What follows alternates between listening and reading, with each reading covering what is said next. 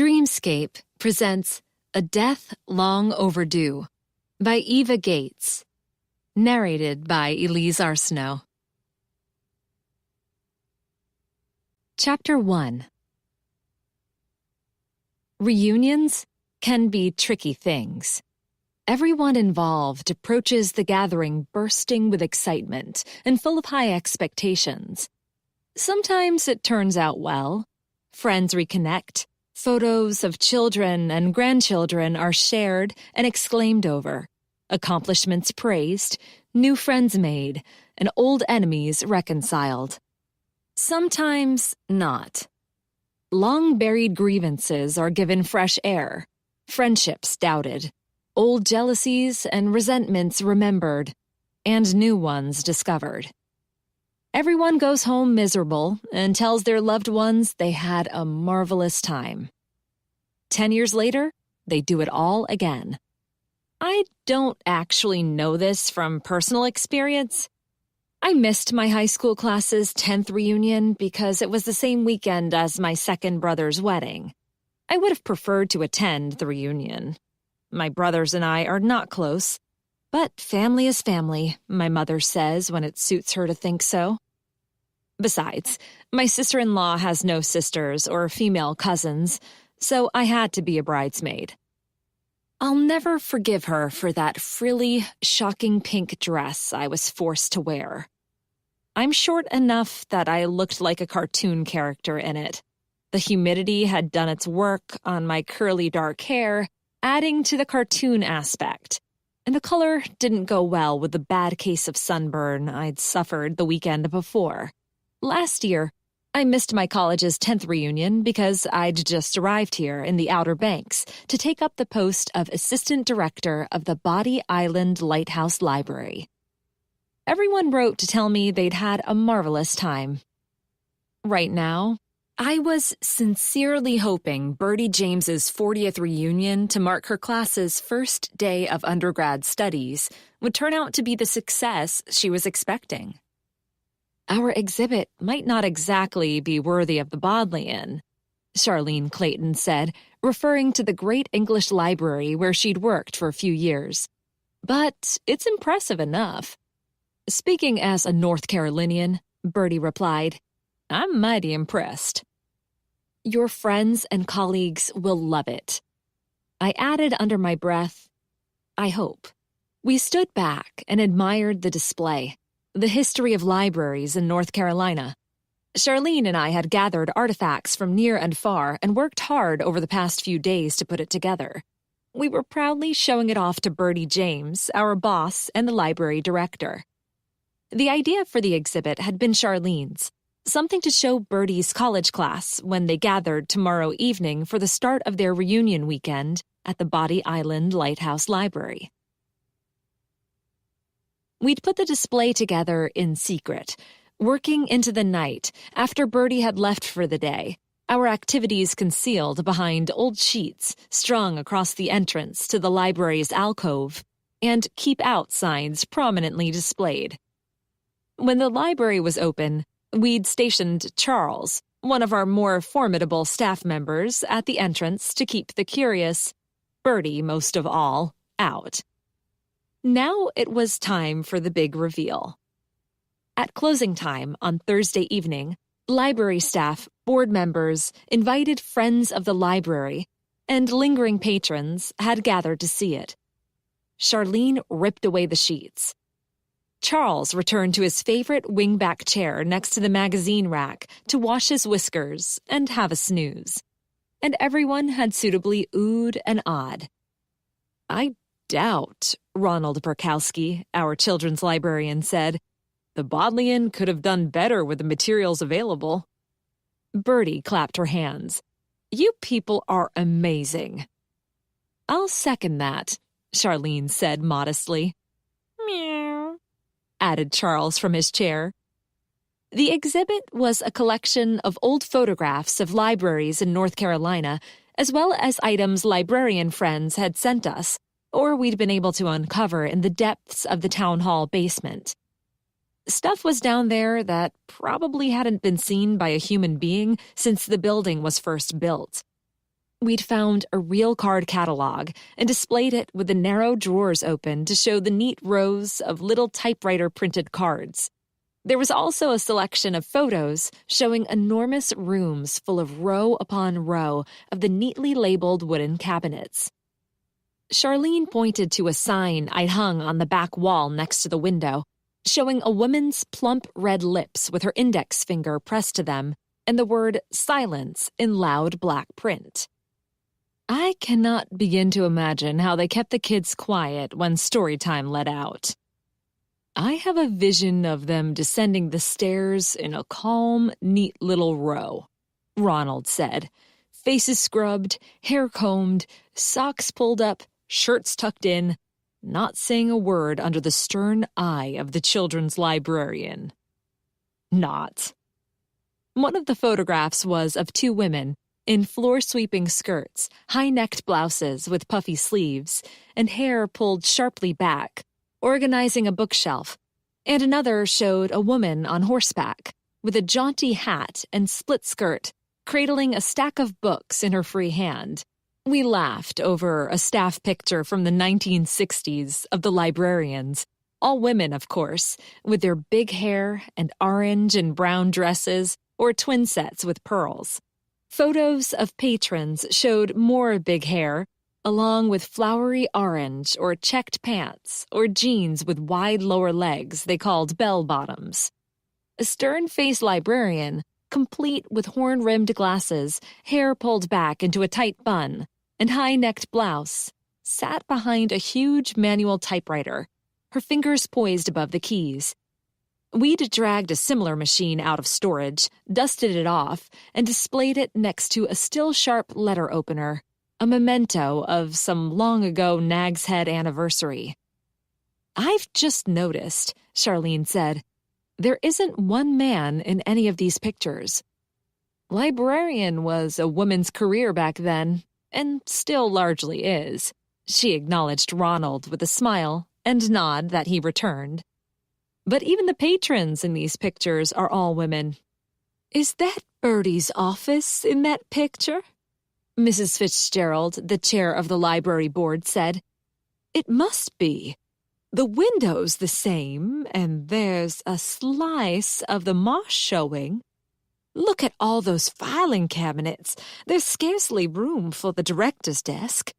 Never mind that hideous broadloom covering up the marvelous original flooring.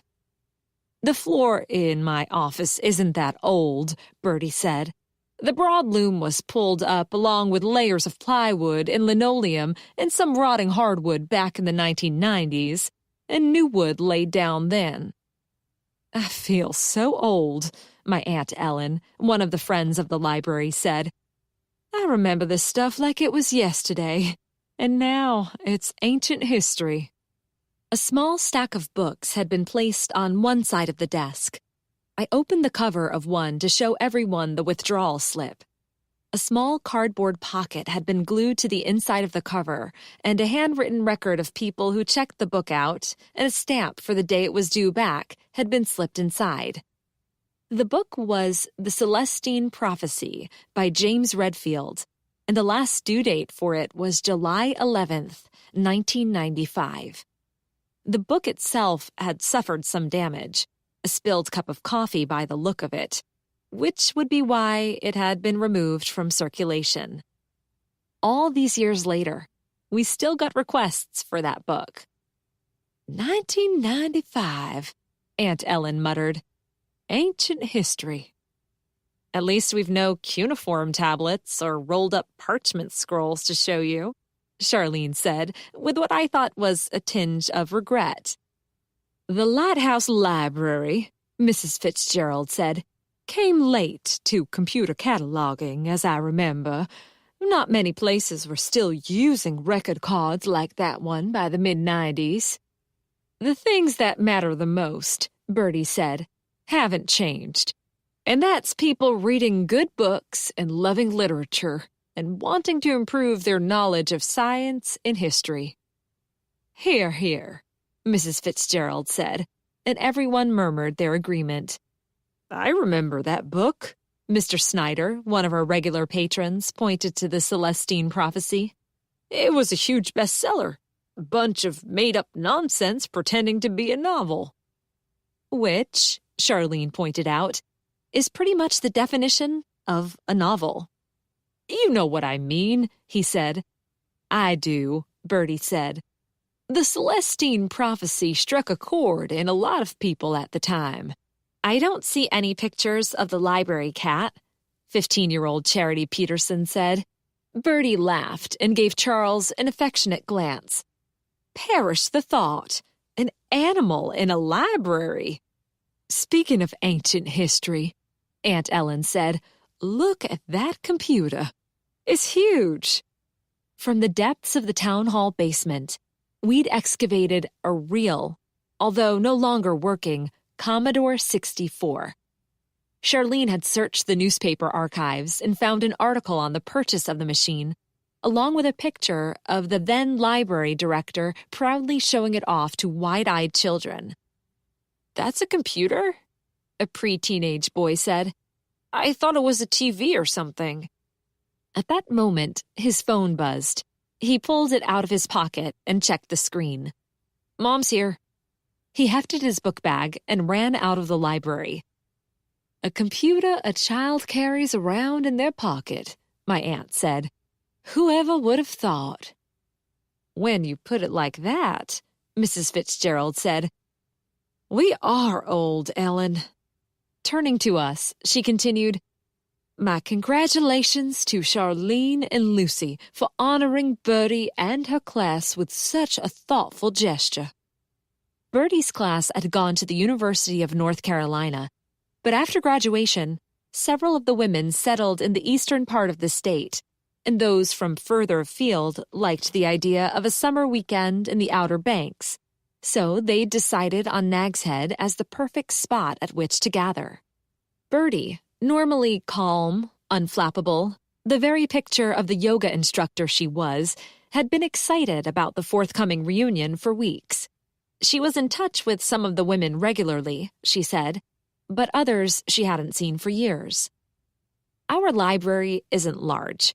There are plenty of better places for gathering 20 women to laugh about the joys and terrors of their youth, show off pictures of families and pets, homes and holidays, and brag about their careers. But the Lighthouse Library is something very special, and Bertie was proud to offer it as a venue for the kickoff party. And Ronald, Charlene, and I were determined to show it off to its best advantage and to make Bertie proud. You've done a splendid job, Mrs. Fitzgerald said. Did you really wear your hair like that? Charity Peterson peered at a photo at the front of the display. Bertie's freshman class, the group of beaming young women, arms around each other, posing on the wide steps of an ivy-covered building. Ugh. Her mother poked her in the ribs. What? Charity said. That sweater? Purple, orange, and brown stripes? Ugh. I'd been thinking much the same thing, but I didn't say so. Which one are you, Ms. James? Charity asked. Second on the left, Bertie said, in the purple, orange, and brown sweater. Charity slipped a peek at Bertie and said nothing, clearly thinking that Bertie, today wearing a light flowing dress of pale blue, had changed. Which she had. That college picture was 40 years old, taken before I was born, never mind Charity. The 1980s and 90s, Louise Jane McConan said, were not known for the elegance of fashion. I like it, Theodore Kowalski said. Everyone looks so young and free. Oh, yes, Bertie said. Those were the days. We were young and free. You still are, Bertie, Connor McNeil, mayor of Nag's Head, said. She gave him a big smile. You've done a fabulous job with this collection of old junk, Connor said. Feel free to come around any time and clear out the basement. I studied the photo of a row of cabinets with neatly printed little labels on them. Hard to imagine having to do all that on paper. We managed, Bertie said, just fine. Some of this stuff's well before your time, isn't it, Bertie? Connor asked. Charlene and I gathered whatever we could find, I said. This exhibit isn't meant to be only about Bertie's year, but about the history of libraries in general. We thought the women would get a kick out of it. When do your friends arrive? Mrs. Fitzgerald asked. Tomorrow, Bertie said. They'll be dribbling in throughout the day and gathering here tomorrow evening for a welcome reception. Which is not, I reminded Mrs. Fitzgerald, as well as Connor, who, as the mayor of Nag's Head, was the overall boss of the library, an official library function. Charlene, Ronald, and I are working it as a favor to Bertie, and the refreshments are being paid for by the attendees themselves. The four, including Charles, and one must never forget Charles, employees of the Body Island Lighthouse Library, were a close group and extremely fond of Bertie. We'd do just about anything for her, including acting as waitstaff and cleaning crew for her college reunion. We'd been through some tough times together, and Bertie always had our backs. You don't have to keep reminding me, Lucy, Connor said. She's afraid someone will complain about inappropriate use of library resources, Louise Jane said. But you needn't worry, Lucy, honey. I'll be here to set them straight. Thank you so much, LJ, Charlene said. We can always count on you. I would hope so, Louise Jane sniffed. Connor put his arm loosely around my shoulders. The town's fully supportive of Bertie hosting her class here. We're happy to have the tourist dollars, if nothing else. Where are they all staying? Most of them are at the ocean side, Bertie said, but a few have friends or family to visit, or are coming with their families to make a vacation out of it. One or two of the women live locally. We studied the exhibit for a few moments more, and then Bertie turned to us. It might have been a trick of the light, but I thought I saw tears in her eyes. Thank you so much, Lucy, Charlene, Ronald. This weekend means the world to me. Louise Jane shifted from one foot to the other and cleared her throat. And you as well, Louise Jane, Bertie said.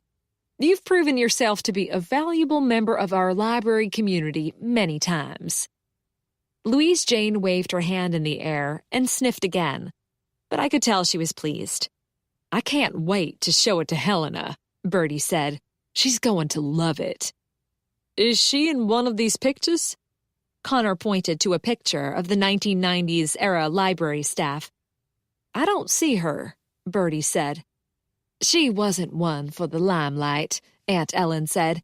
She pretty much stayed inside her office and never came out unless she had something or someone to criticize.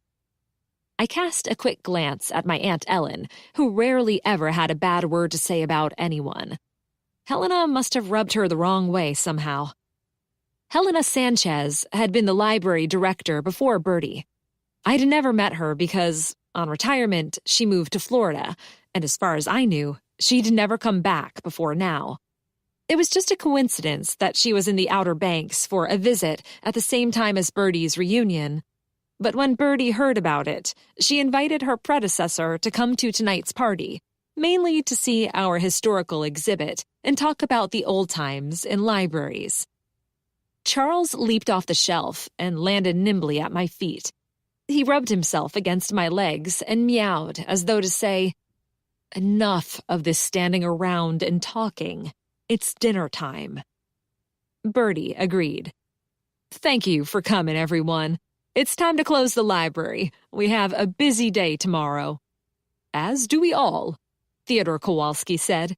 I haven't even started the current book club selection yet, and I'm very much looking forward to it. The Moonstone, one of my absolute favorites. Are you reading it, Connor? I'm trying, Connor said, when I can find the time. It's a big book.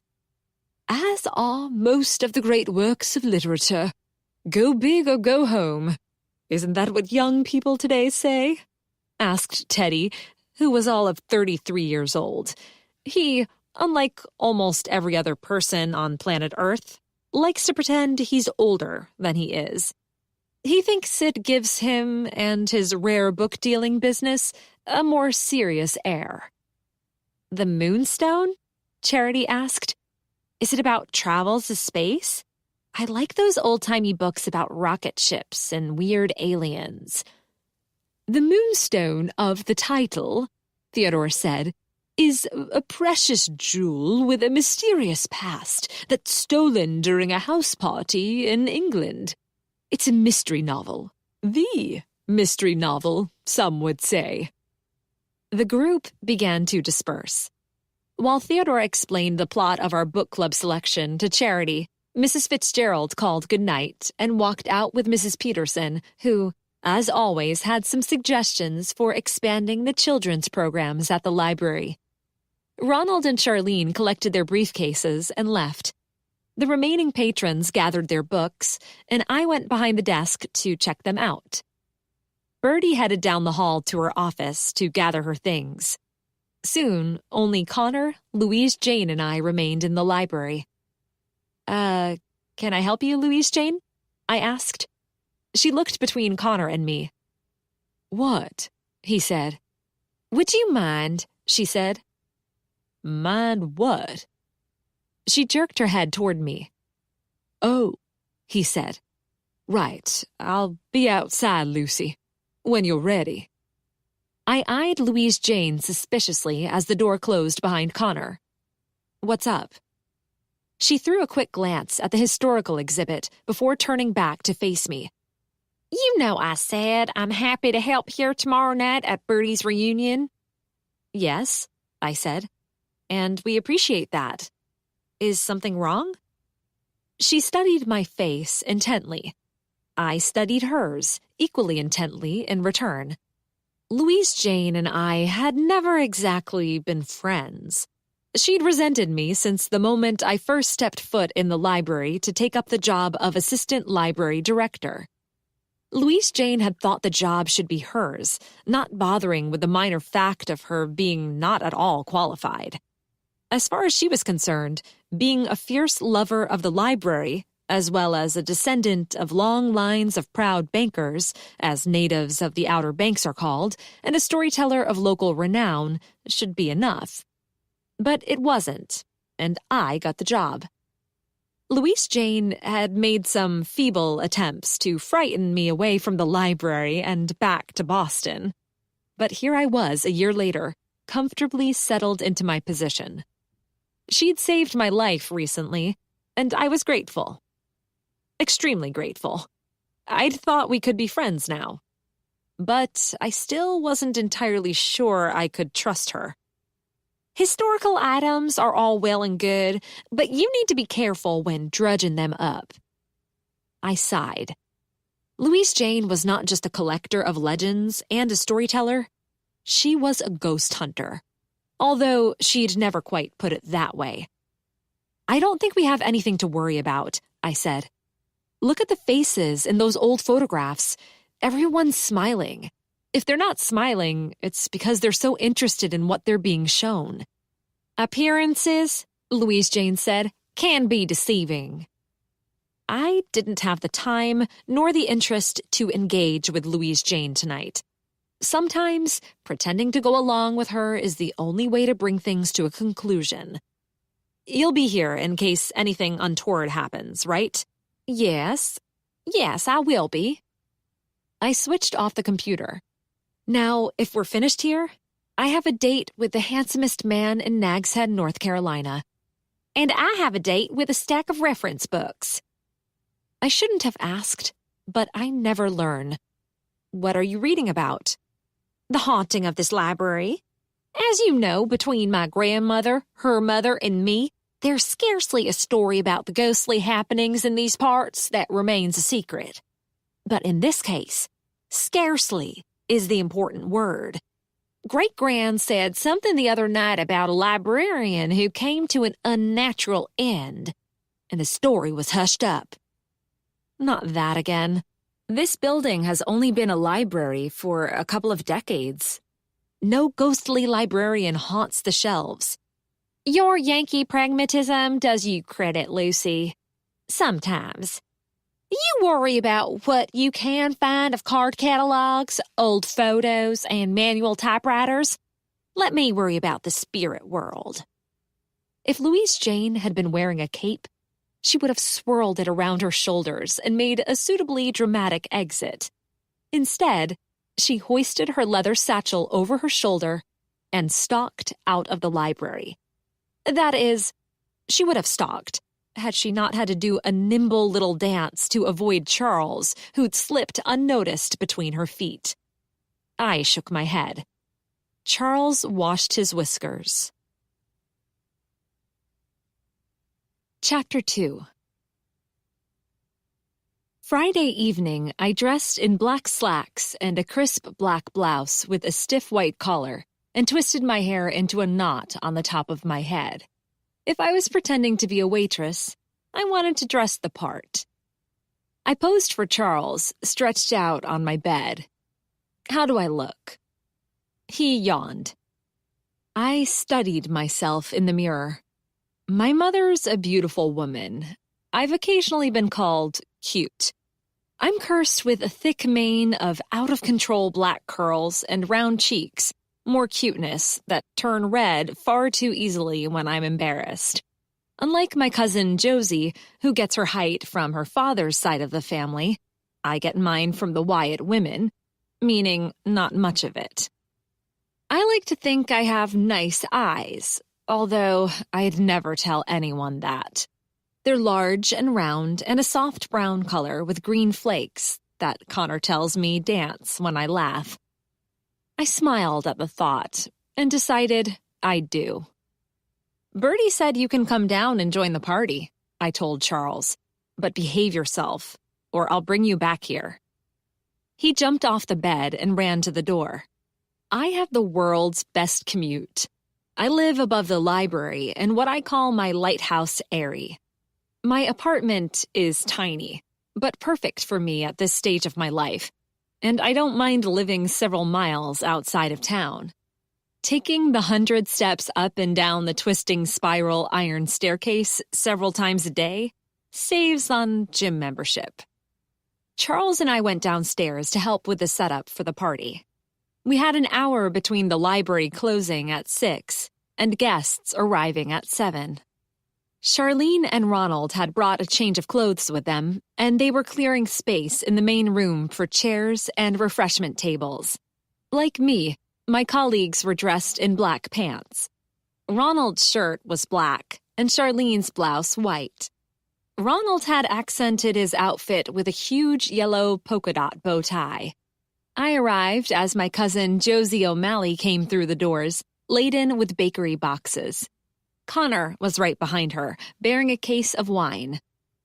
I have more in the car, Josie said. I took the first load from her and went into the staff break room, while Ronald hurried to help Connor. I took platters down from the shelf and began arranging the treats. Josie owns Josie's Cozy Bakery, one of the most popular spots in Nag's Head. She often provides desserts for library functions, but tonight she'd done canapes as well. I used what little self-control I have to keep myself from diving into the miniature crab cakes, crostini with smoked trout, cucumber roll-ups, and phyllo triangles. Charles sprang onto the table. Charles has absolutely no self-control. Not for you, I said as I put him on the floor. Josie came in with more boxes, and my mouth watered as I helped her arrange the selection of baked goods. I'd had a small salad for lunch and no time for dinner. That, I realized as I studied the treats, might have been a mistake. You can have one if you want, Josie said. How do you know that was what I was thinking? She grinned at me. That's what everyone's thinking when they see my food. Try one of those. She pointed to a small chocolate-covered square. I picked one up and studied it. It consisted of a dark, crumbly base, a thick layer of custard, and a topping of chocolate ganache. I took a tentative bite, and I almost swooned as the flavors exploded in my mouth. "Oh my goodness," I said. "This might well be the best thing I've ever eaten." "What is it?" "It's called an enamo bar. A baker friend of mine moved to Vancouver Island, and she sent me the recipe. Trust me, you might think you want another one now, but don't. They're really filling." I popped the rest of it in my mouth and chewed happily. "Mom says this is a party for Bertie's library school crowd," Josie said, referring to my Aunt Ellen. "Yep, the start of a reunion weekend. They'll be doing the usual tourist stuff tomorrow and Sunday." "Where did Bertie go to college?" "She did her undergraduate studies at the University of North Carolina. That's close enough that some of her class settled in this area, but far enough many of them didn't. So they don't see each other much. I gather it's the anniversary of the first day of class, when they all met, not their graduation. This is strictly a classmates' weekend, from what Bertie tells me. Meaning the women didn't bring husbands and families with them, or if they did, said husbands will be left to their own devices. Not hard to entertain oneself in the Outer Banks in summer." Josie studied the arrangement of canapes, cookies, squares, and tarts on the trays. "How's that look?" "Good enough to eat." She laughed. "Be sure you have a peek at the historical exhibit Charlene and I put together before you leave. The only non-schoolmate coming tonight will be Helena Sanchez, who was the library director here before Bertie. She also went to North Carolina, but before Bertie and her crowd, so Bertie invited her." "Did you ever meet Miss Sanchez?" Josie's pretty face twisted. "I've met her, but only once or twice, when I was with Mom." "Was your mom a Friends of the Library member back then?" She was. I vaguely remember hearing her telling Dad she was going to quit. Something about not being able to get along with the director. That was several years ago, and I had plenty of other things on my mind, so my memory of that fleeting conversation might be faulty. Shortly after that, Ms. Sanchez retired, Bertie was hired, and Mom stayed on. "If you're okay here, I'm off. Jake's taking the night off work, and we're having a date night." "Have fun," I said. Josie had married Jake Greenblatt over the winter. She still had that newlywed glow about her. I hoped she always would. I walked her to the door, and we hugged goodnight. Then I turned to face into the room. Connor and Ronald had set up the bar, and Charlene was arranging plates and cocktail napkins on the table where we'd put the food. Most of our bookshelves are on rollers, and we'd pushed them back to create a larger space for people to mix and mingle. We were expecting 21 guests, which was easily doable even for our small library. We'd had far larger parties before. Somehow, the Lighthouse Library seems to be able to stretch at the seams to accommodate everyone who wants to come in. "I offered Ronald a hand when the guests arrive," Connor said. "But he says the three of you have it all under control." "We do," I said. "The food's made, so all we have to do is serve, tend bar, and keep things tidy. And then clean up, of course, so we look like a library at opening time tomorrow." He pulled me into his arms and kissed me lightly on the top of my head. Then, conscious of Ronald and Charlene trying not to watch us, he pulled away. "Good night, Lucy." "Good night," I said. He touched my arm lightly and called, "Break a leg," to Ronald, who had a background in theater before becoming a librarian. On the way out, Connor held the door for Louise Jane. Ronald and Charlene stopped what they were doing to stare. I might have stared myself. "Goodness," Charlene said. "Where did you get that?" Ronald asked. "A little something from the back of your mother's closet?" I asked. "I always believe in dressing the part." Louise Jane wore a proper maid's uniform, circa 1920s. Calf-length black dress, buttoned to the throat and down the sleeves, white apron, black stockings, thick-soled black shoes. Her hair was pulled back and tucked under a crisp white cap with lace trim. She surveyed the room. "You seem to have everything under control in here. Has the food arrived?" "It's in the break room," I said. "I'll help you bring it out, then." "We're waiting until the guests arrive. Then you and I will circulate with the dishes. Ronald's tending bar, and Charlene will keep an eye out for potential spills or dirty napkins needing to be whisked away, and talk to the guests about our historical display." One eyebrow rose. "Do you think that's wise, Lucy, honey? The room will get quite crowded. We don't want any accidents." "Which is the potential spills part of my job, LJ," Charlene said. "It's all been decided. No need to worry your pretty little head about it." "I'm only providing the benefit of my experience at this sort of thing," Louise Jane said. Ronald and I exchanged looks. Charlene and Louise Jane never did get on. Charlene is an academic and historical librarian. The history of shipping along the eastern coast of North America is her specialty, and she's so qualified she'd worked for a time at the Bodleian Library at Oxford University in England. Louise Jane, on the other hand, is an enthusiastic amateur.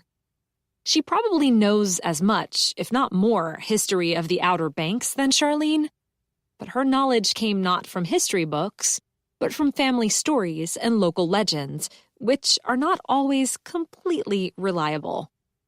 If Louise Jane didn't know something, she simply made it up. A habit not inclined to endear her to the literal-minded Charlene. It didn't help that Louise Jane had a strong interest in what she calls the paranormal history of the Outer Banks in general, and our library in particular. Charlene thought that nothing but rubbish. "Noted," Charlene said. "Car pulling up outside," Ronald said. "It's 6:45, so probably Birdie." "Stations, everyone," Charlene said. "Let's do her proud." Louise Jane dropped into a deep curtsy, and we all, even Charlene, laughed. Charles laid claim to his favorite chair, the comfortable wingback next to the magazine rack. 3 women arrived with Bertie. They were all of an age, all smiling broadly, but the similarities ended there.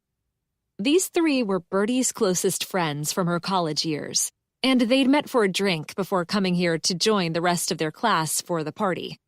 She introduced us. Mary Sue Delamont was short and slight, almost a perfect caricature of a librarian, with her beak nose, thick eyeglasses under bushy eyebrows, slate gray hair tied into a stiff bun, and sensible shoes. She wore a brown pantsuit that looked as though it had been plucked directly from one of the photos Bertie had given us of them at college. Lucinda Lorca towered over her friends and was as thin as a runway model.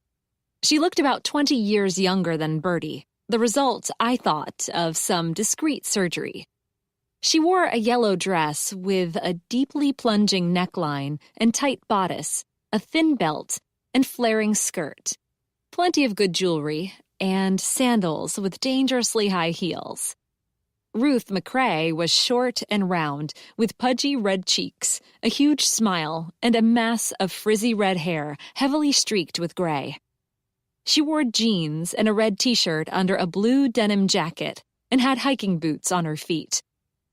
After we'd been introduced, Ruth threw up her arms and declared, "I cannot believe I've never been to this library before, even when I was working in Manteo. I'm green with envy, Bertie. I saw a boardwalk heading for the marsh as we drove up. Maybe a walk down to the water later?" "That can be arranged," I said. "It's lovely down there after dark." "Ooh, a cat," Mary Sue exclaimed. "What a darling! What's his name?" "Charles," I said, "after Mr. Dickens." "Is he a Himalayan?" "Yes." Without another word, she charged across the room and scooped Charles up. Charles never minded being scooped. as long as he wasn't eating. "Can I get you ladies a drink?" Ronald asked. "I have wine, beer, iced tea, and peach juice." They asked for wine, and Bertie said she'd have juice because she was driving. The guests followed Ronald to the makeshift bar on what was normally our circulation desk. Cars and taxis began pulling up a few minutes later, and librarians of all shapes and sizes poured into our library. They squealed and hugged and exclaimed how they hadn't changed a bit, and phones were whipped out to show family photographs. Ronald was kept busy behind the bar, and Charlene showed the guests our historical display. The women laughed uproariously over the pictures of themselves and their school, and reminisced while looking at the photos of rows of card cabinets and the books containing stamped withdrawal notices. "They say when the wind blows from the south, he wanders the upper floors looking for playmates." Louise Jane was talking to one woman in a low voice. The woman's eyes were wide, and she leaned close to hear better. "Ronald," Louise Jane continued, "knows to keep a close eye on the children, and the gate to the upper levels is always locked when we're open, or who knows what might happen." "Louise Jane," I said, "do you have a minute?" She peered down her nose at me. "I'm kind of busy here, Lucy. Sheila's interested in the other life forms that live in the lighthouse." Sheila nodded enthusiastically. "Ghost hunting's a passion of mine." Oh dear. The last thing I wanted was Louise Jane leading a tour group through the upper levels in search of Frances, called the Lady, who Louise Jane insists was a young bride locked inside the building by her cruel, much older lighthouse keeper husband. To be specific, the Lady, according to Louise Jane, had been locked in my room, from which she escaped by throwing herself from the fourth-floor window. That I had not once in the year I've lived here seen the slightest trace of the Lady, or the little son of another lighthouse keeper who supposedly fell to his death when playing on the upper levels, where he'd been forbidden to go, didn't matter to Louise Jane. "I believe," I said, "you were hired to help us tonight." "If by hired you mean paid for my time, I wasn't, and I am helping. I'm entertaining the guests." "And very well, too," Sheila said. "But if you insist..." Louise Jane emitted a martyred sigh. "Ruth's telling everyone we're going for a walk to the marsh later," Sheila said. "Do you have stories about happenings in the marsh?" "What an excellent idea," Louise Jane said. "I can tell you some stories on the walk.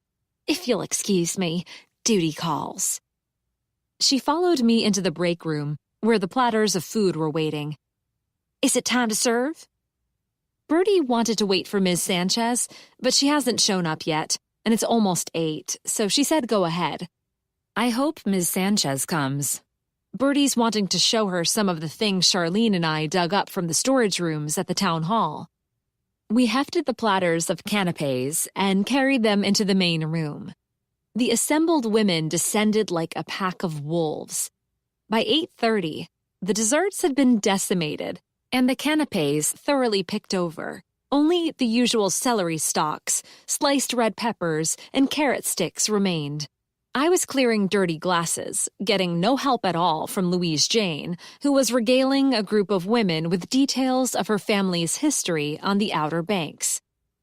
"Taxi's pulling up outside," Ronald said to me, and I went to get the door as a woman walked up the path with firm, rapid steps. When she stepped into the light thrown by the lamp above the door, I could see that this must be the expected Helena Sanchez, previous director of the Body Island Lighthouse Library. She was of average height, but very thin, with small, dark eyes and a face that was all sharp angles, deep shadows, and jutting bones. The skin on her face formed deep crevices, and her iron-gray hair was tied in a thick bun at the back of her head.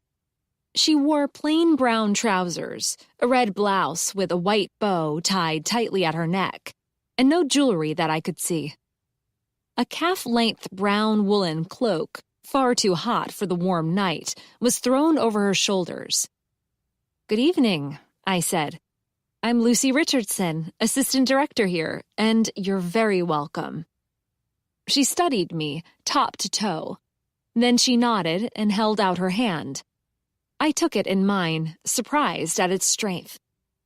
"I'm Helena Sanchez. I believe I'm expected." "And so you are," Bertie said behind me. "Please come in." I stepped out of the way, and the new arrival walked into the library. "It's a pleasure to have you here," Bertie said. "I'm sure it is," Miss Sanchez replied. "You must have missed the Lighthouse Library," I said. "Not particularly." She glanced around the room. A few of the women smiled at the newcomer, but most of them were occupied with their friends. Charles leaped onto the bookshelf behind us. Ms. Sanchez stared at him. "A cat," she sniffed, "roaming free in a library. Wouldn't have been allowed in my day. Standards are slipping, Albertina. You need to guard against that." "Charles is a valued member of our library family," Bertie said. "The children in particular get a great deal of pleasure out of him, and he's an excellent therapy cat for some of the lonely elderly who come here in search of company. Can't abide cats myself. Thoroughly nasty creatures." Charles hissed. Ms. Sanchez hissed back. Charles jumped off the shelf and disappeared in the sea of legs. Ruth McCrae broke out of the pack and approached us, glass of wine in hand. "Helena, it's been a long time." Ms. Sanchez blinked at her. "Ruth McCrae? We worked in Manteo together before you left to work at the Lighthouse Library." "Oh, yes. I remember you. You've put on weight." Ruth's eyes widened in surprise. "Well, it has been a few years. I think that's allowed. I hope you're enjoying your retirement. I can't wait until it's my turn." "I keep myself busy." Ms. Sanchez pointedly didn't ask Ruth anything about what she'd been doing all these years. "Okay. Well, nice to see you." Ruth wandered away, shaking her head. Ms. Sanchez glanced around the room. "I recognize some of these women. Is that Lucinda Smith, talking to the man in the yellow tie? What on earth has happened to her face?" "She's Lucinda Lorca again," Bertie said.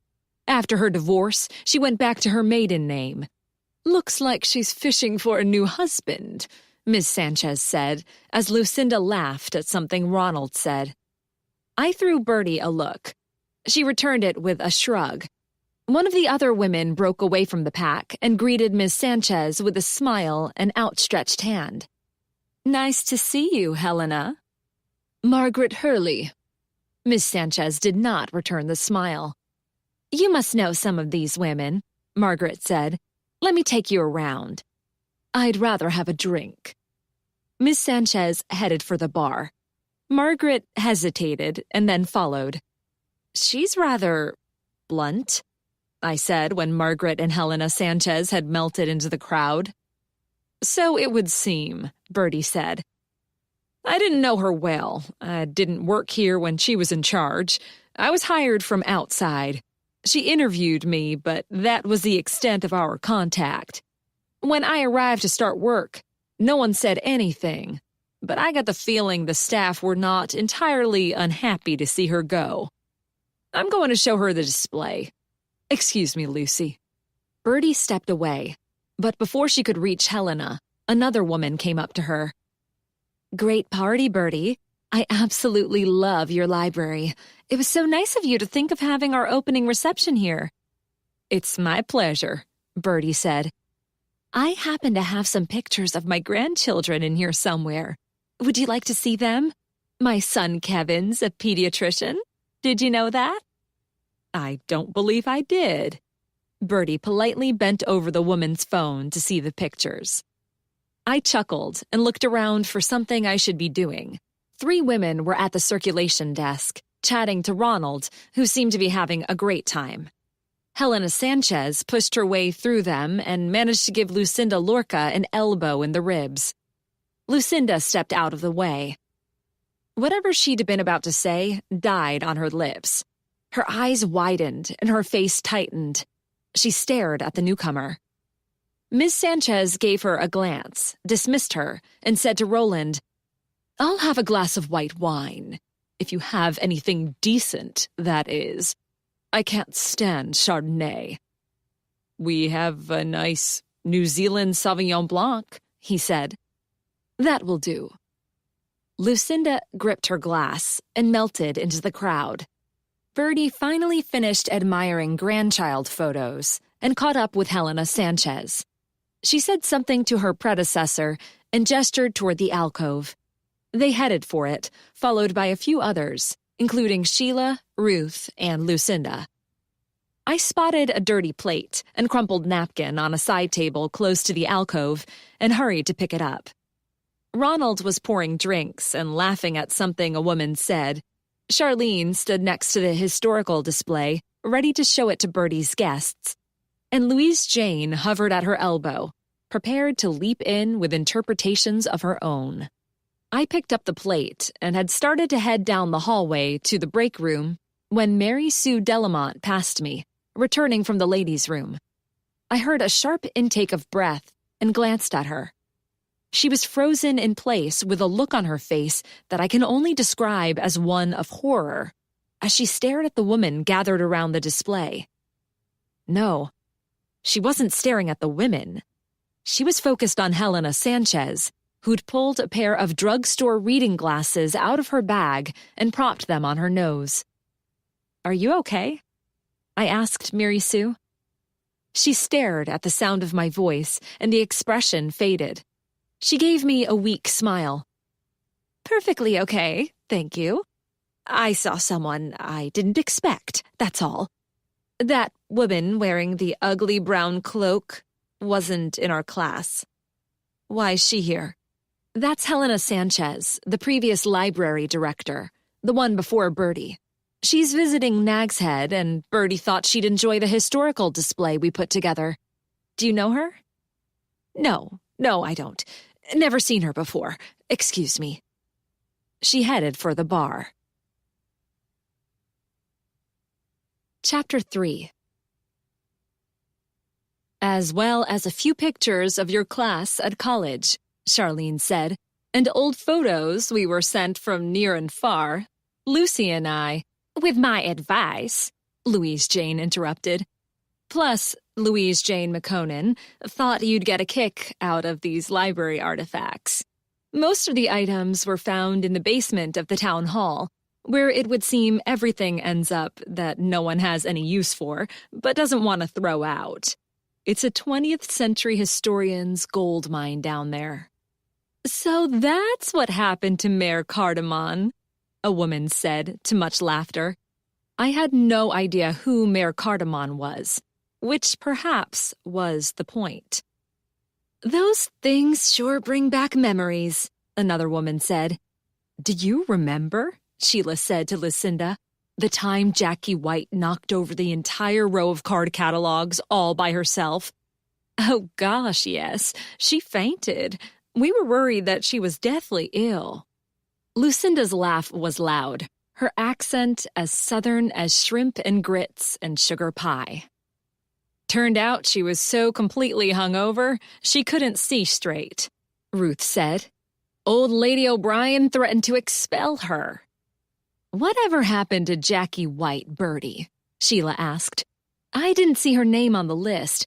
I don't remember if she graduated." "She didn't," Birdie said. "She decided libraries weren't for her. She went to law school and is now a state senator. She sent her regrets in important votes being held tonight." Lucinda let out a bark of laughter. "I could have guessed that.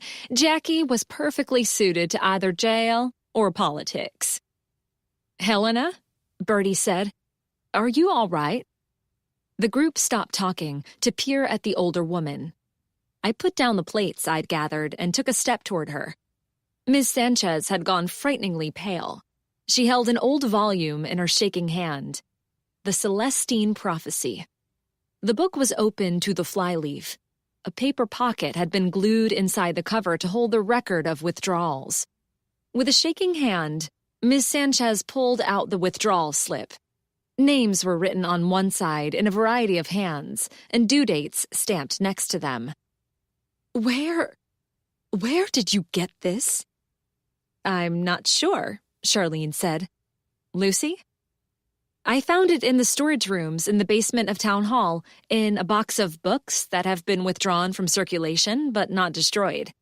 I grabbed a few books at random to show how libraries used to keep track of who had books out, when they were due, and when they were returned. That particular book looks to have had an encounter with a cup of coffee. I guess that's why it was taken out of circulation. Is something wrong? Bertie asked. Ms. Sanchez's entire body shuddered.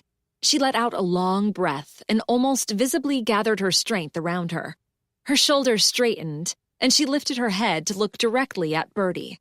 Wrong? No, not at all. A flood of memories, that's all. How quickly time passes. She glanced once more at the withdrawal slip, and then returned it to its pocket. She closed the book and placed it on the table. The other women looked between her face and the book. That was most interesting, Ms. Sanchez said. Thank you, young lady. It's getting warm in here, don't you think? Beads of sweat had popped out on her forehead. She finished her wine in one swallow. I could use another. She thrust the empty glass at me. What would you like? I asked. A white wine. It's going well, I think, Ronald said as he poured the drink for me. Seems to be. Something quite odd happened just now. What? Lucinda flashed her empty glass in Ronald's face. Tell you later, I said. You're the children's librarian, I heard Lucinda say. Isn't that lovely?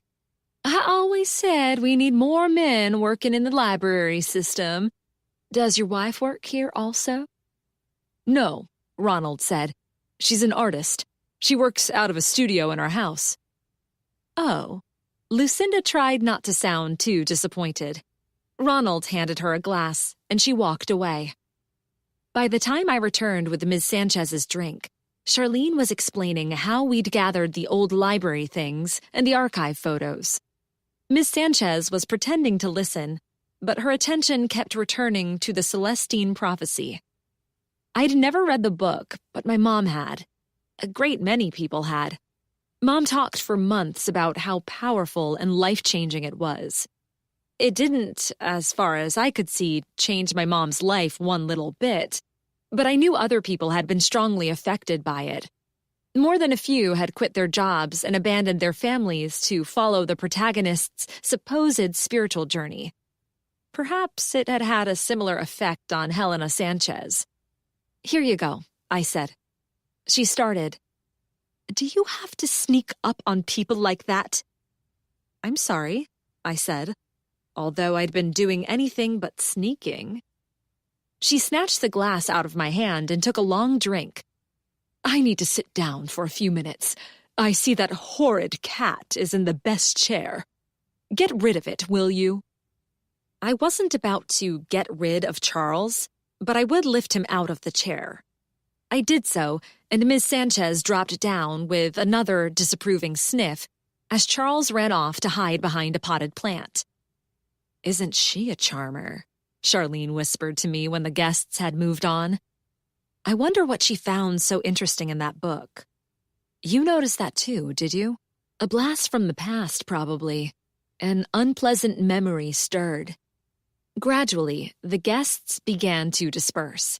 Women called taxis or headed for their cars after thanking us for a lovely evening, exchanging hotel details and phone numbers, and confirming arrangements for tomorrow.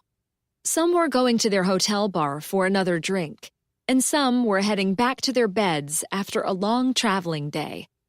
They'd meet again as a group in the morning for a visit to the Wright Brothers Memorial in Kitty Hawk, then spend the afternoon at the beach with a picnic lunch catered by Josie's Cozy Bakery, followed by a dinner at Jake's Seafood Bar.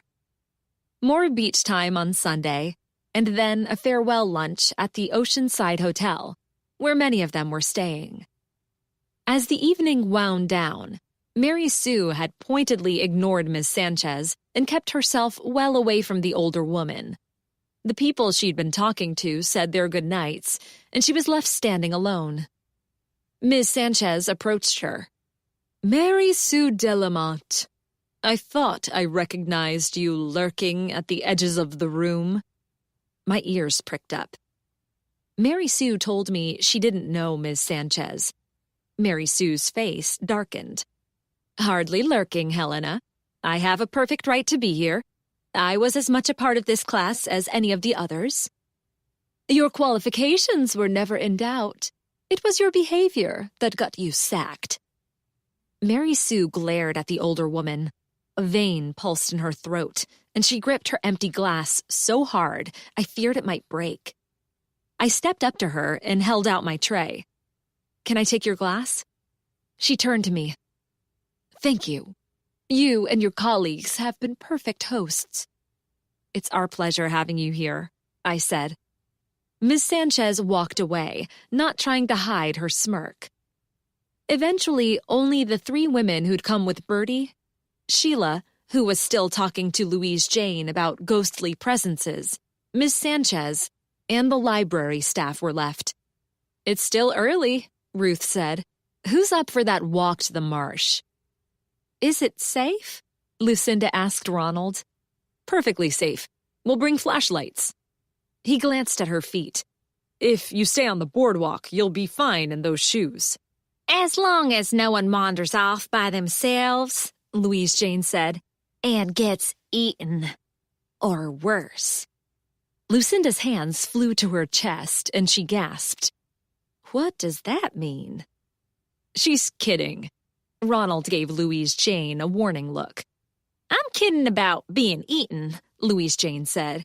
"No crocodiles live in these parts, and the mosquitoes aren't bigger, not by much anyway, than any place else. Although, some say, when the wind blows from the north—" "Whatever," I said. "You'll enjoy a walk. It's lovely out there." "What happens when the wind blows from the north?" Sheila asked. "I don't think we need to hear that fable right now, Louise Jane," Bertie said. "Don't you have to help with the cleaning up?" "Charlene and Lucy can manage," Louise Jane said. I'd been about to decline the walk in order to get started on cleaning up. No way was I going to do it all by myself while Louise Jane entertained guests. "I'll come too. We can do the dishes later, Louise Jane. You remember Charlene has to leave by 9:45, don't you?" Charlene's mother was disabled and needed care. Charlene had arranged for a friend to come to their house to have dinner and watch a movie with Mrs. Clayton until 10. "Sorry," Charlene said. "I can come in early tomorrow." "Don't worry about it," I said. "Louise Jane, Ronald, and I can manage. Can't we, Louise Jane?" Louise Jane grumbled, but wisely said nothing. I carried a load of used glasses into the break room and found my keys in a drawer. A tiny flashlight was attached to the chain in case the light over the door was off when I got home one night. Back in the main room, the handful of remaining guests were gathering to depart. Phones were out, and the flashlight apps being switched on. Ronald carried a solid mag light we kept in the circulation desk in case of power failure. Bertie explained that the 1,000-watt light high above us in the great first-order Fresnel lens flashed in a regular pattern of 2.5 seconds on, 2.5 seconds off, 2.5 seconds on, and 22.5 seconds off. When it was off, it could be very dark outside if the night was cloudy. We were quite a distance from the lights of Nag's Head to the north. To the east was the open ocean, and nothing lay to the south but Cape Hatteras National Seashore and a few scattered small communities. "This is exciting," Mary Sue said to Sheila. "I hope we see a ghost," Sheila said. "I don't," Lucinda said. "Are you coming, Helena?" Bertie asked. "I've promised you a ride back to town, but you can wait inside if you like." "A brisk evening walk, I always say, makes for a good night's sleep," Miss Sanchez replied. "Off we go, then," Bertie said. "We'll only be a few minutes, Lucy, so no need to lock up after us." "Can Charles come?" Mary Sue cradled the big cat in her arms. "He'd love to," I said, "but better not. The birders won't thank us if they hear he's been running through the marsh." She tapped him on the nose. "Naughty boy." She put him on the floor. He gave me a filthy look and stalked off, tail high, no doubt in search of an overlooked crab cake. Bertie led the way outside, and the women followed. Ronald, Charlene, and I brought up the rear. Charlene called good night and headed for her car. I closed the door behind us. Once we'd stepped out of the light cast by the lamp over the door, we were plunged into near-total darkness. The cloud cover was heavy tonight, and not a trace of moon or stars could be seen. Even when the light high above us came on, it didn't throw much illumination down to the ground. It had been designed to be visible 30 miles out to sea, not to show the way to a group of librarians at its feet. "Is there a word for a collection of librarians?" I whispered to Ronald. "Not that I know of, but there might be. There is for just about everything else." "A leaf of librarians?" "A shelf of librarians?" "I like that one," I said. The group began to spread out almost immediately. Some walked faster than others. Some stopped to admire their surroundings or take pictures. Lucinda tried to get a selfie with the lighthouse in the background. Louise Jane, who'd taken off her white apron and white lace cap, hung back with Sheila, while Bertie walked ahead with Ms. Sanchez, who set a brisk pace. Ronald hurried to catch up with Bertie and shine the mag light on the ground in front of them to guide their way. It was a lovely evening, warm and still and quiet. The light from my little keychain barely showed the tips of my toes, but I didn't mind. I enjoyed the peace. Something rustled in the marsh grasses, and one of the women squealed. "It's only a rabbit," Ruth said. "It's more afraid of you than you are of it." "I doubt that," Lucinda mumbled. "Bertie," Ruth called, "you must get a lot of people coming into the library wanting information about the marsh wildlife. I hope you have a good collection of natural history books." "We do." Bertie dropped back to chat with her friend, and Miss Sanchez charged on ahead alone into the dark, her brown cloak swirling around her. Ronald hesitated, unsure of which person or group to walk with. "I'm trying to learn," I said to Ruth, "but the names of birds have never exactly been my forte. I can tell a robin from a duck, and that's about it." I wasn't lying about that. We kept a guide to birds of North Carolina at the circulation desk, and if people came in and asked about a specific bird they'd seen, I'd learned not to try their patience by attempting to locate the reference myself. I just handed them the book. Everyone walked at a different pace. As we crossed the lawn, the group spread out, and voices drifted on the light night wind. Lucinda had dropped into step next to Ronald and tried to take his arm, saying her shoes were unsteady. He'd mumbled something about needing to light the way for Mary Sue, and Lucinda soon fell back. "I've had enough. I'll wait for y'all in the library," she called after us. The first of our group reached the boardwalk, and I heard the planks settle under their feet. East of the lighthouse, a wooden boardwalk runs from the parking lot down to the marsh, through tall, wet grasses and patches of swamp, ending at a pier jutting into the green water. During the day, it's a popular spot for birders. Beyond the marsh, Highway 12 winds along the edge of the open Atlantic Ocean. The calmer waters of Roanoke Sound are behind us, to the west. Points of light from Ronald's powerful mag light, my little beam, and the light from iPhones spread out along the boardwalk as we reached it. "Turn off your flashlights, everyone," Louise Jane's voice came from somewhere ahead of me, "so we can get the best effect." One by one, the lights went out. A dim yellow glow lit up the sky to the north. Otherwise, all was completely dark. If not for the clouds, the display of stars would be magnificent. "Imagine," Louise Jane's voice settled into storyteller mode. "It's the year 1611, and you've arrived on this coast after 3 horrible months at sea. There's no lighthouse, no town. Over there, perhaps, burns a small cooking fire. Maybe a kerosene lamp or a single candle is lit behind the paper window of one of the small houses, but not for long, as fuel is not for wasting." It was a warm night, and I was surrounded by friends, but I felt the hairs on my arms rise and a shudder run down my spine. Most of us were dressed in some manner of dark clothes, including Louise Jane, Ronald, and I, who were all in black, and the figures blended seamlessly into the darkness of the night. In the modern world, we're rarely, if ever, enveloped by complete darkness. Even I, living so far out of town, have the benefit of the lighthouse light shining through the night and all the electricity I need at a flick of my fingers. "You're part of one of the first groups of Europeans to arrive on these shores," Louise Jane continued. "But not the first people. Is someone watching?" I wrapped my arms around myself and reminded myself I was surrounded by friends. "It's 1715. Caribbean pirates have been known to sail up the coast in search of plunder. Blackbeard himself has a base in Ocracoke. With no lighthouse to warn of the treacherous currents in the graveyard of the Atlantic, sailing is dangerous. Is that a light from a ship? A single flash as it feels its way in the dark? No ship would be out at sea, this close to shore in the dead of night, if it wasn't up to no good."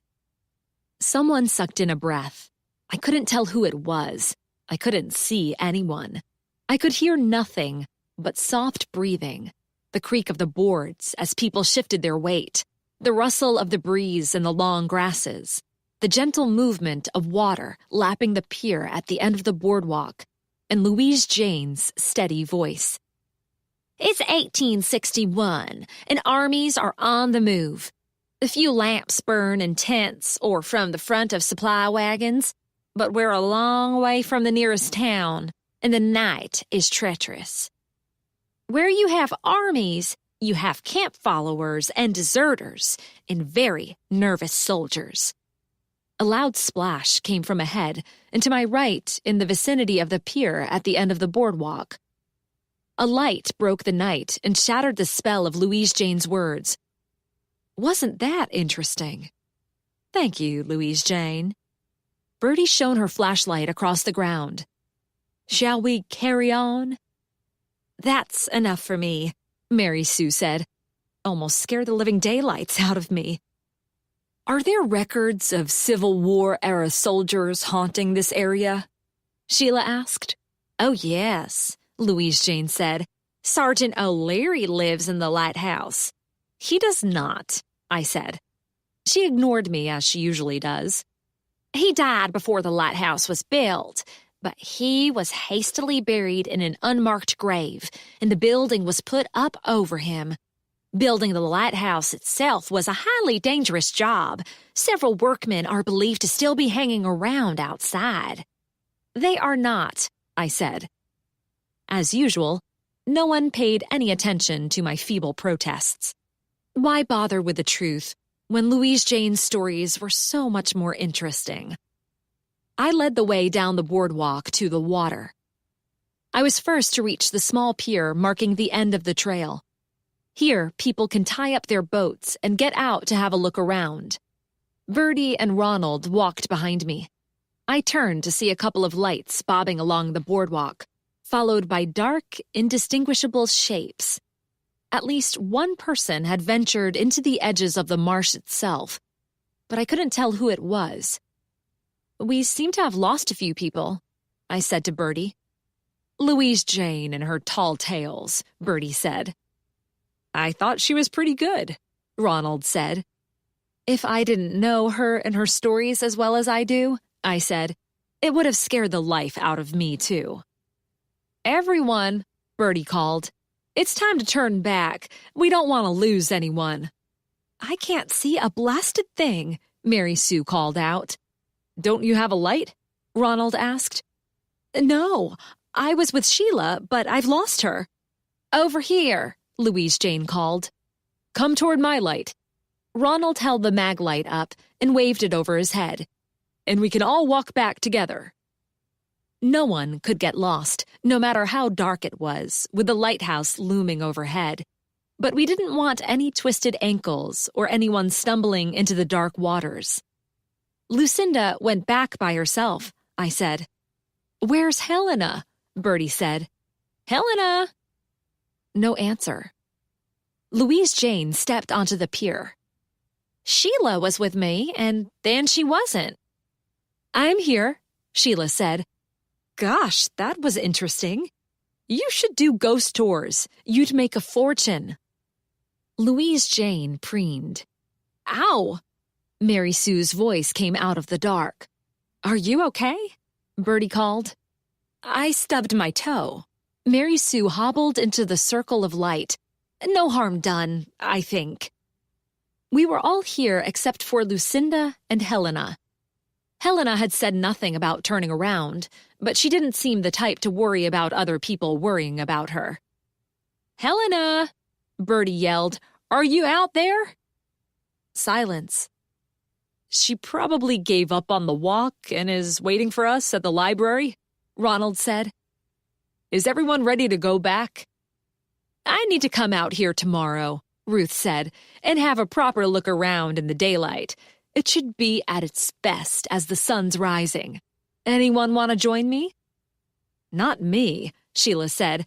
"I'm looking forward to a huge pot of coffee and a long, luxurious breakfast in the hotel restaurant." "Must be nice," Mary Sue said. "My husband will be wanting a full-cooked breakfast as he does every Saturday and Sunday morning."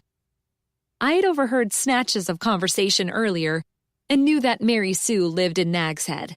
She was no longer a librarian, but worked as a realtor. "You must get an incredible number of birds out here in the morning," Ruth said. "It's a popular spot for birders," I said. "Particularly in the fall, when migrating birds stop here for a rest on their way south." Ruth leaned over the railing and peered into the dark water. "I thought you said there aren't any crocs around here." Mary Sue squealed, leapt back, and crashed into Louise Jane. Louise Jane grabbed her arm to keep them both from falling, and Mary Sue mumbled apologies. "There aren't," Bertie said. "You must be looking at a log." "I don't think that's any log." I leaned over the railing next to Ruth and peered into the darkness. Something was floating in the water, bumping gently against the pylons holding up the wooden dock. And it was a lot bigger than a duck or a Canada goose. "Ronald," I said, "shine that light down there, would you?" He did so.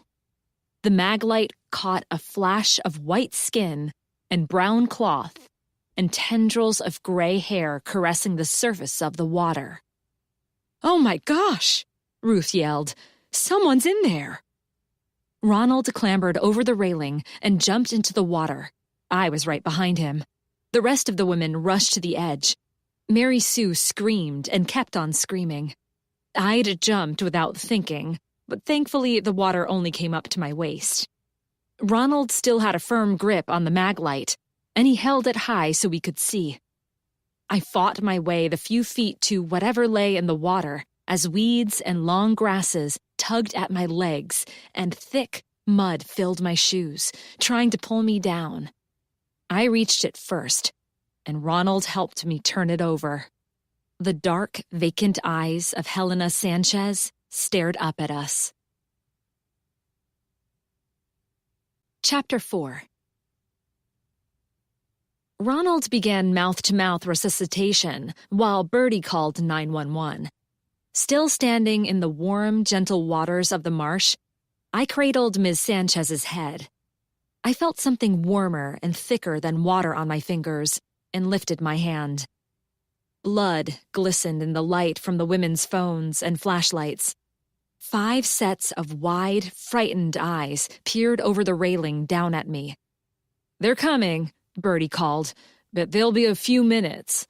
Is she—" Ronald glanced at me and gave his head a quick shake. "Bertie," I called, "why don't you take the other women to the library? We'll wait here for the medics." "Excellent idea," Bertie said. "Come along, ladies. Let's get out of these people's way." "What's happened?" Mary Sue said. "Is she okay? Why isn't she moving?" "How did she get in the water?" Sheila asked. "Did she fall down the ladder?" "I'll stay here," Louise Jane said, "and help."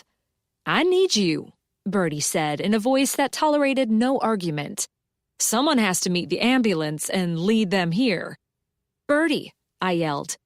Her face popped over the railing. "Yes?" "You might want to tell them to send Sam Watson and his crew." I deliberately avoided use of the word police. "You think?" "I do." "Understood. Come along, everyone. Keep together. I don't want anyone wandering off." She spoke as if to a kindergarten class on an excursion to the zoo. "Is she going to be okay?" Sheila asked. No one answered. Gradually, the babble of voices died away, and the glow of their lights faded. My phone was still lying on the pier, where I'd dropped it before I jumped, the beam of light shining into the sky. Ronald's curly gray hair was soaked, and his no longer cheerful bow tie askew. "Am I wasting my time, Lucy?" he said between breaths. "I think so." "You think this is a police matter?" "I do. There's a cut on the back of the neck. Hard to tell in the water, but the bleeding seems to be slowing. I don't think she tripped over a loose board and fell in. I suppose that might have happened, and she hit her head on the way over, but that seems unlikely." "Yeah," he said. "It does." I wish I didn't know things like that, but I do. Something crawled across my foot, and I screamed. Then it was gone, and I began to breathe again. "Just a clump of weeds," I said, as much to myself as to a startled Ronald. Sirens sounded in the distance, getting closer. Powerful lights appeared on the boardwalk, and voices called out. "We're coming!" Louise Jane yelled. And then people were in the water next to us, and hands took the floating body of Helena Sanchez from us. "I'm coming to no conclusions yet," Detective Sam Watson said, "but I'm also not ruling anything out." "The wound in the back of the neck does look suspicious, though, don't you think?" I said. "Lucy, please allow me to be the judge of what looks suspicious and what doesn't." "Sorry," I mumbled. But I wasn't sorry in the least. Why shouldn't I speculate? I'd been there. I'd seen Helena Sanchez's long gray hair released from its bun and floating among the weeds. Sam Watson hadn't arrived until the medics had lifted her out of the water, laid her on the pier, checked her over, and then covered her with a blanket. After that, Ronald and I, along with Louise Jane, returned to the library to give the others the news. We'd passed Watson running down the boardwalk. He told us to make sure no one left the area before he could talk to them. I was in the break room, making hot tea and coffee, when Watson came in. I'd run upstairs, torn off my wet clothes, and thrown on yoga pants and a loose t-shirt. Ronald didn't have anything dry to change into, but Bertie had tucked the wrap she keeps in her office around his shoulders. She and the others were in the main room. Our guests were huddled into themselves in shock. When we walked into the library, they jumped to their feet, their faces full of questions. I gave Bertie a quick shake of my head, and she told her friends Helena Sanchez had died. I added that the police wanted to speak to them before they left, and after changing out of my wet clothes, I went into the break room to put the kettle and coffee pot on. Watson found me arranging mugs and jugs of cream and sugar on a tray. "Coffee, Detective?" I asked. "No thanks. I spoke briefly to Bertie and she told me the woman's name, but she suggested I talk to you while she stayed with her friends. What was going on here tonight? Who are those women? I don't recognize them. Was the dead woman part of their group?" "They're here for a reunion of Bertie's college class. Tonight was the first night of a planned weekend." He waved his hand at the pile of used dishes, cutlery, and glassware on the countertops and stacked in the sink. "Judging by all this, you had more guests than just them. How many people were here tonight in total, do you think?" 19 students from the class, plus Bertie, which makes 20. Plus Helena Sanchez, I swallowed. Dead woman. The 3 of us who worked here, and Louise Jane. "Always Louise Jane," he said. "Where else would I be?" Louise Jane marched into the break room. "I'll be happy to give you the benefit of my observations, Detective. I was paying close attention all evening to the conversation and the body language of those present. What do you need to know? Ask me anything." She faced him, feet apart, hands on hips, eyes intense. "When did the others leave?" Watson asked. "I'm not entirely sure," she admitted. "I didn't have my eye on the clock the entire time. Lucy?" Most of the guests left between 9:30 and 9:45. I remember the time because Charlene had to get home to her mom by 10, and she walked out of the library with us, on our way to the boardwalk. "Why did you go there?" he asked. "I suggested it," Louise Jane said. "The women are interested in the history of this area. They are librarians, after all." "That's not right," I said. "It was Ruth's idea. She seems to be a nature lover, and she mentioned going for a walk as soon as she arrived." "I meant," Louise Jane said quickly, "that they begged me for stories, so I agreed a walk would give us the proper atmosphere." "Which one's Ruth?" Watson asked. "The short one with frizzy red hair." I poured coffee into a carafe and added hot water to the teapot. A handful of canapé and desserts were left, so I took them out of the fridge and arranged them on a platter. "The dead woman, this Helena Sanchez, she went with you?" "Yes," I said. Louise Jane helped herself to a pecan square. "Did you stay together?" I scrunched up my face. "I'm afraid not. We spread out almost immediately. Some walked faster than others, some lingered. Lucinda, that's the tall one." "The one who's had plastic surgery done," Louise Jane interrupted. "You might want to watch out for her, Sam. Apparently, she's in search of her next husband." "I'll bear that in mind," he said dryly. "Other than that, what about her?" "She didn't come all the way to the end of the boardwalk with the rest of us. She turned back.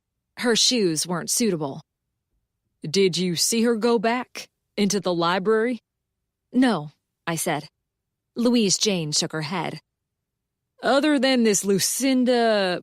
last name?" "Lorca. Lucinda Lorca." "Other than her, did you lose track of any of them for a period of time?" "All of them," I admitted. "I lost track of every one of them. I can't say for sure where anyone was between leaving the library and arriving at the pier." "Does that include Bertie and Ronald and each other?" "Afraid so," I said. "I was talking to Sheila," Louise Jane said. "She's particularly interested in the paranormal history of—" "Were you with her all the time?" he asked. No. I guess not."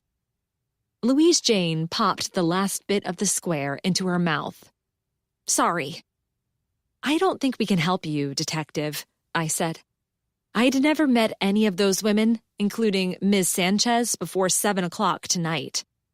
I thought about Mary Sue's obvious antagonism toward the dead woman, but said nothing. There was a history there, but it was up to Mary Sue to tell the detective. Me neither, Louise Jane said. Even Bertie hasn't seen most of them for years. I'll talk to them now. Watson left the kitchen. I picked up the tray, loaded with mugs, teapot, coffee carafe, containers of cream and sugar, and napkins. Louise Jane grabbed a crab cake and followed Watson. I sighed, put down the tray, balanced the plate of food on the edge, and staggered out under the load. Mary Sue rose to her feet to help me when I came into the main room. She took the coffee jug and teapot, and I put the tray on the circulation desk. Please, I said, help yourselves. Ruth and Lucinda gave me weak smiles. Sheila kept her head down, twisted her hands in her lap, and said nothing. Mary Sue stared out the window, although all she'd be able to see was darkness. Bertie and Ronald stood together in the alcove, Ronald dripping dirty water on the floor. Charles had resumed his place in the wing-back chair. Officer Holly Rankin stood against the door, watching and listening, saying nothing. My friend, Butch Greenblatt, had been the first officer to arrive, and he was down at the water, overseeing the forensic examination of the pier and adjacent area. I studied each of the women, their feet in particular, trying not to be too obvious about it. Whoever had killed Helena, and it still had to be determined if someone had, and, if so, whether it was one of the women gathered here, had reached the pier before the rest of us. That scream, abruptly broken off, I'd heard as Louise Jane spun her tail, must have been Helena.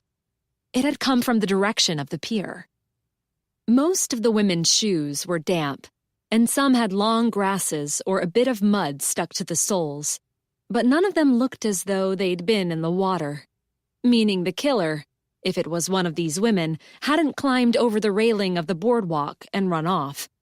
She'd either slipped around us on the boardwalk, unnoticed in the dark, or remained where she was and fell in with the rest of the group as we reached the pier. She must have nerves of steel. Watson allowed Bertie and her friends to serve themselves refreshments, and then he cleared his throat and said, If I can please have your names, where you live, and what brings you here tonight. Bertie's guests glanced at each other. I might as well go first, Sheila said. I'm Sheila Jameson, and I live in Virginia Beach, where I'm a librarian at the public library. I'm here for the college reunion and staying at the Oceanside Hotel. Mary Sue Delamont. I'm a real estate agent in Nag's Head. I'm part of the reunion. Because I live locally, I'm not staying at a hotel, but at my own house.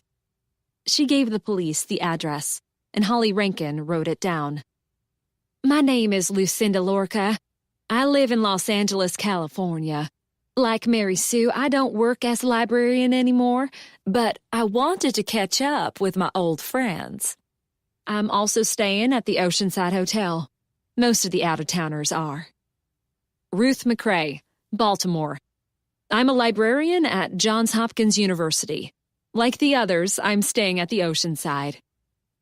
Thank you, Watson said. Can you tell... Louise Jane McConan, Nag's Head. Thank you, Louise Jane. I know who you are.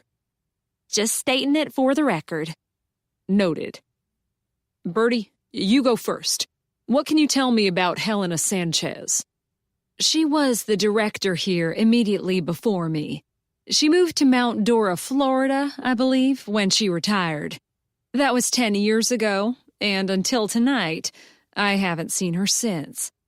I'd heard she was visiting the area, and I thought she'd enjoy seeing the display Lucy and Charlene put together, so I invited her to join us tonight. You say she was visiting. Visiting who? Whom, I said. Pardon me, Lucy? Visiting whom, not who. I ducked my head. Sorry. Bertie gave me a fond smile. Then she turned back to Sam Watson. I don't know, except that it was somewhere in Nag's Head. I don't know anything about her private life. I've had no contact with her since she left the library 10 years ago, and I didn't know her before that.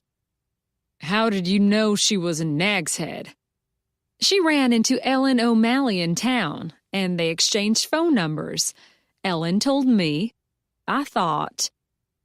I guess I thought Helena would enjoy seeing the library again. I was wrong about that. What do you mean? She didn't seem to be having a good time, that's all. Maybe she had something on her mind. I can't say what that might have been, if anything. Lucinda and Sheila glanced at each other and said nothing. Mary Sue fiddled with her coffee mug, and Ruth studied her fingernails. How did she get here? Watson asked. She came in a cab. I said I'd give her a lift after the party, which is why she came on the marsh walk with us. She was waiting for her ride. Did any of you know her prior to this party? Watson asked. Ruth tore her attention away from her nails. I worked with her in Manteo for about a year. That would have been 20 or so years ago, before I moved to Baltimore. Helena moved between libraries quite a lot in her early years. She was never much of a people person. You can say that again, Mary Sue said. Although she did stay here at the Lighthouse Library for the last 15 years of her career. Watson looked at her. She flushed and cleared her throat. I don't mean to speak ill of the dead, but Helena Sanchez was a horrid person. I worked here when she was director. I didn't know that, Bertie said. Not for long, and it wasn't a pleasant time in my life. Because of that experience, I gave up being a librarian and got my realtor's license. I was surprised to see her here tonight. But other than that, I didn't really care. It happened a long time ago, and I haven't given Helena Sanchez a single thought since. She gave Sam Watson a big smile. I studied Mary Sue's face. The smile disappeared when she caught me looking, and she flushed and dipped her head. She was lying. She'd been very upset to see Helena. Upset enough to initially tell me she didn't know the other woman. I didn't find her difficult, Ruth said. She was perfectly fine to work with. A bit of a perfectionist sometimes, but I've known people to be worse. She was never what I'd call friendly, and we didn't socialize outside of work, but she wasn't nasty to anyone either. I guess you were just lucky then, Mary Sue snapped. I never worked with her, Lucinda said, but the librarian world's a small one, and I met her at conferences and training days and such. I moved to California a long time ago and haven't seen her since. I'd never met her before tonight, Sheila said. I'll need the names of everyone who was here tonight, Watson said, addressing Bertie. I'll email you a copy of the guest list. It has everyone's email addresses also. You don't seriously think someone killed Helena, do you? Ruth said. She fell into the water. She obviously got to the pier before the rest of us. It was dark and she didn't have a light of her own. She must have tripped. Tragic, but an accident. I haven't come to any conclusions, he said. It's routine, Lucinda said, for the police to investigate any unexpected death. Isn't that right, Detective? Right, he said. I'd like to speak to each of you privately, one at a time. Bertie, can I use your office? You know the way, she said. Which, much to our regret, he did. I'll start with you, Watson said to Ronald, whose lips were turning blue as he shivered under the wrap. Then you can go home and get yourself warmed up. Thank you. Just this once, I won't be a gentleman and say ladies first. Ronald got to his feet and headed for the hallway, followed by Watson.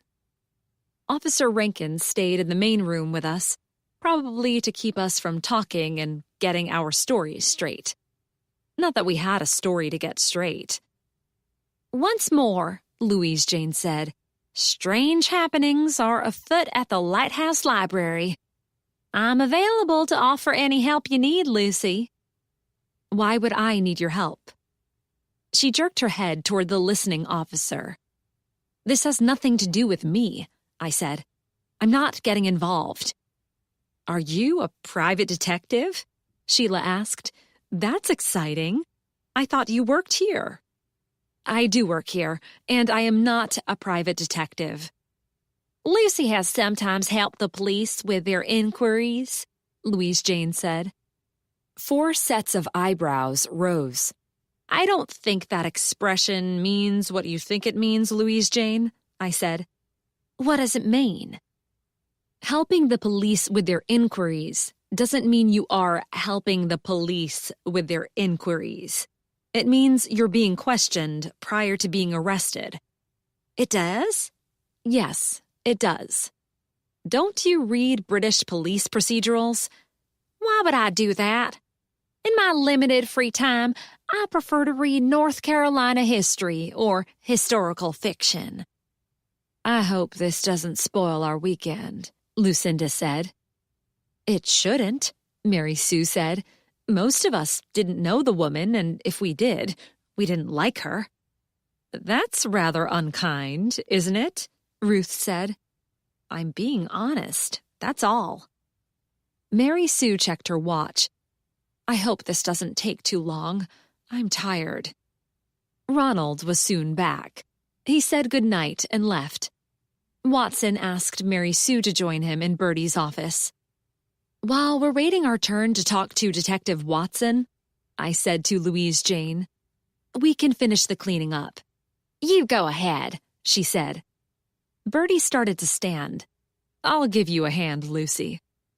I meant we as in Louise Jane and me, not you. This is your party. I need to be doing something productive. So do I, Ruth said. Come on, everyone. Many hands make light work. And they did. Before long, we had the library spick and span and ready to open tomorrow. If we did open tomorrow. Do you think Watson's going to order us to keep the library closed until further notice? I asked Bertie as I rinsed out the coffee maker.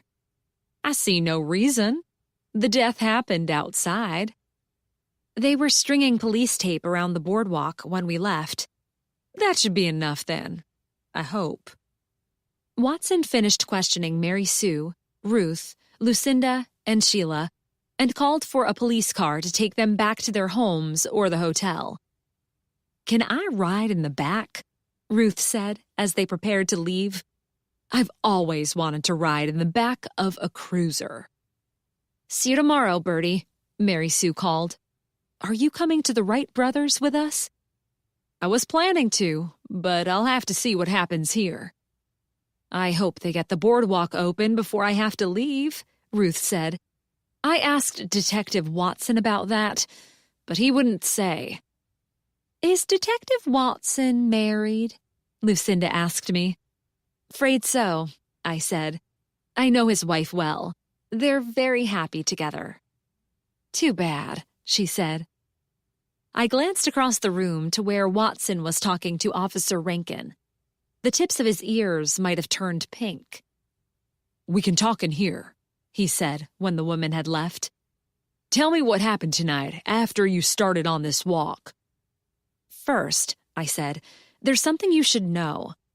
Mary Sue wasn't at all blasé about seeing Helena. She was, in fact, extremely upset.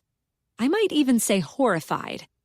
At first, she lied to me, told me she didn't know her. Then, obviously, it came out that she did, and not at all fondly. Lucy's right, Bertie said. She cornered me and demanded to know why Helena was here. I explained my reasoning, and she said I should have sent out a full guest list. If she'd known she'd bump into Helena, she wouldn't have come. She was furious. I apologized and said if she wanted to leave early, I'd call her a cab. She said she was here now and wouldn't be driven away as though she were the one who'd done something wrong. Which implies, Watson said, that she believes Helena Sanchez did something wrong. I thought she was hiding something. I'll have another chat with her tomorrow. Thank you. You don't know what might have caused this animosity between them? No, Bertie said. I can take a guess, I said. I've heard that Helena wasn't very popular with the Friends of the Library when she was director here. Aunt Ellen was on the verge of quitting when Helena retired. Mary Sue worked under her and then left the profession altogether. I'll ask around, Bertie said. I'll get the full story from Aunt Ellen, I said. The ever-reliable Nag's Head grapevine, Watson said with a chuckle. And the even better librarian grapevine, Bertie said. I can't help you there, Detective, Louise Jane said. Activities a mere 20 years ago are not something I concern myself with. Watson then asked us to take him step by step through what happened on the boardwalk. I struggled to remember, but I had to admit I couldn't account for the whereabouts of anyone all the time. Bertie and Louise Jane said the same. Lucinda turned back, Bertie said, but no one went with her. She would have been alone for several minutes until we came back here after finding Helena. She was in the library when we came in. It was very dark, I said, and many of us were wearing black clothes, so we were hard to see. I indicated Louise Jane and myself. We and Ronald were the waitstaff for tonight, and we tried to dress accordingly. Bertie's attire wasn't much lighter. She wore a calf-length navy blue dress with long sleeves. Points of light were moving through the marsh, but they weren't bright enough to show who was carrying them, except for Ronald, who had the big mag light, and the lights were out entirely for several minutes. You turned your flashlights off? Why? I glanced at Louise Jane. I was creating a mood, Detective, she said, to illustrate what it must have been like for our ancestors when they first arrived on these shores. Although that's not entirely possible, is it? Not with airplanes flying overhead and the lights from town bouncing off the clouds and... You're saying when the lights were out, you couldn't see anyone at all? Not even Louise Jane, I said, who was talking. Hey, I've just cleared you of suspicion, Louise Jane. Your voice stayed in one place. I'm quite sure I was never under suspicion, Lucy. No one, Watson said, who was here tonight is entirely above suspicion. Louise Jane harumphed. Other than Mary Sue, who reacted badly to seeing Helena, did you notice anything else about her relations with the guests? Bertie, Louise Jane, and I exchanged glances. Nothing stands out, Bertie said. She could be extremely blunt, I said. She told Ruth she'd put on weight. Ruth didn't like that, but she pretended to laugh it off. If every woman killed a person who commented on her weight, Bertie said, there wouldn't be many people left, in jail or out of it. I wouldn't know about that, scrawny Louise Jane said smugly. I have to say, I continued, Helena Sanchez didn't exactly try to be friendly. She was blunt, as Bertie said, and rude, and didn't much care who she offended. I remembered her shoving people out of her way to get to the bar. Thank you for this, Watson said. You can go home now. We won't need to close the library, Bertie, but we will keep the boardwalk sectioned off for a while yet. I have people trying to track down where Helena Sanchez was staying so we can notify her next of kin, and I'll have officers calling the guests who were here tonight, the ones who left before you went for this walk. Have you considered that maybe this didn't have anything to do with Helena coming here tonight? I asked. Perhaps someone was following her, saw their chance, and took it. Anyone could have been out in the marsh tonight, beyond the beam of our lights, silently following us, watching us. I shivered at the thought. Lucy, Louise Jane said, for once you've come up with an excellent idea. I wouldn't say that's all that rare, I said. I said I couldn't help you, Detective, Louise Jane said. But perhaps I can after all. As we all know, the marsh can be a hive of supernatural activity on the darkest of nights. We all know that, do we? Watson said. Those of us who've gone to the trouble to expand the scope of our thought beyond worldly thinking, at any rate. We've suggested that Helena might have fallen into the water, tripped in the dark, perhaps. But what if she was frightened into jumping? What if she saw something that terrified her so much she jumped off the pier, thinking that was her only escape? Louise Jane sprang to her feet. I'll try to contact the spirits tonight. Perhaps they can tell me something. The entire boardwalk and area is off limits, Louise Jane, Watson said. Surely not for me. Particularly for you, he said. We'll have no seances being conducted in the middle of my investigation, thank you. She sat down with a thud and a pout. That, I knew, wasn't the end of that. The minute the tape was taken down and the cops left, Louise Jane would be creeping around out there trying to get someone, anyone, to talk to her. I could only hope I'd be able to avoid being roped in. At that, I usually failed. Watson stood up. Thanks for your help. I know where I can find y'all if I need anything more. I hope it'll turn out to be an accident after all, Bertie said. Poor Helena. Will you let me know, Sam, when you locate her next of kin?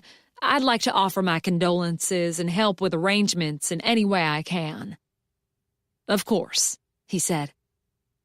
Bertie and Louise Jane left, but not until Louise Jane reminded Detective Watson that there are more things on heaven and earth. I know the saying, Louise Jane, he said. Hamlet, Act 1, Scene 5. When the Nag's Head PD takes instruction from Shakespeare, I'll give you a call. I'll be waiting, she said. In the meantime, Bertie, have you thought about offering guided tours in the marsh at night? We could find some way of incorporating my stories into library programs. My fee will be entirely reasonable and... Her voice faded away. Louise Jane never did take offense when people didn't take her stories of the supernatural seriously. She just drove straight over them in a bulldozer. I walked Watson to the door. I wasn't aware you're a Shakespearean scholar, Detective. Many people would get that reference, but not many know the exact scene from which it comes.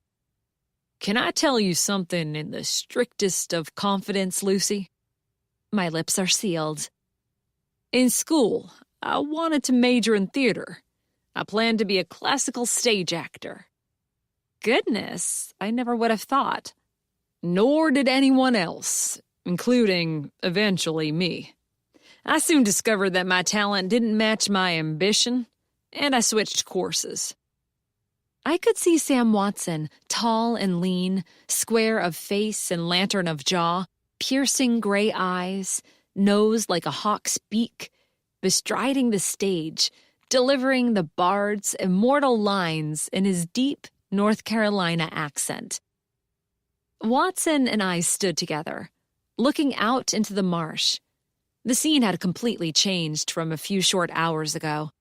The peace and quiet vanished as bright lights were brought into the marsh and onto the pier, and men and women ran back and forth calling to each other. Cars filled the parking area next to the boardwalk, engines running, blue and red lights flashing. If, I thought, there really is something out there, it would not be happy at the disturbance. Good night, Lucy, Watson said to me. You have my number if you think of anything. I do, I said. A figure broke out of the dark and jogged toward us. Butch Greenblatt, imposing in his dark uniform, jangling utility belt, and sheer size, appeared in the circle of light. Hey, Lucy. Can't say I'm surprised to see you here. Just another fun night at the Lighthouse Library, I said. What's up? Watson asked. Found something. Butch glanced at me. Might as well tell Lucy too, Watson said. She'll find out anyway. Coroner's been and the body's been taken away. He had a quick look at it and found what looks like a puncture wound at the base of the neck. Is that so? Watson said. Small, neat, round hole. They'll know more after the autopsy, but it's unlikely, he said, to have been caused by any sort of fall. Meaning, I said, Helena Sanchez was murdered. Chapter 5. What on earth has happened now? Charlene asked the moment she set foot in the library the following day. There's a police car parked by the boardwalk and crime scene tape around that part of the marsh. I told her about last night's ill-fated expedition. That's terrible. Bertie was so looking forward to hosting her college reunion here. The police think it's murder? That's the assumption they're going with. At least it was when Watson left last night. I haven't heard anything new since. We're opening as usual today? Again, I haven't heard anything to the contrary. You're early this morning. It was 8:30. The library opened at 9. I'd slept surprisingly well, untroubled by dreams of long gray hair trapped in weeds or ghostly figures lingering just beyond reach of my light. But I'd woken early and had not been able to get back to sleep. Rather than lie in bed thinking about Helena Sanchez and what had happened to her, I got up. Charles and I came down early to get the coffee on, and our day started. Charles had begun his day by settling down for a nap in the wing-back chair. Charlene fiddled with her iPhone and settled her earbuds around her neck, where they'd remain for most of the day, unless she actually had to talk to someone. She did a great deal of her job online, as she helped high school and college students and historical authors from all over the world research events from Outer Banks history. In case you didn't get fully cleaned up after the party, I thought you might need a hand. She glanced around the room. But everything looks good. Some of Bertie's guests helped out. They didn't have anything else to do while waiting to be questioned by Sam Watson. What do you think happened, Lucy? Me? I have no idea, and I'm not going to speculate. This has nothing to do with the Lighthouse Library community, so it's no business of mine. You could say Helena Sanchez, as a former library director, was a member of our community. No, I said firmly. I'm staying well out of it. To change the subject, I'd say our little exhibit was a big hit with the visitors.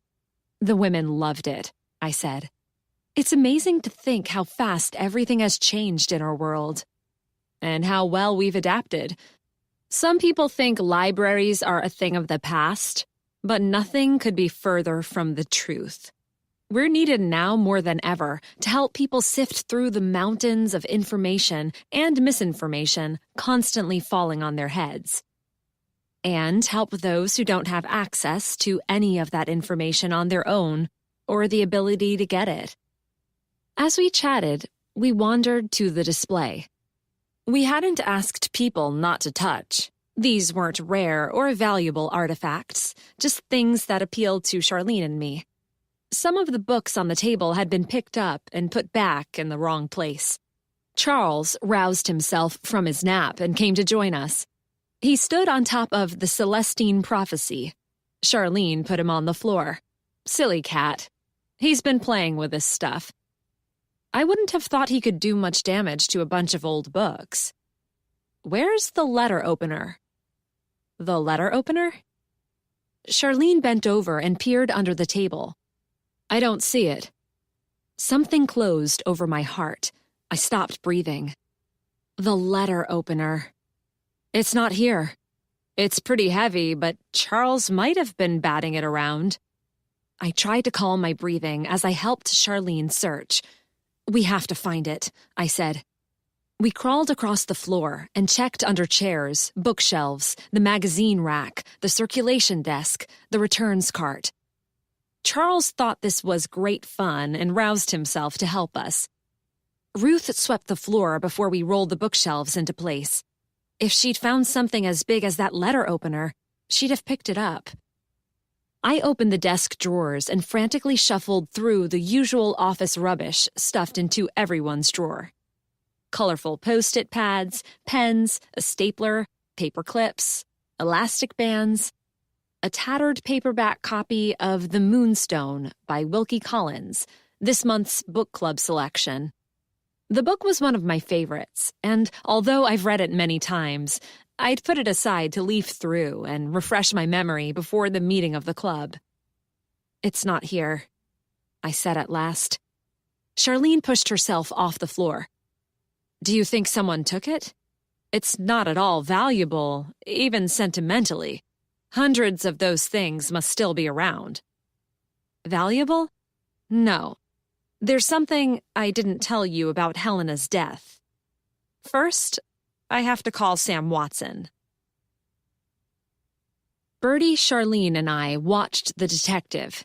He stood in the alcove, studying the display of library artifacts. Butch Greenblatt was next to him. You're sure it was here, Lucy?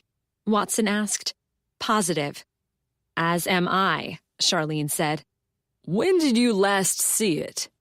I can't say for certain, I said. We checked the display one last time around 6:45, just before Bertie and her friends arrived.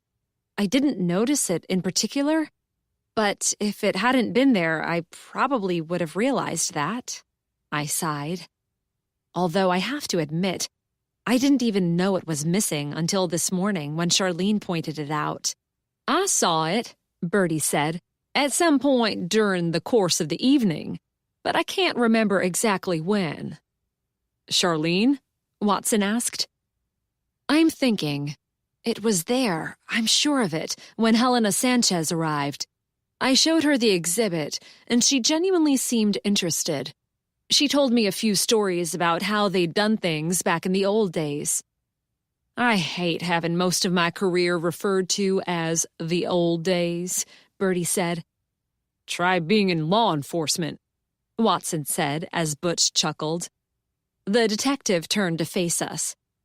If you do find it, let me know right away. The autopsy's scheduled for noon, so I'll know more about the cause of death then. You could try asking someone at town hall to find you one of those, I suggested, to compare with the missing one. Some might still be around. I'll do that, he said. You don't have to go far, Butch said. Ed Jones has one in his pencil holder. I've seen it myself, and not long ago. I mentally slapped myself. I can't believe I forgot. What did you forget? Bertie asked me. When Charlene was showing Helena the display, she was interested. But something happened that seemed to genuinely bother her, and she walked away abruptly. Do you remember, Charlene? Now that you mention it, I do. I thought one of the women must have said something to upset her. That wasn't it. She picked up that book. I pointed to the Celestine Prophecy, lying on top of a stack of books. As one, we leaned over and studied it. It's prophesizing something, Butch said. Do you think that means something? It's fiction, Charlene said, but a lot of people thought it was real. It was an enormous bestseller in the mid-1990s. Can I open it, Detective? I asked. Yes, but put something on your hands first. I know your prints will be all over it, but if this book is significant, I don't want to mess it up any more than it already is. Be right back. Charlene ran for the stairs. We studied the book. The jacket was black with gold and white print. The title of the book filled the center of the book with the author's name in smaller print below. The cover design was plain and stark, no picture, just a marketing blurb about the book across the top, and an endorsement at the bottom. A small tear marked one corner of the jacket, and the worn paper indicated that the book had been well used over the years. The remains of spilled coffee discolored and warped some of the pages. "As you can see," I said, "the book was damaged. Probably a coffee spill, which is why it would have been removed from circulation.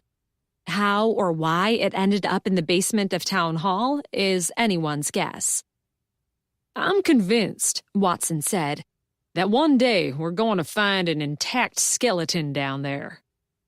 Charlene was soon back with a pair of white gloves, ones she used for handling rare and fragile papers. She handed them to me, and I slipped them on. I opened the book. Everyone leaned closer. It was a common edition, nothing special that I could see. It hadn't been signed by the author. I flipped carefully through the book. Pages were dog-eared, paper yellowing, passages underlined. "This book's seen a lot of use," I said. "By people who used a pen or pencil to highlight passages," Bertie growled.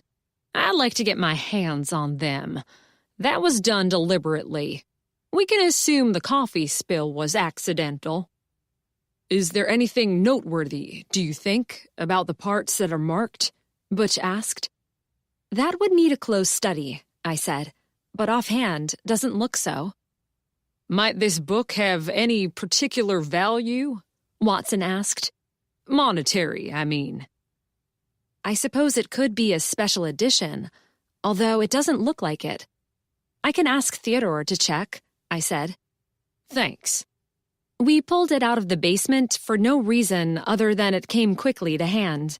We displayed it open to the flyleaf so we could see the withdrawal record with its signatures and date stamps. As one, they all stared at the book. Even Charles, perched on top of a high shelf, moved closer for a better look. Charlene sucked in a breath. That's it. Helena wasn't interested in the book itself. She pulled out the withdrawal record and looked— the only word I can think of is horrified. "You're right," I said. "Now I remember." I slowly turned to the cover. We all leaned in. I'm sure I was holding my breath. The little paper envelope glued to the inside of the cover was empty. I breathed. "It's gone." "What's gone?" Butch said. "The card," Charlene said. "In the days before computers, libraries used paper to keep a record of who'd taken out books and when they were due." "I remember, I think," Watson said. "Can I show you another?" Charlene said. "If you can without leaving prints." "My prints are all over everything," Charlene said. "So are Lucy's, Bertie's, probably everyone who was in the library yesterday. This isn't a hands-off display. We made it for people to enjoy." "Nevertheless, let Lucy and her gloves do it." I opened the next book on the stack, A History of the Civil War in North Carolina, and pulled out the card. It was almost full, dates stamped on the right column and handwritten signatures in various colors of ink on the left. The final date was November 15th, 1996, and it had been signed out by one Jane Jones. "When someone took out a book, they wrote their name here, or the librarian did it for them," Bertie explained. "And the librarian stamped the date the book was due back. This card was then filed away as a record until the book was returned. A slip was put into the book with the due date on it as a reminder to the borrower." "Why would someone take the card out of that first one?" Butch asked. "That's the question, isn't it?" I said. "You're sure there was a withdrawal slip in this book?" Watson said. "Absolutely," Charlene said. "That was the only reason it was part of our display." "Ms. Sanchez had a strong, visceral reaction to seeing it," I said. "No, wait. That's not right. She reacted to seeing what was written on it. The card itself was exactly the same as any other." "Where's this card now?" Butch asked. Charlene, Bertie, and I glanced at one another. We shook our heads. The letter opener's missing as well as the withdrawal record card from that particular book, Watson said. Anything else? I scrunched up my forehead and studied the display.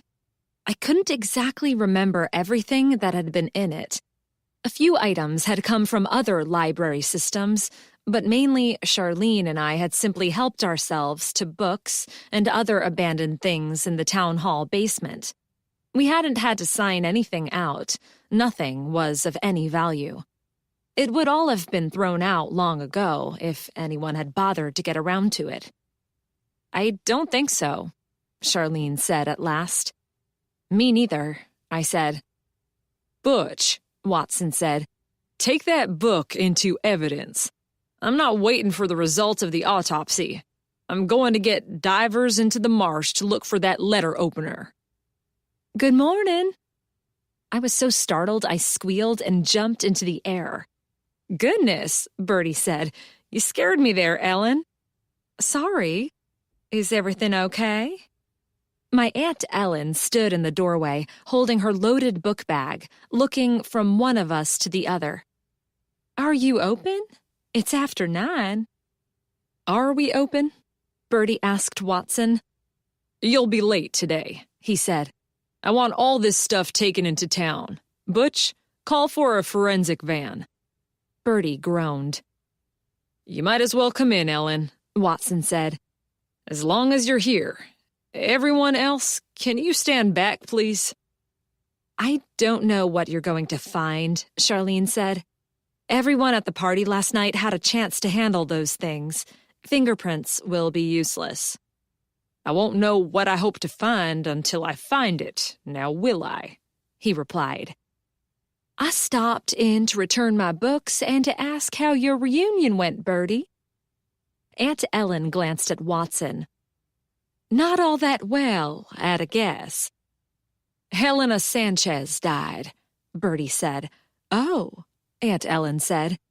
I'm sorry to hear that. Butch stepped outside to use his radio to call for someone to come out and take away our things. You can open the library once the forensic team has removed the historical display, Watson said. I see no need for us to go through anything else here. I have to get back to town. If you think of anything, we'll let you know, Bertie said. He smiled at her. I'm sorry this happened to you again. It didn't happen to us, she said. It happened to Helena Sanchez. Aunt Ellen, I said, you knew Helena when she was the director here. You might want to tell Detective Watson about her. I'm all ears, Watson said. I'll help if I can, but I can't say I knew her well, Aunt Ellen said. I've been a member of the Friends of the Library for a long time, under various library directors. But to be honest, Helena Sanchez was by far the worst. In what way? Watson asked. Dictatorial, opinionated, rude, completely dismissive of anyone else's opinion. The Friends of the Library are, as you know, all volunteers. We help out here when we can because we believe in the importance of libraries in general, and this library in particular. Helena Sanchez treated us as though we were serving staff. I'd been a library volunteer when my children were little and enjoyed it, but I didn't have a lot of time when they got older, and I started helping out at Amos's law office. I came back a few years later, and it seemed as though everything here had changed. I was on the verge of quitting the group when Helena announced she was leaving. I don't really remember why. It wasn't anything in particular, a straw that broke the camel's back sort of thing. But I decided I couldn't work with her anymore. My aunt shrugged. She left. I stayed. When Bertie took over, we all breathed a sigh of relief. Was her leaving sudden? Watson asked. It was announced suddenly to us. I don't know how long she'd been planning to go. When was this? Watson asked. I started in the summer of 2010, Bertie said. Helena's leaving was sudden. I was hired with much haste, and she didn't hang around to help me get into the job, but she was of retirement age, and there was never any indication she'd been asked to leave. Here one day, gone the next, Aunt Ellen said. Not quite that fast, Bertie said, but close. She not only left the library, but left town as well, almost the day after her job ended. I've been told it was you who told her about the party here last night, Watson said to Aunt Ellen. How did that come about? I was surprised to see her in town, Aunt Ellen said. If I could have, I would have avoided her, and she probably wasn't all that keen to talk to me. But we recognized each other at the same time, so we stopped to chat. The only thing we have in common is the library, so I mentioned Bertie was doing an excellent job as director. She told me she'd enjoyed talking to Bertie and gave me her phone number so I could give it to Bertie. We then went our separate ways. I didn't tell her about the party. That, unfortunately, was me, Bertie said. Ellen gave me the number and I called her to invite her. Give me a minute, Watson said. I want to check my phone. Cell phone coverage inside the thick stone walls of the library is, to say the least, unreliable. I walked the detective to the door, and the minute he stepped into the open air, his phone beeped. He answered it with a gruff, Watson, listened for a brief moment, and then said, I'll handle it, and hung up. A woman called the hospital just now, looking for her sister, who didn't come home last night.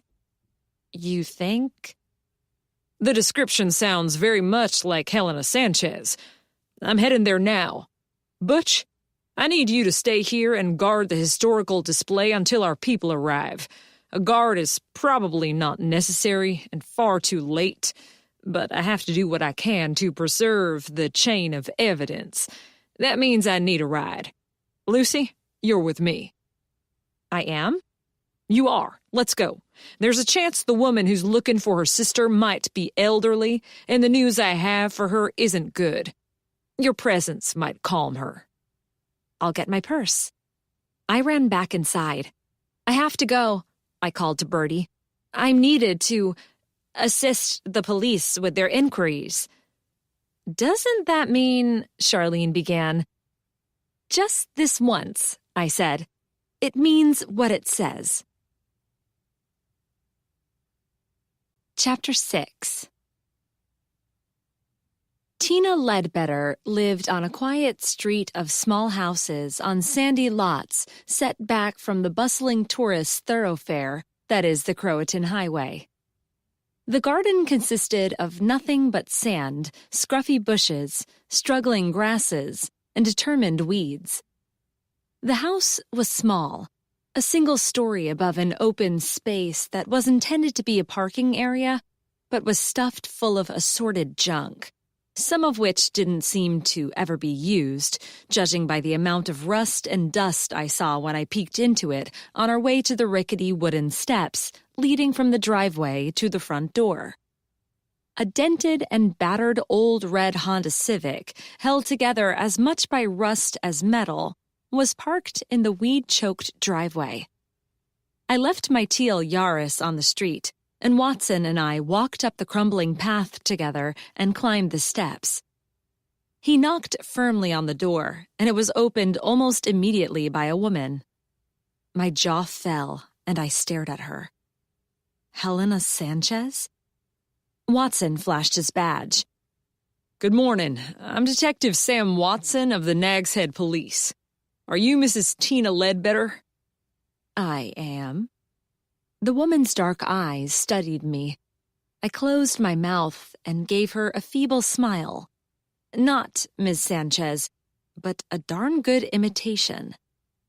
The skin was less lined, the lips not quite so thin, the hair slightly darker. But the face was so very much like her, and she was almost the exact size as the dead woman. A sister, for sure. Probably a twin. Even the eyeglasses were the same as Helena Sanchez had worn. "May we come in?" Watson said. She stepped back. "You're here about Helena?" I followed Watson into the house. The front door opened onto a small foyer containing nothing but a pair of sneakers, standing side by side on a rubber mat, and a yellow raincoat hanging on a hook. I could see into the living room beyond. The furniture was cheap, faded, and dated, but the place was spotlessly clean. "Perhaps you should take a seat," Watson said. Mrs. Ledbetter didn't move. "No need. You've come to tell me my sister is dead. I'm aware of that." The woman's face showed no emotion. "Do you mind my asking how you know?" "I don't mind at all. I dreamed last night of dark water and tangled gray hair drifting in the weeds." I sucked in a breath, and the woman looked at me for the first time. "You were there," she said. It was not a question. "What's your relationship with Helena Sanchez?" Watson asked. "She's my identical twin sister. She's here for a short visit. I don't know why. We haven't seen each other for years, and I was surprised when I got her email asking me, telling me she planned to stay with me while she was in town." "How'd she die?" "She was found in the marsh near the lighthouse." Mrs. Ledbetter nodded. "You seem to have some knowledge of that fact." "As I said, I saw it. I dreamt it. Do you have a twin, Detective?" "No, I don't." "Then you can't understand. There was a bond between my sister and me that nothing could break, even though we might have wanted it to. When she departed this life, I knew it. If I had gone first, she would have seen it and known. Thank you for coming to give me the news." She opened the door. "You called the hospital looking for her?" I asked. Watson had told me not to say anything, to let him do the talking, but I couldn't help myself. The words burst out all on their own. Although he probably wouldn't see it that way, he said nothing. "I didn't know if she'd been found," Mrs. Ledbetter said. "What do you mean when you say you might not have wanted these bonds between you?" Watson asked. "I assume you want the truth, so I'll give it to you. We couldn't stand each other, Detective. Over the course of her entire life, I don't think Helena ever gave a thought to anyone else. What Helena wanted is what Helena wanted, and what Helena wanted is what Helena usually got. For some reason, she convinced our parents that she was the golden twin, and I was the devil incarnate." "Yet you invited her to stay with you on this visit, or didn't refuse her at any rate?" Mrs. Ledbetter stared at Sam Watson over the top of her glasses with such intensity he actually looked away. "She was my sister," she said at last. "Of course she stayed with me." "Why did she come back to Nag's Head? Was she hoping to repair her relationship with you?" "Repair it?" Mrs. Ledbetter snorted. "Our father died when we were in high school, and our mother moved to Raleigh about 20 years ago. Mother died last month." "My condolences," Watson said. I muttered something sympathetic. "On Father's death, Mother had her will written by a Nag's Head lawyer.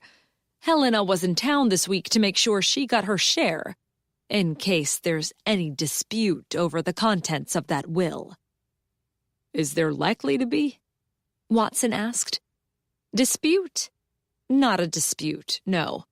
Helena's share, in her eyes, would be nothing less than the entire amount. Our mother was a weak and foolish woman. She did whatever Helena told her to do. We were never close." "When did you last see your mother?" Watson said. 20 years ago. The day she left for Raleigh.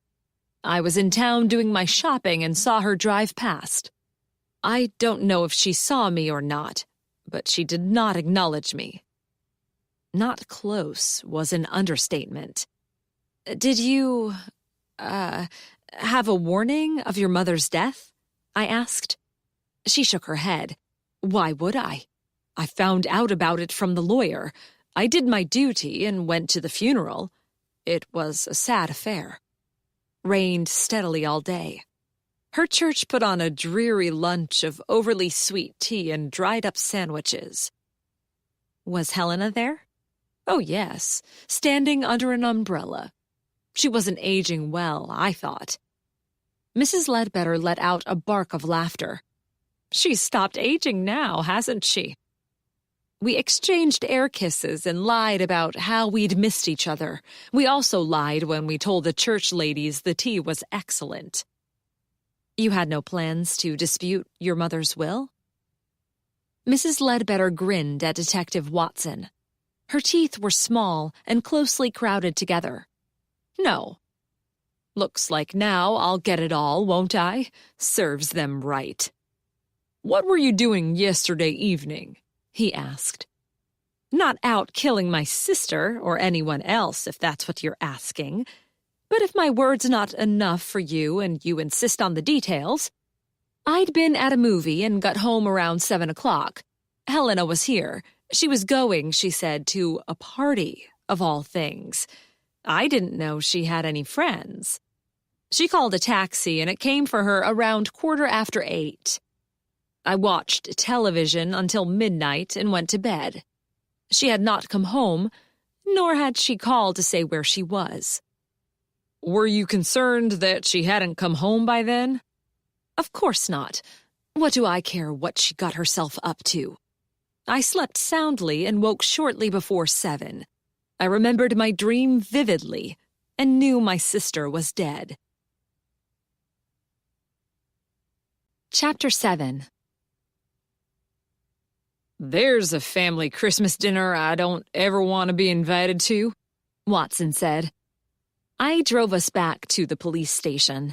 Watson wanted to check in with a forensic team and make a few phone calls. He also wanted to pick up a car so he wouldn't need me to drive him around anymore. Drat. What do you think, Sam? I dared to ask. I used his first name, hoping he'd think we were friends or something, and he could talk freely to me. I scarcely know what to think, Lucy. At least she didn't try to pretend she and her sister got on well. I'll call the mother's lawyer and ask to see the will, although I can't imagine why she'd lie to me about that. I'll find out if Helena had a will of her own. Tina Ledbetter might not be in line to inherit everything, not if Helena, who got her mother's inheritance first, had other ideas. Do you suppose there's much of value to inherit? I've no idea. Sometimes it doesn't matter. People can kill over who gets Grandma's favorite teapot. If one sibling was favored over the others, the principle of the thing can be all that matters. As for her knowing her twin had died because she dreamt it, he shook his head. She heard the news somewhere. It may be that someone at the hospital or in the coroner's office has loose lips. Tina wasn't at the library last night, I said. She didn't come inside, anyway. That means she didn't take the withdrawal slip, or the letter opener. We don't know the letter opener was used in the killing, Lucy, so don't speculate. We also don't know if the withdrawal slip is of any importance. It might have fallen on the floor and someone tossed it in the trash. No librarian, I said firmly, would ever throw away a piece of library property, no matter how old. I pulled to a stop at the front of the police station, and Watson got out. He shut the car door and then hesitated. He turned back and tapped on the window. I lowered it. Do something for me, Lucy, he said. Ask Louise Jane what she knows about the sisters. Tina Ledbetter, in particular. I want to know if Tina was messing with me because it amused her to do so, or if she genuinely believes she has some psychic abilities.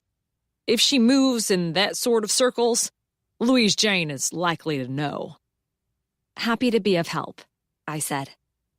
Watson ran up the steps of the police station. Before driving away, I eyed the front of Town Hall, on the other side of the laneway. I thought of dropping in to see Connor. Maybe I could convince him to take a break and join me for a cup of coffee at Josie's Cozy Bakery. I gave him a call, but it went to voicemail. Perhaps he was in a meeting. I waved in the general direction of the mayor's office and drove away. I might be helping the police solve a murder, but merely thinking of Connor McNeil took me to a happy place. I hoped thoughts of me did the same for him. By the time I arrived at the library, more police cars were in the parking lot, and more yellow tape cordoned off the path to the water's edge. A police boat was anchored off the pier, and I could see signs of divers in the water. A handful of people milled about at the top of the boardwalk, trying to get a look at what was going on, while Officer Rankin, the very picture of boredom, told them to keep back. Inside the library, the police had removed the display of historical artifacts, as well as our trash, and allowed us to open. Saturdays are normally the busiest day of the week, and today was no exception. Parents were arriving with their primary school children for today's North Carolina history story time. Locals were loading up on books to enjoy at the beach, and tourists were checking out the lighthouse, as well as the library itself. Unfortunately, we didn't have a display of library artifacts to show them. The police had taken everything away, and the alcove was empty. On the second floor, Ronald was getting ready to receive his little patrons, along with Charles, who loved nothing more than story time. Above him, Charlene was in her office, surrounded by reference books. On the ground floor, my Aunt Ellen, in the role of library volunteer, staffed the circulation desk, while Bertie shelved books off the returns cart.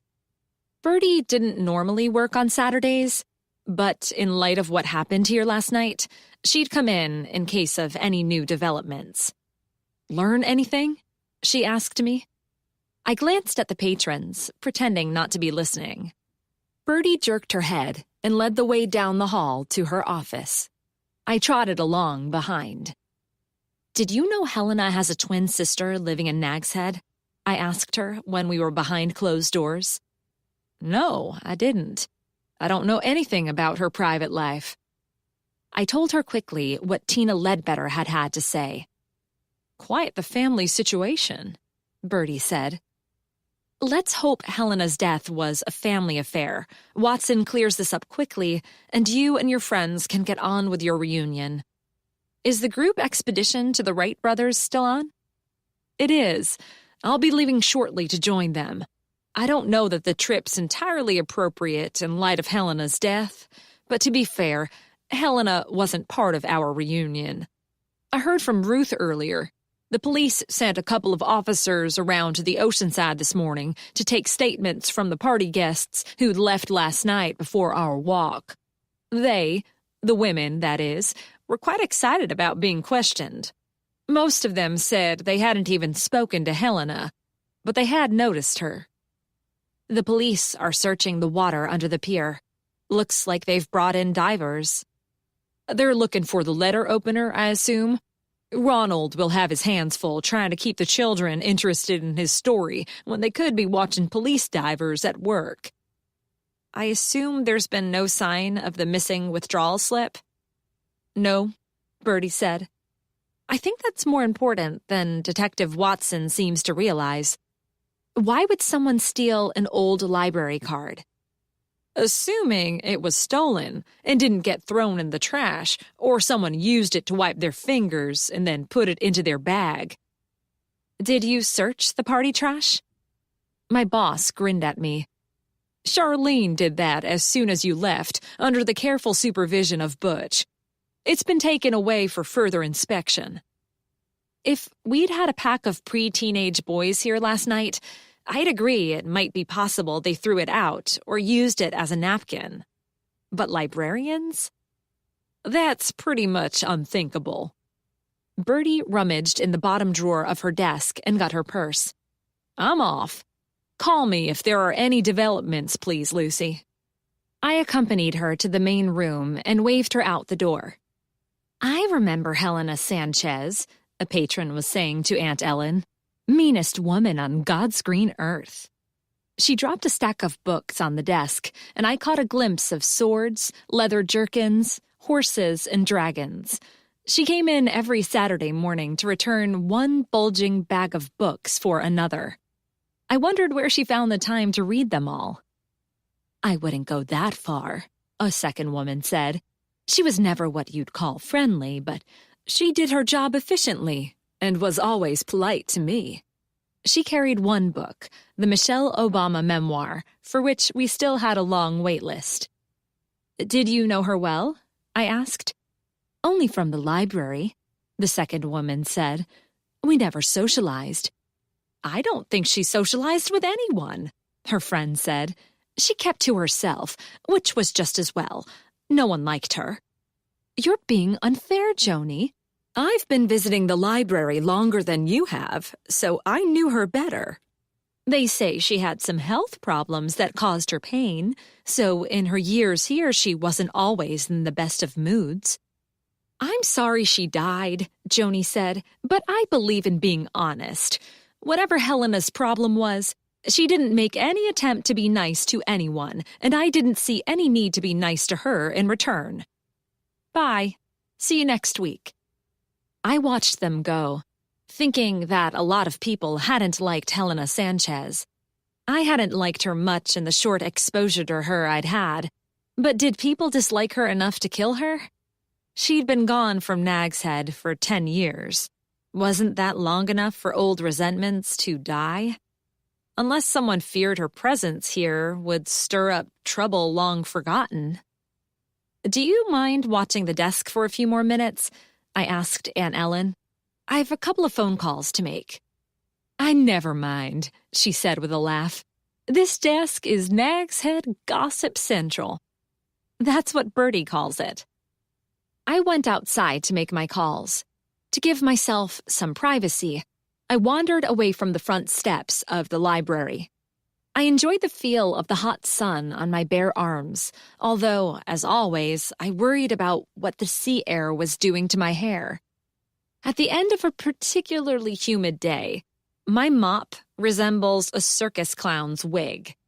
Connor always says he loves my out-of-control curls. I was thinking about Connor a lot this morning, I realized. Then again, lately I was thinking about Connor a lot all the time. I pushed that thought aside and made my first phone call. TK Rare Books, how may I be of assistance? The voice was that of a distinguished Englishman in his 50s or 60s, tempered by years of cigars enjoyed in gentlemen's clubs and good whiskey served in crystal tumblers with just a splash of water by hovering waiters. Hi, Theodore. It's Lucy here. Hey, Lucy. What's up? This voice belonged to the same man, but it was that of a Nag's Head native in his 30s who'd never smoked a cigar or enjoyed a glass of good single malt in his life. Theodore Kowalski thought the accent, plus the Harris tweed jackets and spectacles of plain glass, gave him gravitas in the world of rare books. I'm wondering if you know anything about the Celestine prophecy. Apart from what everyone knows, that is. I saw a copy of it in your historical display. Is that the one you're asking about? It is. It was published in 1993 by Warner Books, and ours appears to be a first edition, but a later printing, if that means anything. Warner Books is now Grand Central Publishing.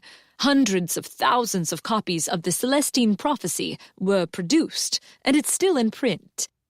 Unless the copy you have is signed by the author or contains some sort of error that caused that particular print run to be pulled, I can't imagine it's of any value. Do you think it's of some significance? That's the question. Did you hear about the death at the library last night? I did.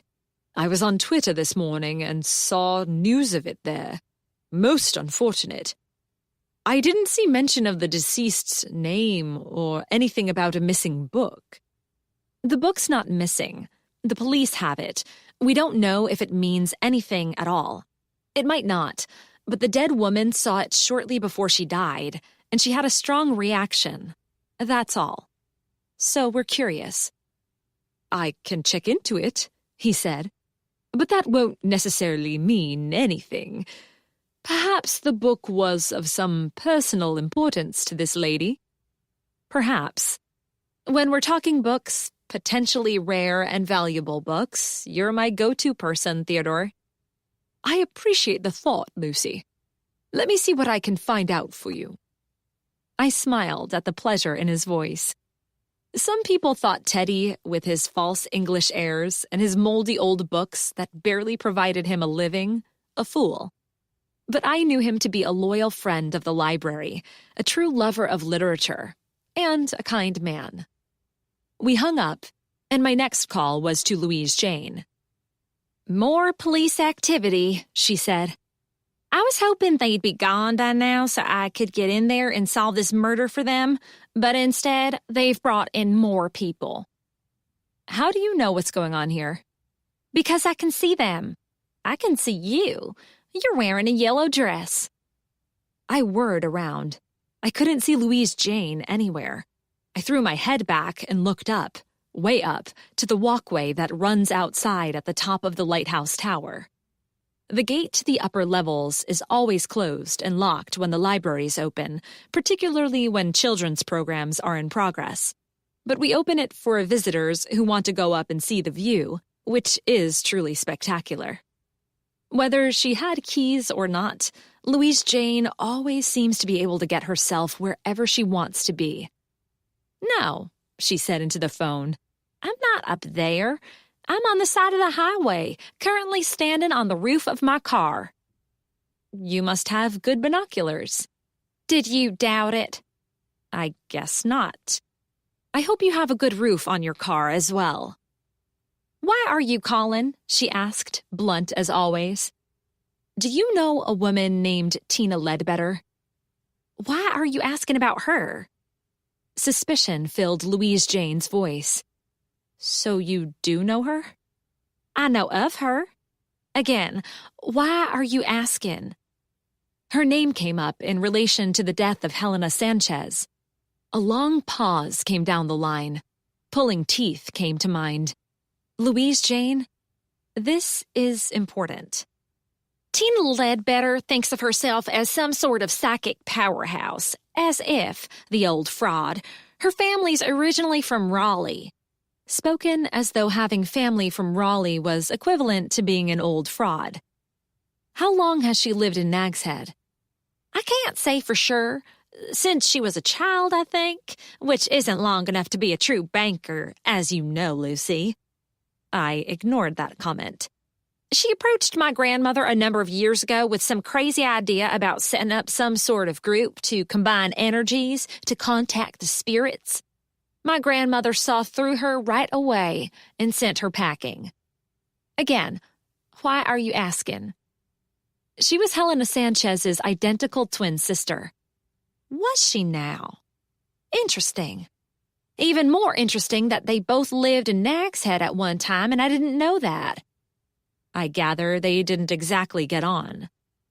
She told you she foretold Helena's death, I suppose? Not foretold exactly. What exactly, Lucy? Sometimes talking to you is like pulling teeth. I didn't have to explain myself to Louise Jane. Somehow, despite that, I always found myself doing precisely that. She says her sister's death came to her in a dream. I thought so. The old fraud. Check Twitter. That'll be where she heard it. Oh, something's happening. The divers are waving. Gotta go. Bye. I put my phone away and trotted over to the police tape. Good morning, I said to Officer Rankin. You can't go past, she said. I know that. I'm out for a walk, getting some fresh air. Something seems to be happening down there. She turned and looked. Louise Jane was right.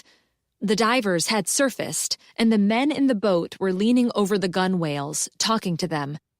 A wetsuit-clad arm reached up and passed something over. From here, I couldn't tell what it was. If I didn't have a few remaining scraps of pride, I'd call Louise Jane and ask if she could pick it up with her binoculars. Instead, I walked back to the library. I'd have to wait to hear from Sam Watson, if he wanted to tell me what they'd found. Might have been nothing more exciting than an old boot. Before going inside, I called up Twitter and searched for Nag's Head and the Lighthouse Library. At MCOR OBX Realtor had put up a series of posts about the reunion last night. Pictures of groups of laughing women posing outside the library and circulating inside. I saw myself in the background of one, offering the guests a platter of crab cakes. If my mom saw me acting as a cocktail waitress, she'd have a fit. My mother's very sensitive about the proper placement of our family on the social ladder. The last post said, "Fun day ends in tragedy. Unknown woman found dead in the water. R.I.P." I thought it tasteless in the extreme to post about a sudden tragic death. I checked the profile of MCOR OBX Realtor. The picture was of Mary Sue Delamont, and the link provided led to Antonio Francesco Realty. Mary Sue's final post had gone up at 1:15 a.m. Had Tina seen it? When her sister didn't come home that night, and when the police knocked on her door the next morning, it would be easy enough to guess they were here to tell her Helena was the one who died. If it had been just a guess, why would Tina pretend to have foreseen the death?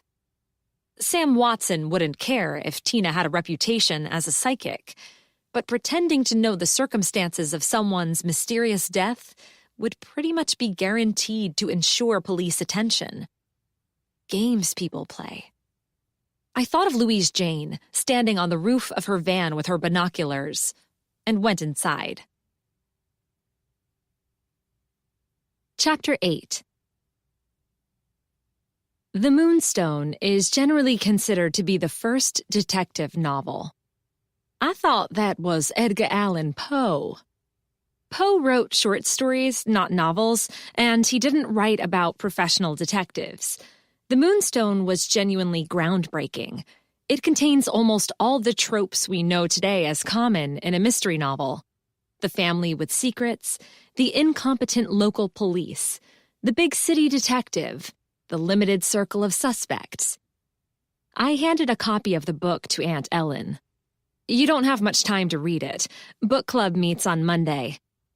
"I guess we know what I'll be doing all day tomorrow, then," my aunt said. I smiled at her. Aunt Ellen and I were close. She and my mom had grown up together on the Outer Banks, in the same house, in the same family, but their life paths had diverged widely. Mom met my dad when she was in high school, and he was a law student on vacation, and she never looked back. My father's family is not only one of the most socially prominent in Boston, with roots reaching back to pre-revolutionary days, but my grandfather founded one of the city's most illustrious corporate law firms. Dad joined Richardson Lewiston the day he finished law school, and Mom threw herself wholeheartedly into the life of a Boston society matron, whereas Aunt Ellen persuaded her Louisianan fiancé to move to Nag's Head to set up his own law practice. When we were young, my brothers and I spent much of our summers in the Outer Banks, never with Dad, and often not even with Mom, who preferred the social whirl of the big city. My brothers stopped coming as soon as they were old enough, but I cherished my carefree summers in the big, comfortable home of Aunt Ellen and Uncle Amos and my 3 cousins. A year ago, I quit my job at Harvard, fled my life in Boston, and my mother's expectations, and came to my favorite place on earth, and the loving arms of Aunt Ellen. Fortune had been kind enough to smile on me, and at that time, the Lighthouse Library was searching for an assistant director. So here I am, and so very happy to be so. The summer I was 14, I met Connor McNeil. He'd been 15, and we'd had the sweetest, most innocent of holiday romances. Summer had ended, and I'd gone back to life and school in Boston. I hadn't seen Connor again until I began work at the library, and we found that the feelings we'd had for each other so long ago still existed. "If you're okay to take over here, Lucy," Aunt Ellen said, pulling me out of my memories, "I'll be off. I need to get a start on my reading." She studied the thick volume I'd placed in her hands. "I hope this book isn't too dry. Some of the classics can be."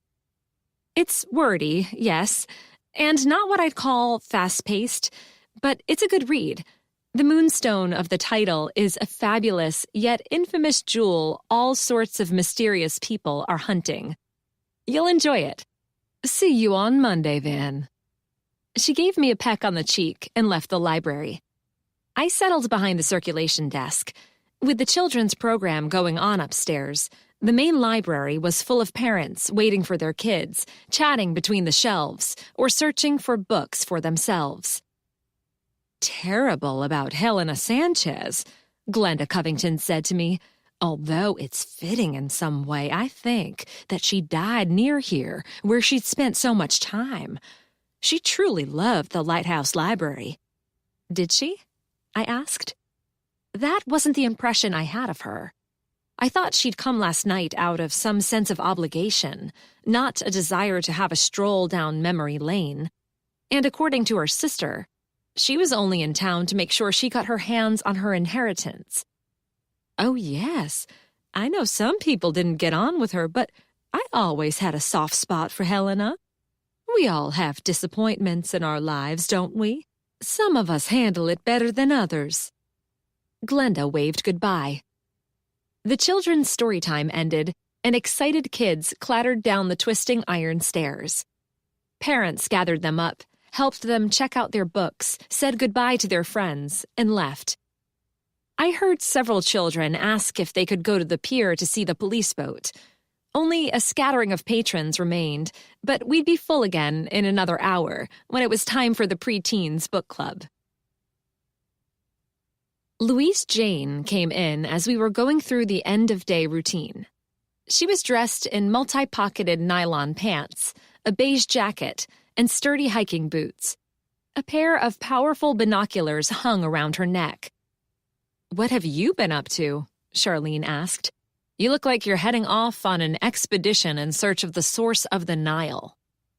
"Someone has to keep an eye on things out there while y'all are so busy in here," Louise Jane replied. "Sitting on the top of a metal car in the hot sun all day isn't fun, you know. Never mind the filthy exhaust some cars spit out." She coughed. "They ought to be taken off the road." "What's happening out there?" I asked. We'd been so busy for the rest of the day, I hadn't had time to take a peek out the window. "They've gone after having dredged up a bunch of junk from the bottom of the marsh. I couldn't tell if anything important was among it.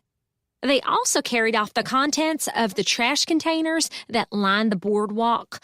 Searching through that muck is a job I would not want. Have you heard anything more from Sam Watson, Lucy?"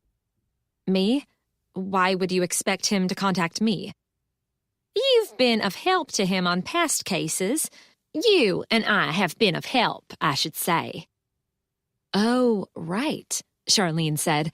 "Like the time he thought you'd broken into the library at night, engaged in a fight to the death with a man, and then ran off with the treasure map and code page." "That was never a serious consideration," Louise Jane sniffed. Charlene winked at me. "I'm off home now. Do you have any plans for tomorrow, Lucy?" "Connor and I are going to the beach. It's supposed to be a hot day. Would you and your mom like to join us?" "Sounds good," Louise Jane said. "Are you planning a picnic?" "Thank you, but Mom and I will not join you," Charlene said. "And neither will Louise Jane." "Why not?" Louise Jane asked. "I've no better plans for the day." "Because Lucy only asked out of politeness. She doesn't want us tagging along on a date." "Oh," Louise Jane said. I said nothing. Charlene was right. I had only invited them to be polite. Ronald clattered down the stairs, briefcase in hand. "Night all. See you on Monday." He and Charlene left together. I looked at Louise Jane. Louise Jane looked at me. Good night, I said. I'm locking up now. So, she said, things with Connor are progressing well, are they? Whatever well means, I said as heat rushed into my cheeks. We enjoy spending time in each other's company. If you're thinking of spending any more time in each other's company, remember, I'm only renting my place from Uncle Gordon. I can move out at any time. What? Oh, you want to move into my apartment. Sorry, I'm not leaving. Whatever you say, Lucy, honey. She gave me her patented smile, the one that put me in mind of a shark circling a particularly oblivious minnow. Then she said, I have to be off. I'm going to the Oceanside for drinks. You're going to the Oceanside Hotel for drinks? Didn't I just say that, Lucy? She wouldn't have dangled that bit of information in front of me if she didn't want me to beg for more details. I shouldn't have asked. Somehow, as usual, I found myself giving her what she wanted. Well, yes, you did. I mean, who are you having drinks with? Sheila called me earlier and mentioned that some of the reunion group will be gathering in the hotel bar before dinner. She thought they'd be interested in hearing things I know about the history of the hotel, the stories the hotel management doesn't want the guests to hear. Oh, right, those stories. I knew all about the maid who supposedly haunted the second floor of the hotel after killing herself because her lover had convinced her to steal from the guest rooms to raise money for his mother's desperately needed medical care. And then he'd abandoned her. The maid, not the mother, who'd never existed. As well as that one, Louise Jane had plenty of other stories about supposed hauntings at the hotel. Staff had been told to keep an eye out for her and put a stop to her scaring the life out of their guests. I had no interest in hearing those stories again. But I was interested, very interested, in chatting to the women who'd been here last night. Maybe one of them had noticed something she hadn't thought to tell the police. The death of Helena Sanchez didn't have anything to do with the library community, and this time, thank heavens, there was no reason for me to become involved. Nevertheless, it wouldn't hurt for me to listen to what they had to say. Sometimes, I've found, I can learn more from casual conversation among friends than the police can in an interview room. Sounds good, I said to Louise Jane. I've no plans for tonight. I'll join you. She eyed me suspiciously, as well she might. Louise Jane knew I didn't believe her tales of ghostly happenings and restless, wandering spirits, which is why, I suspect, she continues to tell them to me. I smiled at her. You can give me a lift. That way I can enjoy a drink and take a cab back. They'd taken a big table in the lobby bar of the Oceanside Hotel and pulled additional chairs from all over the room. Bertie was there, along with Sheila, Lucinda, Ruth, Mary Sue, and several others whose names I hadn't caught. Sheila saw us first and sprang to her feet to wave us over. Bertie glanced between Louise Jane and me, clearly surprised to see us together. Louise Jane pulled up a chair, but before I sat down, I leaned close to Bertie and whispered in her ear. Okay if we join you? Sheila invited Louise Jane to tell stories, and I thought I might check things out. I've heard nothing more from the police today. Happy to have you, she said. The table was piled high with drinks and bar snacks, and the women chatted and laughed. The Oceanside Hotel is one of the nicest and most expensive in this part of the Outer Banks. My mom always stays here when she comes to visit. She says she doesn't want to impose on her sister. What Mom really means is that she knows my Aunt Ellen won't wait on her.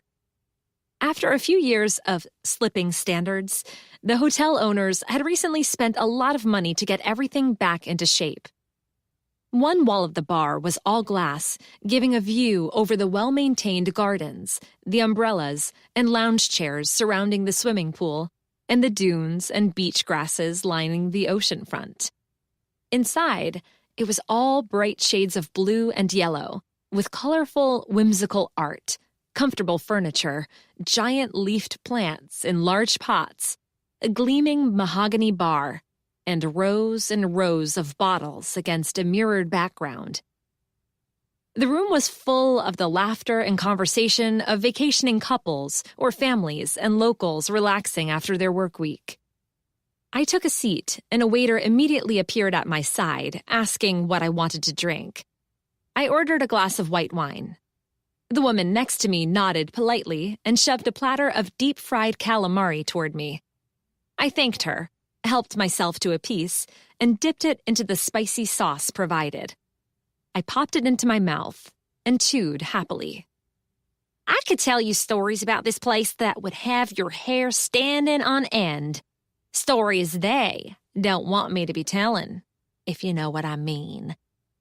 Louise Jane looked around her as though suspecting the hotel manager was standing behind a potted palm, ready to leap out and eject her from the premises if she said a word out of turn. Oh, do tell. Sheila clapped her hands. I always say the untold stories are the most fascinating. Don't you agree?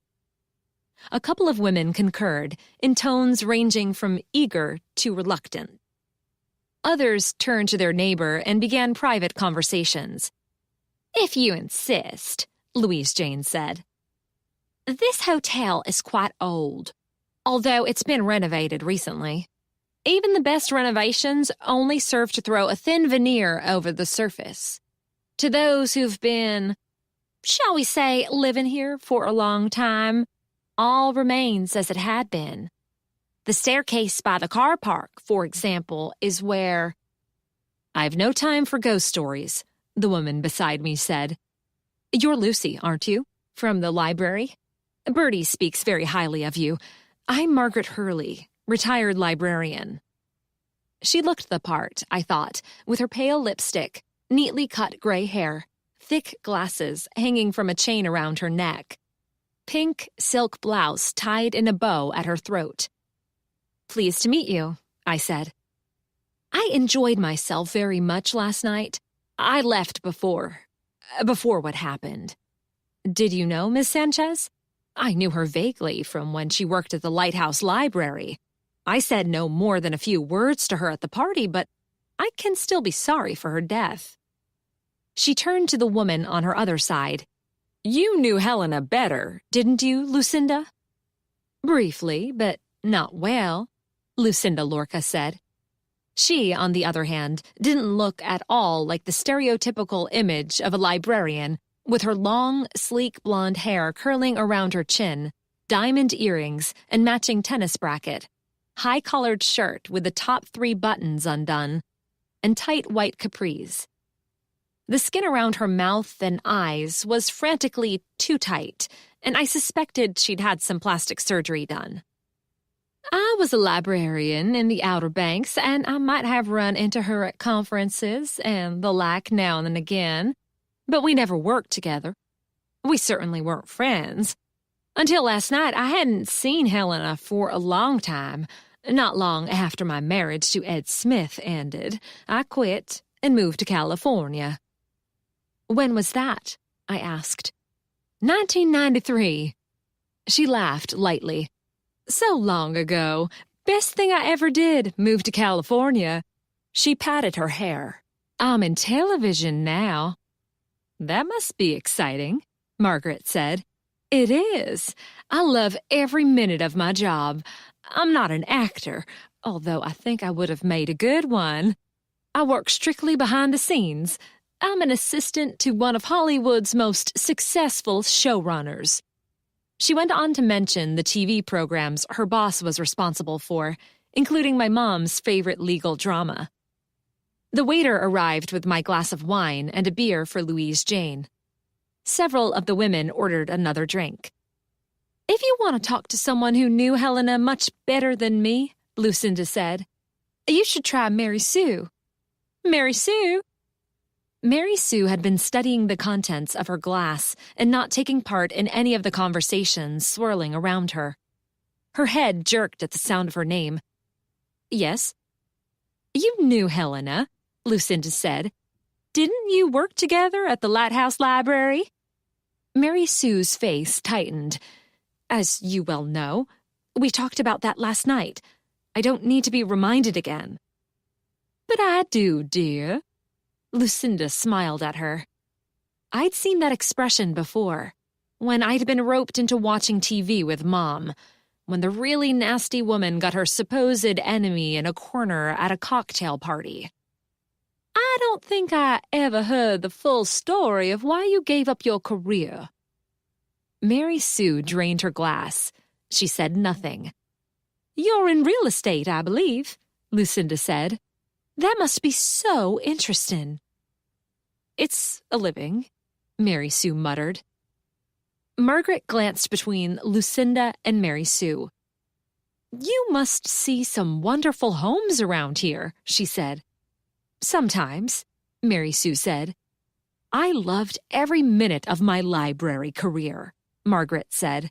I can't imagine having done anything else.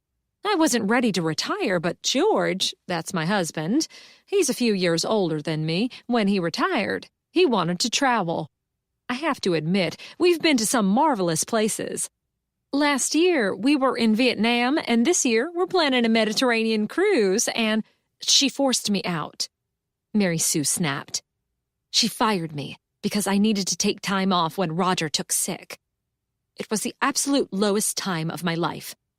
I had one child still in college, a husband without a job, and then him getting so sick and not nearly enough health insurance to take care of him.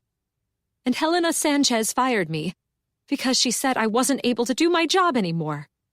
Not only that, but she blackballed me all over eastern North Carolina. No other libraries would hire me. You think I want to spend my time showing shoddily made, overpriced beach houses to stuck-up rich people from New York City? What other options did I have after Helena Sanchez ripped my dreams as well as my livelihood away from me? All conversation at the big table died. Even Louise Jane was left with her mouth hanging open. Everyone stared at Mary Sue. Tears filled her eyes. She rubbed at them and twisted in her chair. Where is that waiter? She snapped her fingers together, and he hurried across the room to our table. Can I get you ladies anything else? Mary Sue tapped the rim of her glass. Louise Jane asked for another beer, and Sheila ordered a plate of bruschetta and more calamari. Aren't we going out for dinner? Bertie asked. Eventually, Sheila said. You say you've seen the maid yourself, Louise Jane. Do you get a sense of how she's feeling? If it was me, Ruth said, I'd be feeling trapped. 20 years wandering around a hotel corridor? No, thank you. It's interesting how small the library world is, isn't it? Lucinda said. Did you ever work with Helena, Ruth? I did. We were at Manteo Library together, but not for long. She left there when she got the director job at the Lighthouse. After that, we continued to run into each other at conferences and the like. She had a good reputation at one time, although in her later years people didn't speak as favorably of her. Bertie? She was an excellent librarian, Bertie said. When I took over at the Lighthouse Library, I found everything in admirable shape. Notably, Bertie didn't say anything about Aunt Ellen and the volunteers being on the verge of quitting because of Helena's leadership. I remember now, Lucinda said. Gossip had it that she was bitterly estranged from her sister and her parents. Does anyone know what that was about? Her sister, Louise Jane said, is a nutcase. I wouldn't put stock in anything she has to say. You told me you don't know her, I said. I hear things, Lucy. I listen and I pay attention. Unlike some people, I don't take things at face value. Please, Bertie said. We're not here to gossip about Helena. Bertie might as well have tried to turn back the tide now lapping against the sand outside the windows as stop this conversation once it had started.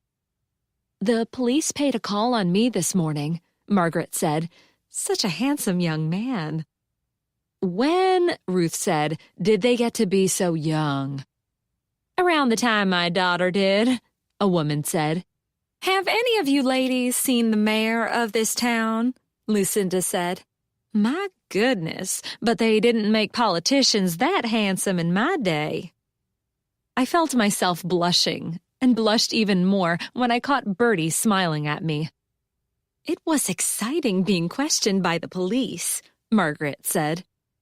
Unfortunately, I had to tell him I couldn't be of help. I spoke to Helena last night, but not for long, and we said not much more than hello.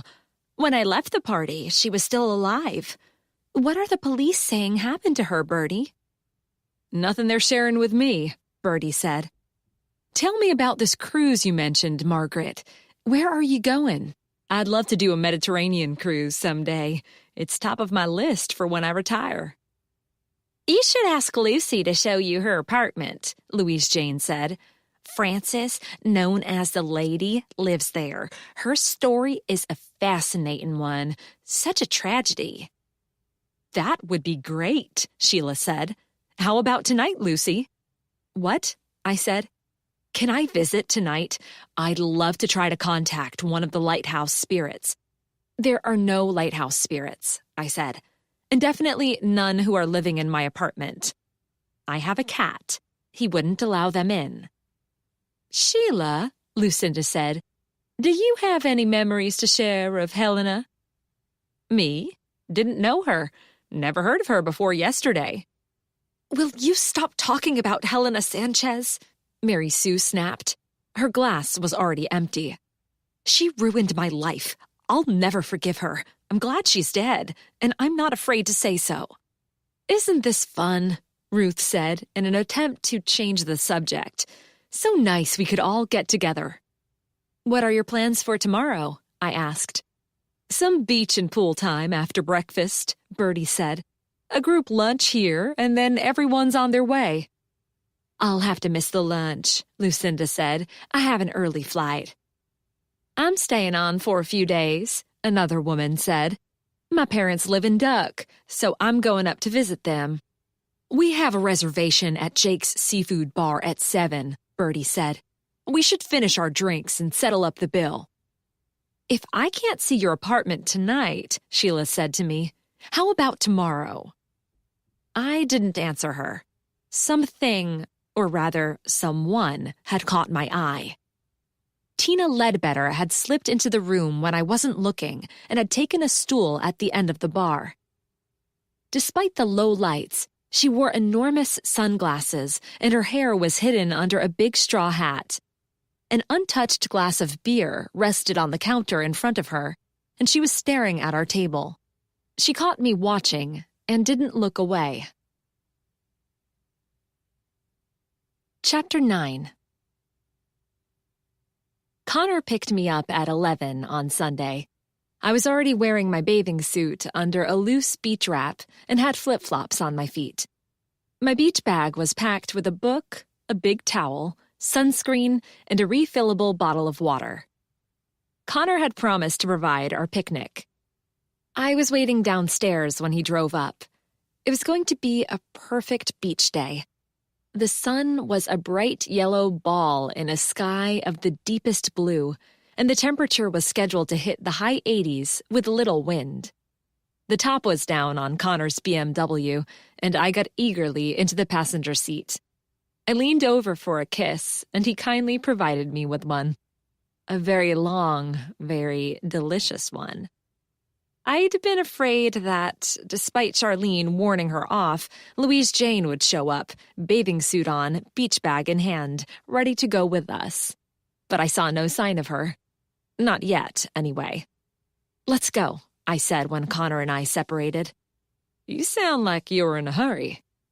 I am in a hurry to get sand between my toes and salty water on my bathing suit, as well as in a hurry to get out of here before someone shows up wanting my help with something. He threw the car into gear. Any news about the police investigation? Not a peep. I'm going to assume that's a good thing. The autopsy was scheduled for yesterday afternoon. Maybe they concluded it wasn't murder after all, but an accident. That would be nice. Is Birdie enjoying her reunion? I think she is. Aside from the death, of course. Louise Jane and I had drinks with some of the women last night at their hotel. It's nice to talk to older librarians. They have some great stories. You had drinks with Louise Jane? Believe it or not, yes.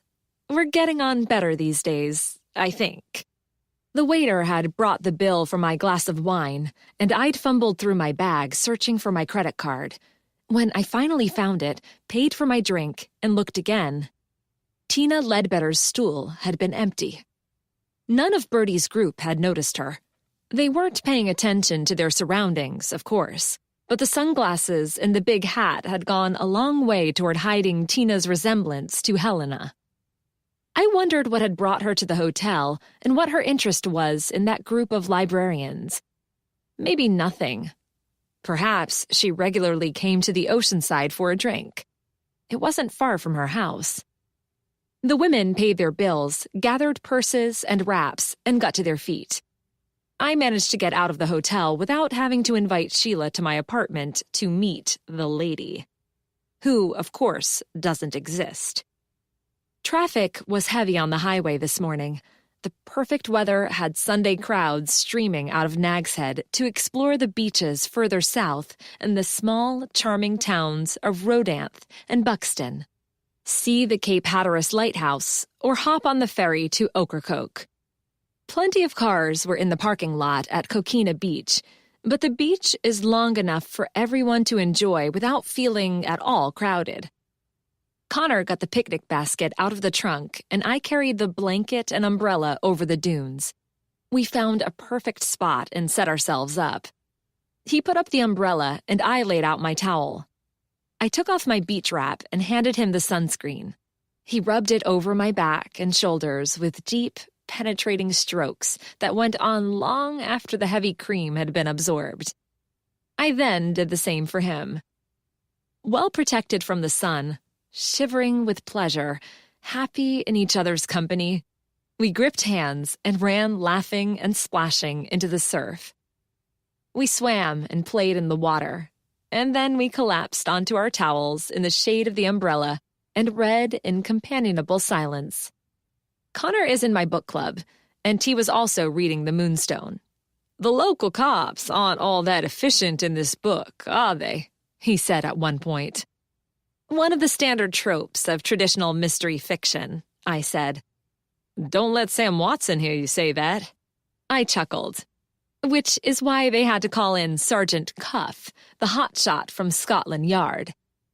"You about ready for lunch?" I closed my book and sat up. I am. Together, we unpacked the basket. He'd stopped at Josie's Cozy Bakery for sandwiches, cold drinks, and desserts. "You have your choice of roast beef, ham and cheese, hummus, and roasted red peppers. Or tuna salad," Connor said. You bought 4 of those enormous sandwiches for 2 people? You make it sound as though there's something wrong with that. I'll have leftovers for dinner. Tuna, please. He handed me my sandwich, and I unwrapped it and dug in. As we ate, we watched the activity on the beach. Waves along this stretch of the coast can be high and the riptide dangerous. But today, the sea was calm, so some people swam close to shore, while others played in the surf. Small children filled plastic pails with sand and dumped them out again, while older ones kicked balls around. Families enjoyed picnics, and further down the beach, fishermen sat in folding chairs next to their long, arching poles, beverage of choice in hand. Colorful kites bobbed and swooped in the distance. A perfect day.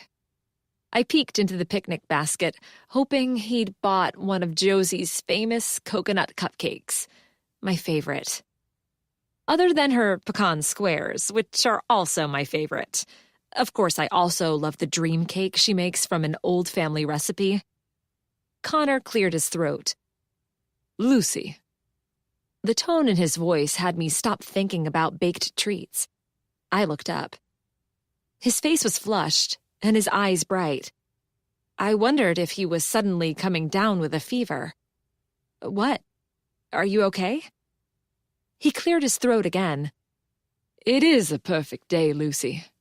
There can be many more perfect days. Yes, I agreed. The weather's supposed to stay good all week. I mean, beyond this week. Lucy, what I'm saying is... From the depths of my beach bag, my phone rang. Instinctively, I reached for it. Leave it, Connor said. Let them leave a message. I'll just take a peek and see who it is. Oh, it's Detective Watson. I looked at Connor. I should get this. It might be important. He sighed. Yes, I guess you should. Good afternoon, Detective, I said. Sorry to bother you, Lucy, but we found something I need you to have a look at, and Bertie's not answering her phone. She's having a farewell lunch with her college crowd. What is it? You'll see when you get here. How long will it take? I'm at Coquina Beach with Connor. 10 minutes. See you then. He hung up. He needs me to come to the police station right now, I said. They've found something important. Connor began gathering up the picnic debris. Did he say what it was? No. I guess we should go then. What were you talking about when he called? Did you want to make some sort of plans? Some sort, he said. It'll keep. I felt somewhat odd walking into the Nag's Head police station in my bathing suit, beach wrap, big straw hat, and flip-flops. Connor didn't look all that mayoral in shorts with a rip in the right pocket, sandals, t-shirt, and Boston Red Sox cap, my Christmas present to him. But it was the Outer Banks on a hot Sunday in July, so no one had a right to expect anything more formal. Sam Watson was waiting for us by the front doors when we arrived. You didn't invite me to see this, Sam, Connor said. Whatever it is. Do you want me to wait out here? No need, it won't take long. Watson led the way through the station to an interview room. The office was quiet on a Sunday afternoon. Butch Greenblatt was the only other person at work, pounding at a computer keyboard, his fingers almost too big for the keys, and he lifted a hand in a wave as we passed. The air conditioning was turned up far too high, reminding me I was seriously underdressed. The interview room was sparsely furnished, but not intimidating, and not too dreadfully uncomfortable, apart from the temperature. Sam nodded toward a chair, and I sat, trying not to shiver too obviously. Connor stood behind me. A plain beige paper folder lay on the table.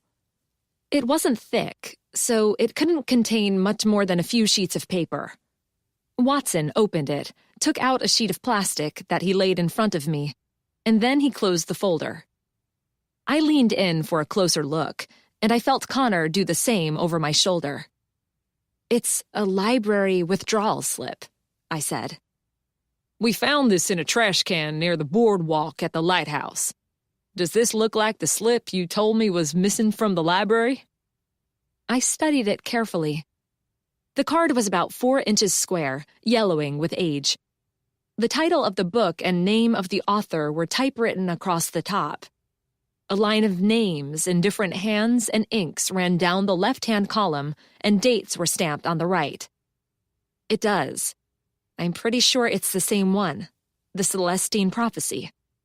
I suppose it could be a slip from another book with the same title, but that stretches coincidence to the breaking point, don't you think? I do, Watson said. Connor muttered his agreement. The paper had been torn into many pieces. Some of them were smudged with traces of I didn't want to know what. Someone had carefully reassembled the card as though it were a jigsaw puzzle. We put it back together as best we were able and checked it for fingerprints, Watson said. We came up with a lot of prints, some older than others. One partial's a match to Helena Sanchez. I thought back to Bertie's party Friday night. The women gathered in the alcove exclaiming over the historical display. I'm almost certain Helena touched it, She started to take it out of the pocket and seemed to see something that upset her. Find any other identifiable prints, Sam? Connor asked. Charlene Clayton's. Natural enough, I said. Charlene and I put the exhibit together. I don't think I touched this particular item, though. Some smudges, some partials that will be too small to identify without a good match. Lucy, you said no librarian would throw something like this in the garbage. Do you still maintain that? Absolutely. No one is more protective of a written legacy than librarians, not even the police. You'll destroy this if you don't need it anymore. We would need a very good reason to do that. Not all the women in Bertie's class are still working librarians, Watson said. No, but they were trained to be. I'm not saying none of the women at the party threw this away. All I'm saying is no one did it mindlessly. Someone didn't want it found. Yet you have found it, Connor said. What does it mean? Lucy? Watson asked. And that was a very good question. Why would someone think they needed to get rid of this common withdrawal slip? I studied it carefully. The title of the book was typed in capital letters, the signatures handwritten in various types of ink, the dates stamped. I didn't recognize any of the names, and the dates themselves, ranging over 6 months from the beginning of 1995, were of no significance I could see. I've absolutely no idea. Sorry, Sam. That's okay. I'm going to show you one more thing. This is a photograph of something our divers found in the water under the pier. He took another page out of the folder. I recognized it immediately. That's the souvenir letter opener that was part of the exhibit. Oh, one of the same, Connor said.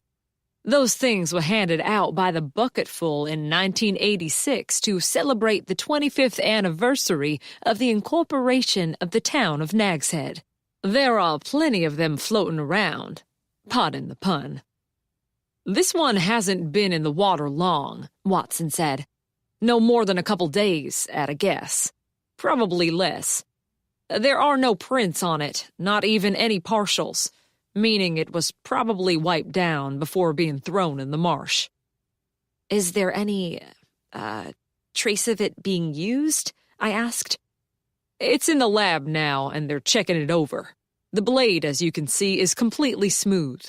No serrations to trap residue in. But we might be able to pull something off. The town seal is stamped in the handle. You said Helena's prints were on the withdrawal slip. Do identical twins have identical prints? He grinned at me.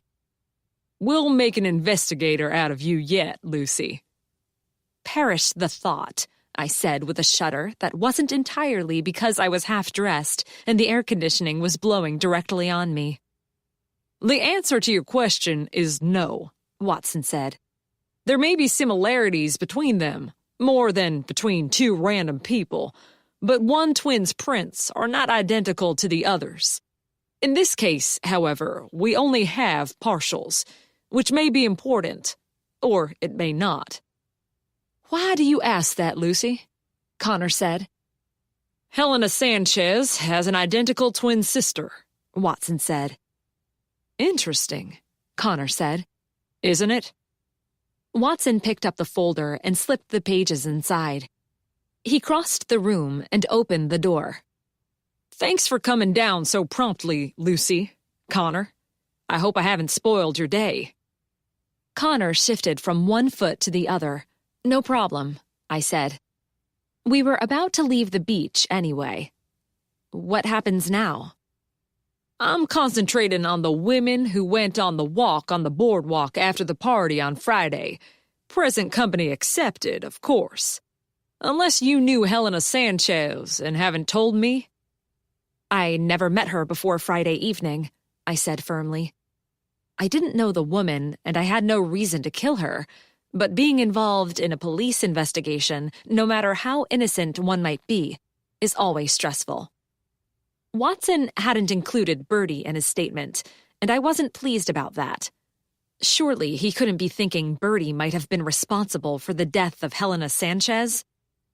My officers spoke to the women who didn't go on the walk, and every one of them can be accounted for. They shared cabs or lifts into town. A few went for a drink in the bar once they got back to the hotel. Some are sharing rooms.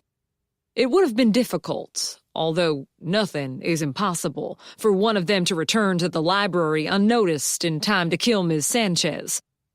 The 4 women who went on the walk with you have been asked to remain in Nag's Head for the time being. How did they react to being told that?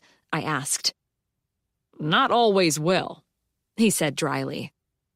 I sent an officer to the Oceanside Hotel first thing this morning to inform that group they are not to leave Nag's Head until further notice. The autopsy results conclude that Helena Sanchez was killed by a sharp, thin object driven into the back of her neck. An object much like a letter opener. She was dead by the time she hit the water. Meaning she was murdered by someone who was in our library that evening, I said. So it would appear, he replied. Chapter 10. Sam Watson's phone rang. He pulled it out of his jacket pocket and checked the display. He held up one finger, telling us to wait a minute. Watson, what you got? He listened for a moment and said, On my way. He put the phone away and spoke to Connor and me. As for what happens now, that call was to tell me Bertie and her friends have finished their lunch and are waiting for me. I'm taking a copy of this withdrawal slip to the hotel to show it to them. It means nothing to you. It must mean something to whoever stole it and then threw it away, hoping we wouldn't search the trash. I wonder why that person didn't take it with them, Connor said. Watson shrugged. Who knows why anyone does anything? Maybe they were uncomfortable having it on their person. I need to know what this piece of paper means, if it means anything. Despite what you keep telling me, Lucy, it's possible someone wiped their fingers on it and tossed it in the garbage at the first opportunity. You're going to the hotel now, I said. How about I come with you? I was there, remember? Seeing them with the withdrawal slip might remind me of something. Bertie was there also, Watson reminded me. Yes, but she was enjoying catching up with old friends. I was working. There's a difference. Watson glanced at Connor. Connor held out his hands. She's got a point, Sam. You're not exactly dressed for participating in a police inquiry, Watson said. I tugged my beach wrap tighter around me, grateful that it was large and loose and all-covering. It's an Outer Banks resort hotel in July. I'll be dressed like half the people in the place. Besides, I'm not pretending to be a police officer. I didn't add this time. Okay, Watson said. You might as well come. I see no need at this point to question the women privately or individually about the withdrawal slip. Discussing what happened among themselves might help jog memories. Thanks, I said. Connor, Watson said, you up to joining us? I think not. I wasn't there that night. I don't know any of the people involved. Lucy'll be with you, not prowling around in the dock by herself. Besides, I have reading to do for tomorrow night. I waved to Butch as we walked through the police station, and he gave me a big grin and a thumbs up. How's Cece liking this month's book? I asked Watson, referring to his wife, who was part of my classic novel book club. She likes it a lot. She wants me to read it after she's done. There's nothing, she says, like a stolen jewel with a mysterious, deadly past to make a story intriguing. We parted at the bottom of the steps. Connor gave me a light kiss and headed for the BMW. I got into Watson's car with him, and we drove the short distance to the ocean side. We found 14 of the women, plus Bertie, waiting for us in a meeting room under the stern eye of Officer Holly Rankin. 3 of the reunion attendees, we were told, had left late Saturday night, after dinner, and 2 early this morning. Watson confirmed he had their contact information and said he'd give them a call later. Most of the women had taken seats around the table. A couple stood against the wall. Lucinda paced back and forth. Sheila stared out the window. The hotel had provided a pot of coffee and pitchers of juice and ice water, but no one had served themselves. Bertie raised one eyebrow when she caught sight of me following Watson into the room, but she didn't say anything. Again, I felt ridiculously underdressed. Watson was in ironed gray slacks and a blue buttoned shirt under a brown leather jacket, and Rankin wore her dark, heavy uniform. The women attending the reunion were nicely dressed for lunch with friends, and then traveling in brightly colored dresses or white capris with patterned t-shirts. They all wore proper shoes, and most had earrings in ears and necklaces around necks. I slapped my way across the room in my flip-flops to stand behind Bertie. I jerked at the belt of my beach wrap to tie it tighter around my waist. At least the air conditioning in this room was at a level above bone-chilling. The detective put the folder on the table in the center of the room. "Thank you all for agreeing to speak with me." "I wasn't aware we had a choice," Sheila said. "You don't," he replied. "Not if you want me to find the person who killed your friend." So it was a murder then. Sheila turned away from the window. Watson didn't reply. The word had been put out there, and that was enough. The women shifted uncomfortably in their seats and murmured to their neighbors. "I know nothing about that," Lucinda said. "I keep telling you over and over, I hadn't seen Helena for years. I don't know why I can't go home. I have work tomorrow morning." "I'm sure your employers will understand," Watson said. "I, for one, am more than happy to help," said a woman I didn't know. "Which might be because you're not under suspicion," Mary Sue said. "And you're free to leave." The woman smirked at her. "At least you can sleep in your own bed, Mary Sue," Lucinda snapped. "I'm being kept here against my will." "There are worse places," Ruth said, "like a cell in the police station." Lucinda glared at her. "I expect to be fully reimbursed by the Nags Head PD for the cost of changing my flight and any extra nights in the hotel," Ruth said. "That goes for me, too," Lucinda said. Watson did not reply. "If you wouldn't mind taking your seats, we can get this over with quickly." "And then some of us can be on our way," a woman said. "I'm going to hand around photocopies of a piece of paper. You'll notice that the original of the page has been torn and reassembled. Y'all will recognize it for what it is. What I want to know is if this one in particular has any meaning to you, no matter how small." He took photocopied pages out of the folder and passed them around.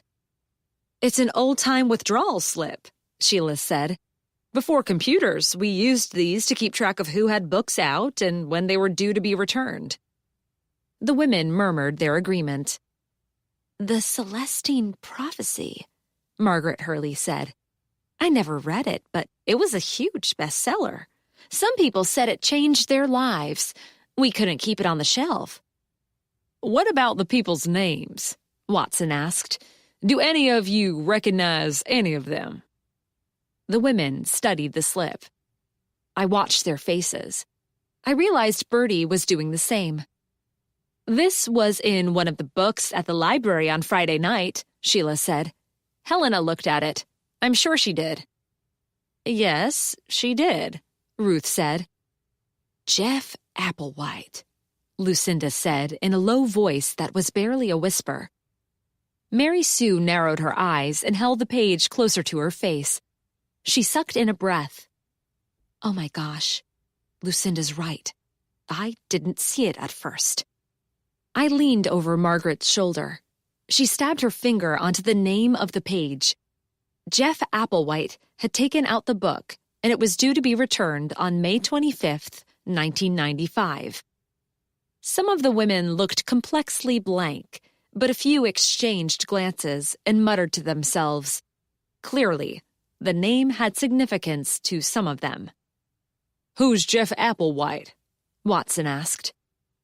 "Were you working here in 1995, Detective?" Margaret asked. "No, I was with the NYPD. "Do a record search at your station," she said. "You'll be sure to find it. I remember the case well." "As do I," Mary Sue said. "It was a 9-day wonder around the time I left the library." I threw a questioning look to Bertie. She shrugged, indicating that she knew no more than me. "What are you talking about?" Watson asked. Several women began speaking at once, their voices rising in excitement. "One at a time, please," Watson said.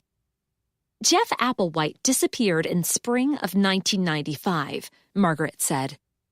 "I don't remember the exact date, but I remember the story very well indeed. He himself was no one of any particular importance, and people come and go all the time around here.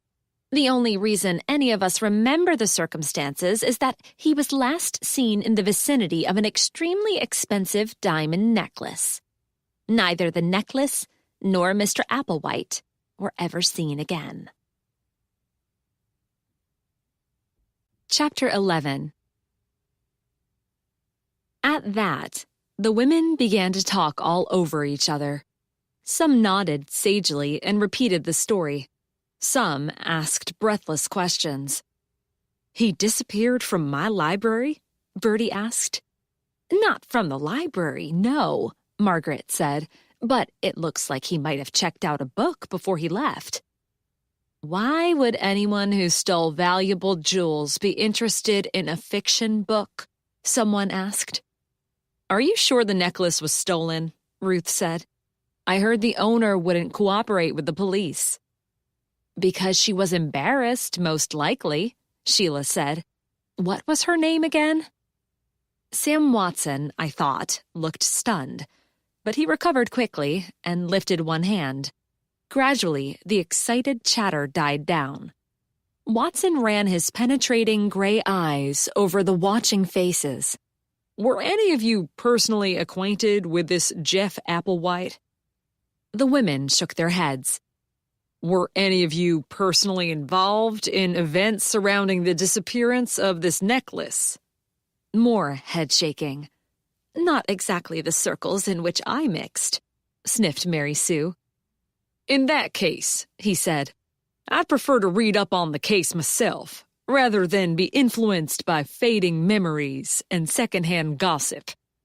In the meantime, I'll remind you we're here about the death of Helena Sanchez. I have another picture to show you. Please tell me if you recognize this." He took the photograph of the letter opener out of the folder and passed it around. Almost everyone said they'd seen it on Friday night as part of our historical exhibit. "Is that the murder weapon?" a woman asked, with what I thought an unseemly delighted shudder. "He's not going to tell us that," Ruth said, "but we're free to speculate." "I thought you said she drowned," another woman said. "Didn't she?" "She had to get into the water somehow," Mary Sue said. "She wasn't enjoying a moonlight swim." "I can't believe no one saw anything," a woman said. "How could you have lost track of her? We're hardly in the middle of nowhere." "It was as dark out there that night as though we were in the middle of nowhere," Lucinda replied. "And I resent your implication." "Not implying anything, just making a comment." "As for this letter opener," Watson said, "did anyone see it not on the display table in the alcove?" Women glanced at each other. Heads shook again. "Hard to prove a negative, Detective," Margaret said. He rephrased the question. "Did anyone who'd seen it earlier happen to notice when it was no longer on the display table?" More shaking of heads. A small, gray-haired woman slowly raised her hand. "Yes, ma'am," Watson said. Do you have something to add? I have to be leaving for the airport soon. I don't want to miss my flight. It's a long drive to Raleigh, said another. I don't like to be on the roads after dark. I think we're finished here. Watson gathered up the papers and put them back in the folder. Thank you for your time. If anyone remembers anything at all, about events of Friday night or Helena Sanchez, please get in touch with me. I have your contact details if I need further information. Those of you who need to be on your way are free to leave now. If you've been asked to remain in Nag's Head pending further developments, I trust you'll do so. Some women bounded out of their chairs and bolted for the door. Some lingered unsure. A few hugged and exchanged kisses and promises to keep in touch. I want it on record that I object to being treated like a common criminal, Lucinda Lorca said. Television is a highly competitive business. If I have to stay here much longer, I might not have a job to go back to. Duly noted, Watson said. Mary Sue, do you have room for me at your house? Lucinda asked. What? Mary Sue said.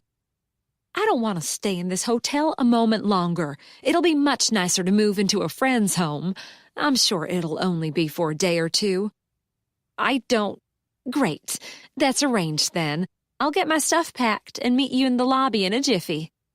Lucinda ran past Holly Rankin and out the door.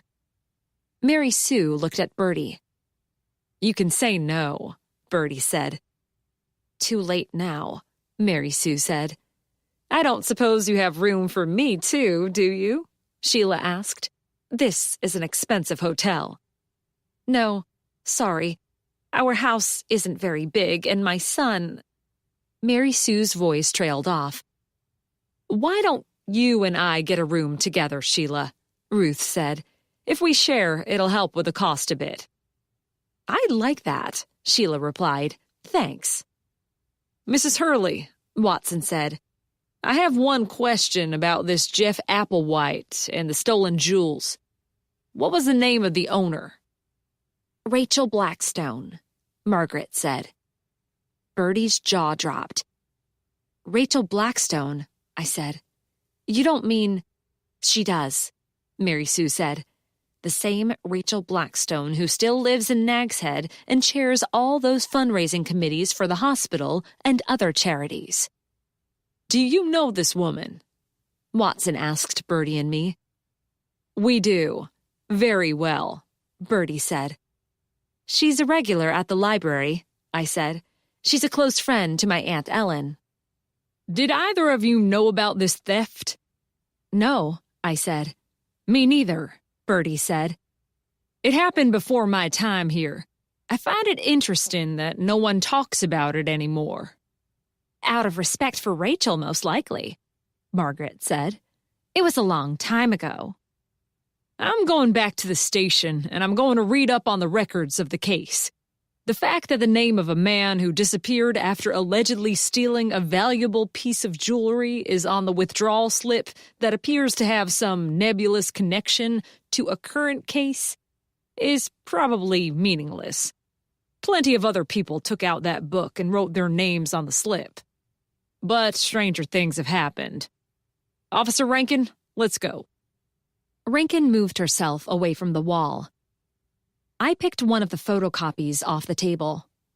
May I keep this, Detective? Sure, he said. Mary Sue followed Watson to the door. How long are you going to keep them here? I don't want that woman in my house any longer than necessary. I can't say, Mrs. Delamont, but I'll remind you that you also are not to leave town without my permission. I haven't done anything, she protested. Glad to hear it. Watson paused in the doorway and then turned around.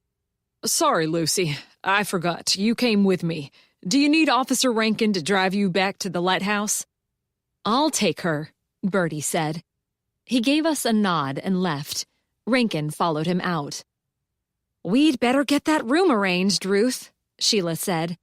I hope the hotel's not fully booked. Otherwise, we'll be at your place, Mary Sue, son or not. Mary Sue tried not to groan. "It would be just like our college days," Ruth said.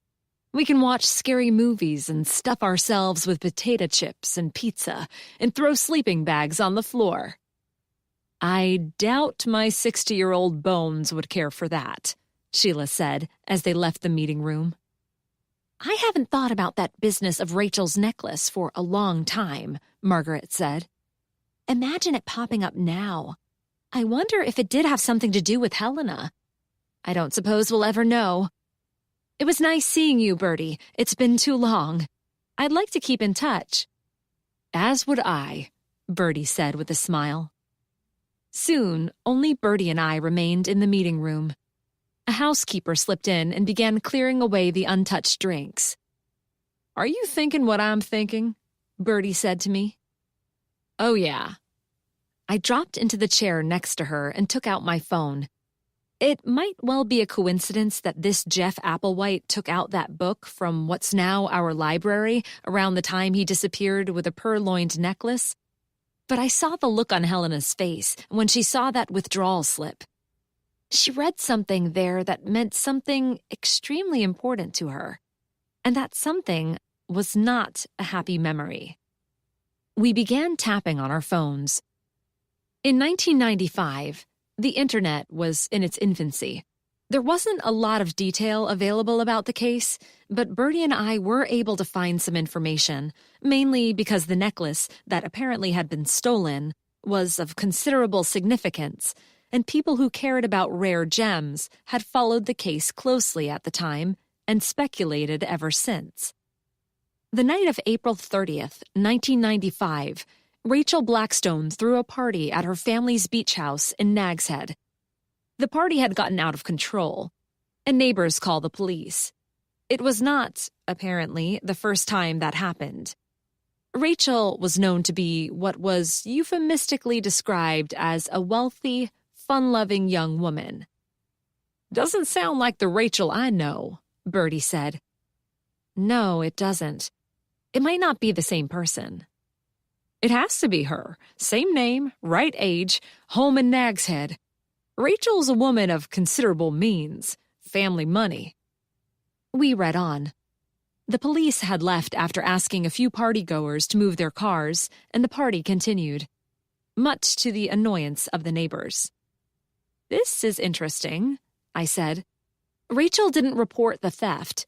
Her mother did, and then not until several days had passed. Perhaps Rachel didn't realize it was missing. Police searched for a man by the name of Jeffrey Applewhite, who'd attended the party. He's described as having recently moved to Nags Head. And there the story seems to end. Applewhite was never found, and the necklace is still missing, to the dismay of gemologists everywhere." "Do you really think this has something to do with the death of Helena?" "I can't see how, Lucy. I didn't know Helena at all well, but she stayed in Nags Head for a long time after this happened. She didn't abscond with a lover and a diamond necklace and live off the proceeds of its sale." "I'm wondering about her sister," I said. "Her twin sister. Maybe Tina Ledbetter had something to do with it? Although I've been to her house, not exactly the mansion of a master criminal." Bertie put her phone away. "You must be freezing in that outfit. I'll take you home. Why are you dressed like that anyway?" Connor and I were at the beach when Watson called saying he needed me to come down to the station and look at the withdrawal slip. Grains of sand were trapped in the seat of my bathing suit, and my body felt sticky from the drying salt. I didn't dare think about what my hair must look like. Bertie frowned. "Really? Sam Watson needs to stop working all the time and expecting us to be at his beck and call." "I don't mind. It's important." "Personal time is also important," my boss said. We left the meeting room and walked into the hotel lobby. Some of the reunion guests were checking out, and others stood at the front doors next to their suitcases, waiting for taxis. It took a long time for us to leave. Bertie stopped to talk to everyone, and they all exchanged hugs and promises to keep in touch. "Did you enjoy the weekend?" I asked, when we'd finally been able to make our escape and get into Bertie's car. Very much. Aside from what happened with Helena, of course. I can't believe how much I laughed last night at dinner as we repeated the old stories. I was very close to some of those women at an important time in my life. Some of them I couldn't stand back then, and one or two I found I still can't stand. I don't believe that, I said. You like everyone, Bertie. She turned to me with a smile. I pretend to like everyone, Lucy. There's a difference. Although I've found over the years that if you try to get along, almost everyone turns out to be good at heart. Mary Sue wasn't happy at Lucinda's coming to stay with her. No, Mary Sue's very bitter. She doesn't hide it at all well. I don't think she even tries. We drove through Whalebone Junction, and Bertie sped up as the traffic thinned as we sped out of town. I looked out the window at the narrow line of houses lining the seafront on my left. The houses soon faded away, and we drove past miles of sand dunes and scruffy beach grass. The Body Island Lighthouse appeared in the distance to our right, its black and white bands serving as a landmark to ships at sea, the paint as individual as the pattern of the light at night. Something about a lighthouse, any lighthouse, always brings a lump to my throat. On one of my first dates with Connor, he recited the words written on the walls of the Currituck Light, to illuminate the dark space. He'd told me how people built lighthouses to protect people they might never meet. A flash of light in the pre-electric world would guide ships on their way and keep them safe from the perils of the sea. I think, now that I look back on it, it might have been that night, at that dinner, that I fell in love with Connor McNeil. I suspect Lucinda, Bertie said, pulling me out of my pleasant thoughts and back to the unpleasant matter at hand, has some deep insecurities, which make her inclined to brag and show off. Not a good situation in the company of an angry woman like Mary Sue. Do you think Rachel would mind talking about what happened all those years ago? I asked as Bertie turned into the long lane and passed between the lines of tall red pines. I don't know. I'd never heard that story before today, so it's obviously not a point of conversation for her. Doesn't mean it's a sore point. Maybe she thinks it's old news and no one cares. Could we pay her a visit? I can get changed quickly. I'm having dinner with Eddie tonight. He'll have left Elizabeth City already, so I can hardly call and tell him it's off. Eddie was Edward McClanahan, a professor of ancient languages at Blacklock College. He and Bertie had been an item in their grad student years. They'd reconnected a few months ago when Bertie and I went to the college in search of important information, on two of his colleagues. Why don't you speak to Ellen first? She might know if it's a sensitive subject for Rachel. Good idea. The car pulled up in front of the lighthouse, and I grabbed my beach bag and got out. I forgot to ask, Bertie said. Did you and Connor have a nice afternoon? Before you were so rudely interrupted? We did. Thanks for the lift. See you tomorrow. I shut the car door and ran up the path. Chapter 12. Charles greeted me in his normally effusive manner. I always hope it's me he's happy to see, and not just that he's hoping to soon hear the pop of the tab being released on the cat food can. He ran ahead of me, balancing nimbly on the staircase railing. I ran after him, not nearly so nimbly, and led us into the lighthouse airy. I threw my bag on the bed, and before doing anything else, I called Aunt Ellen from the landline in my apartment. Charles paced across the kitchen and wound himself around my legs, reminding me that I had more important tasks to attend to. I wagged my finger at him. It was still too early for dinner. Although, for Charles, it was never too early for dinner. "Good afternoon, Lucy," Aunt Ellen said. Hi. I know this might sound strange, but I do have a reason for asking. Go ahead. Rachel Blackstone. Her name came up today in connection with a missing necklace. Oh, yes, that. So it was hers? I heard that a valuable piece of jewelry had been stolen from her many years ago. That's true, and valuable is the word. It was a family heirloom containing a legendary diamond and worth a considerable amount of money. It was never recovered, and Rachel feels guilty to this day about it. You mean she had something to do with its disappearing? No, not at all. Guilty that she didn't take better care, I mean. Do you think she'd be willing to talk to me about it? I don't see why not. She feels guilty, as I said, but it's not a sensitive subject for her. In the background, I heard my Uncle Amos yelling at Aunt Ellen. Amos says it's been too long and you're to come to dinner tonight. He's grilling fish, and there's always room for one more. Josie will be here.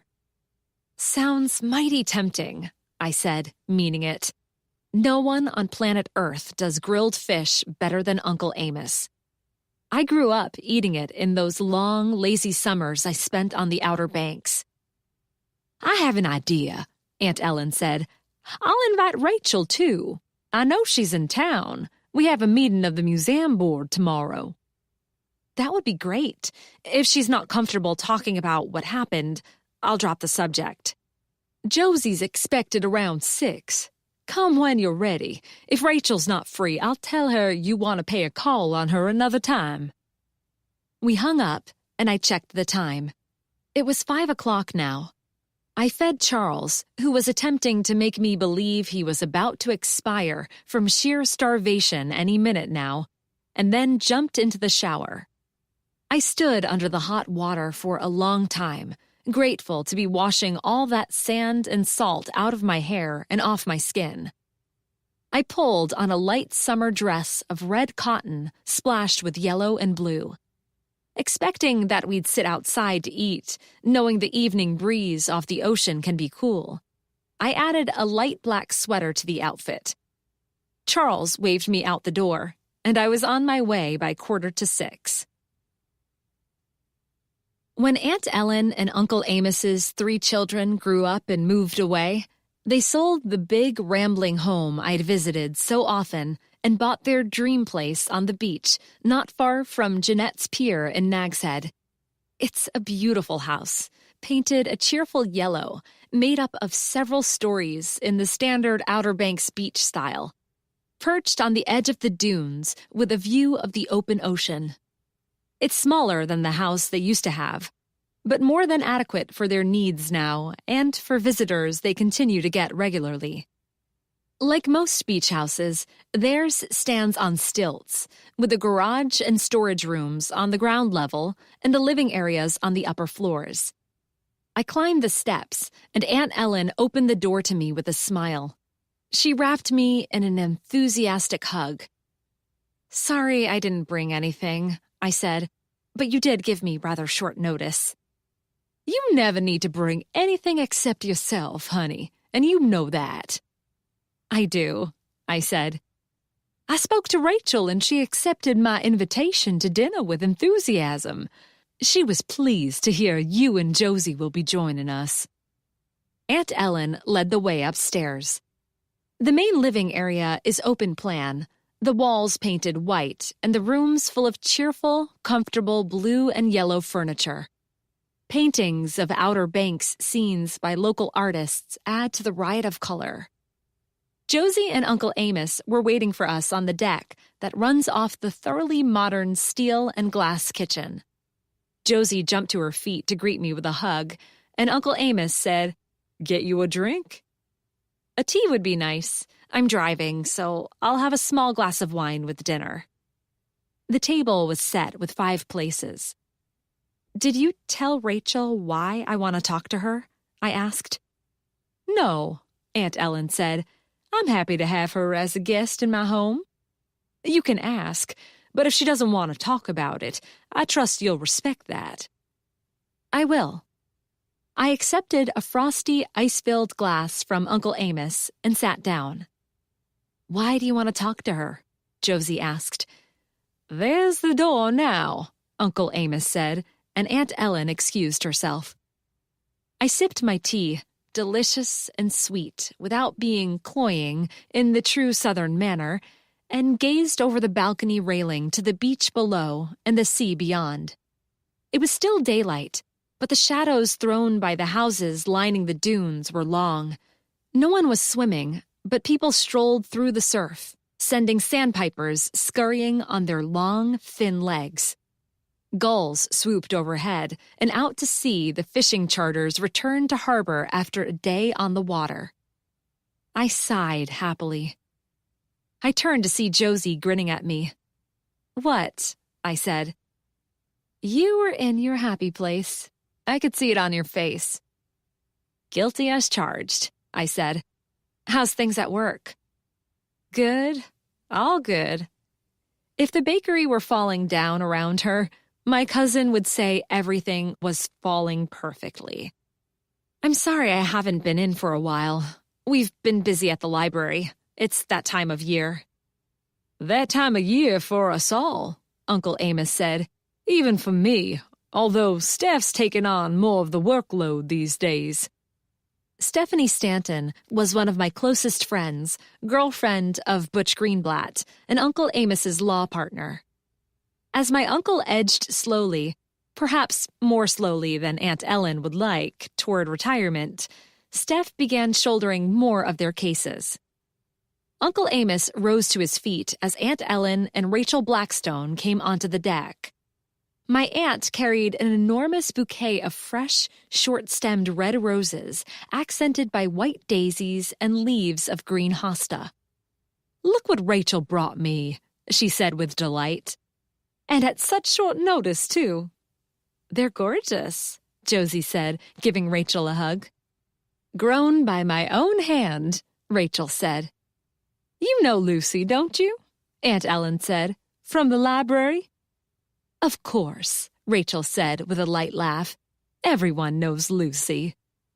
"Everyone loves Lucy," Josie said. That might make a good name for a TV show." "Never heard that one before," I said, and we all laughed. Oh yes, I'd been reminded of the old Lucille Ball TV show I Love Lucy many times, particularly when I'd been dating a man named Ricky. Thank heavens, I always thought, I don't have red hair. Uncle Amos offered drinks. Rachel accepted, and she and I sat down. Aunt Ellen took her flowers into the kitchen, and Josie went to give her a hand. Rachel accepted a glass of wine and complimented Uncle Amos on the view. She was a striking-looking woman, but without the veneer of being over-pampered. My own mom came to mind. Some wealthy women have. She was probably in her mid-50s, taller than even Josie, and whippet thin, with slick black and gray hair that curled under her chin, and wide hazel eyes brimming with good humor. She'd dressed for a casual dinner with friends, in white jeans, a navy blue t-shirt, and a white linen jacket. Her only jewelry was discreet gold hoop earrings. Josie and Aunt Ellen were soon back, carrying platters of cheese, a sliced baguette, and a bowl of mixed nuts. Uncle Amos fired up the grill. "I haven't seen you since your wedding, Josie," Rachel said. "My congratulations." "Thank you." "I'd ask how married life is working out, but I don't have to. You still have that glow. Happiness simply pours from you." Josie smiled and blushed. She'd been married over the winter to Jake Greenblatt, Butch's brother. Jake owned Jake's Seafood Bar, one of the most popular restaurants in Nags Head, where he was also the head chef. With his work hours, he didn't often get to family dinners. Aunt Ellen sat down and accepted a glass of wine from Uncle Amos. My uncle went into the kitchen and was soon back, carrying a tray on which lay an enormous red snapper, which he'd earlier prepped and stuffed. I picked up my glass of tea and twisted it in my hands. I spoke hesitantly, unsure of the reception my question would get. I hope you don't mind, Rachel. I have something I'd like to ask you. If you don't want to talk about it, that's okay. That sounds serious, she said. Go ahead. Did you hear about the woman who died outside the library on Friday night? I did. It was on the news. Her name was Helena Sanchez. She was the library director until about 10 years ago. Did you know her? I don't believe I did. She would have been there before my time. It's only since Bertie took over that I got involved in the library. I knew of her when she lived in Nag's Head, but I don't recall having any contact. I knew her sister, though, Tina. You did? Tina and I were friends at one time, in our wild youth. Tina Sanchez, she was then. She has since married and divorced, I've heard. I haven't seen Tina in ages. I don't know if she's still living in this area. She is. Rachel put down her glass. She studied my face intently. Perhaps she saw something there she could trust, because she gave the slightest of nods and began to speak. When I say wild youth, Lucy, I mean it. That was not a good time in my life.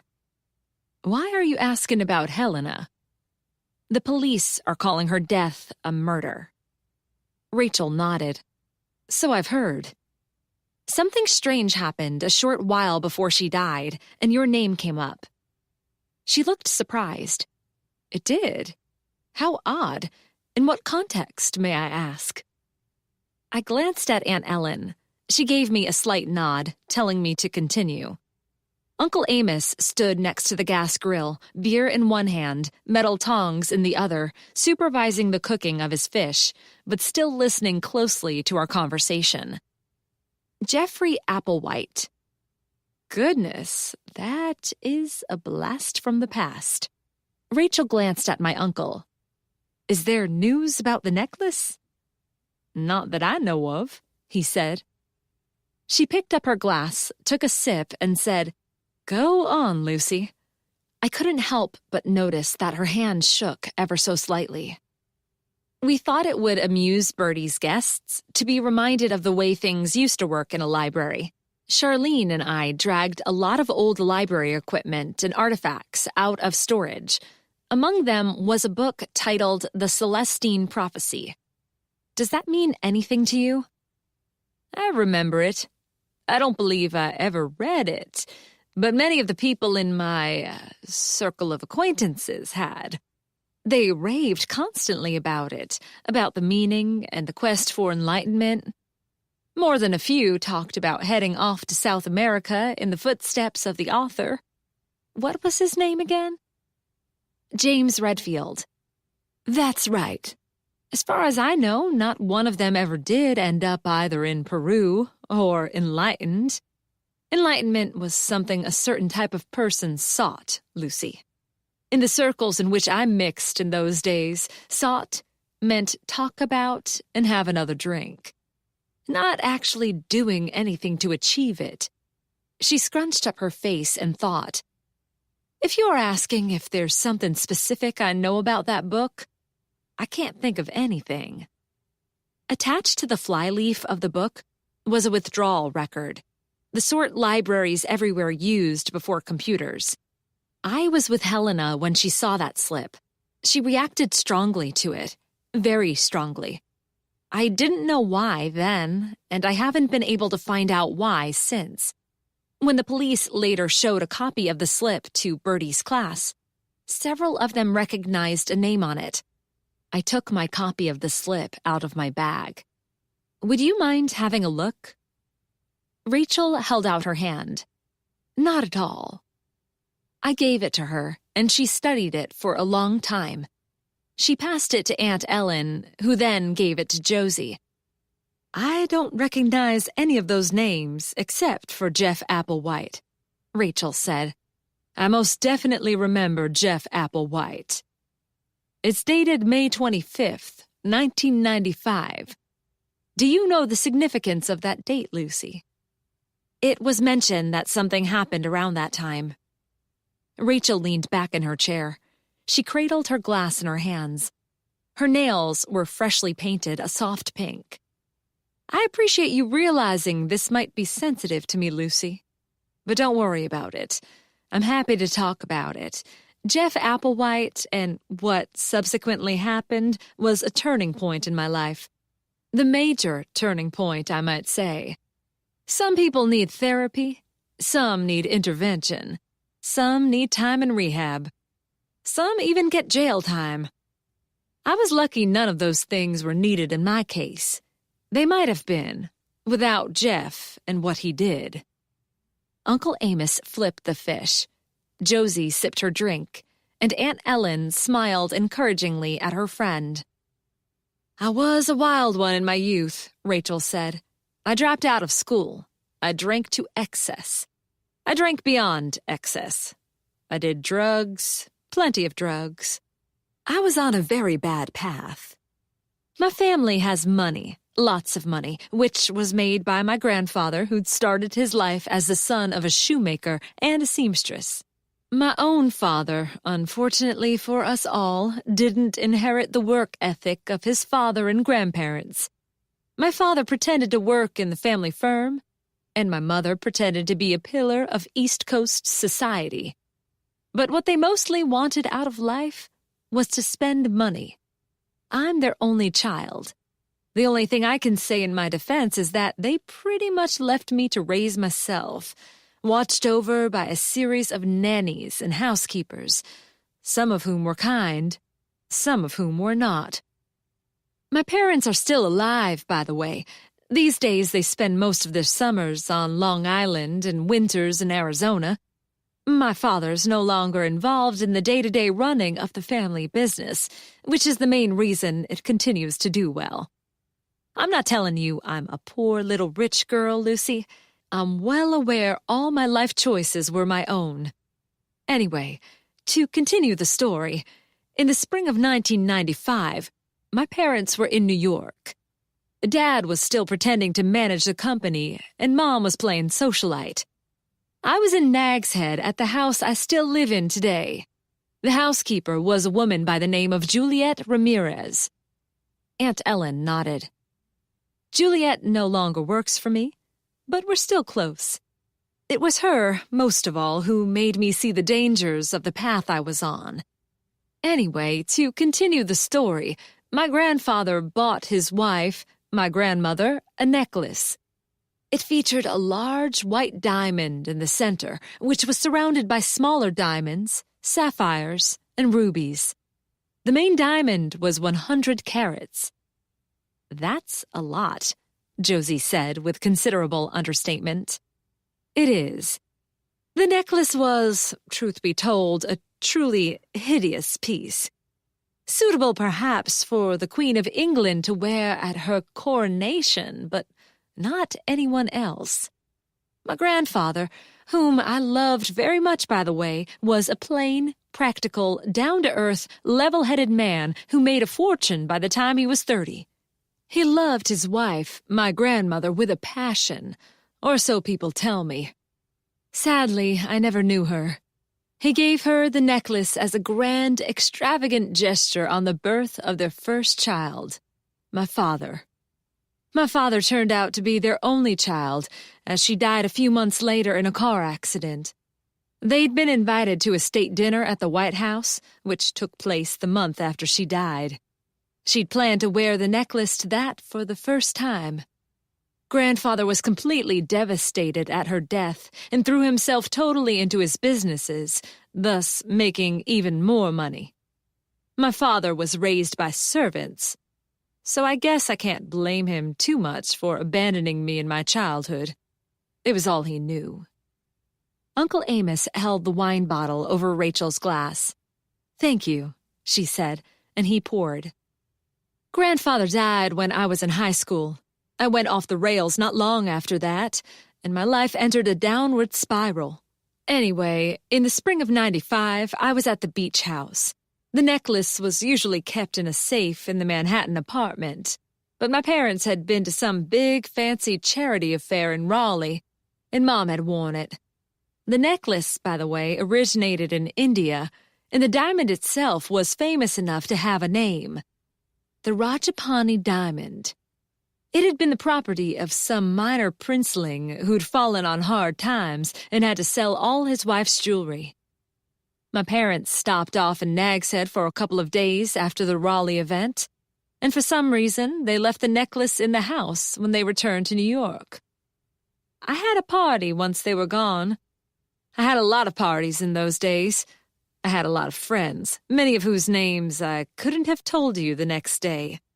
People realized I had a lot of money and not much sense, and they moved into the house for weeks at a time or asked me for loans they had no intention of ever repaying. I provided the booze and the drugs.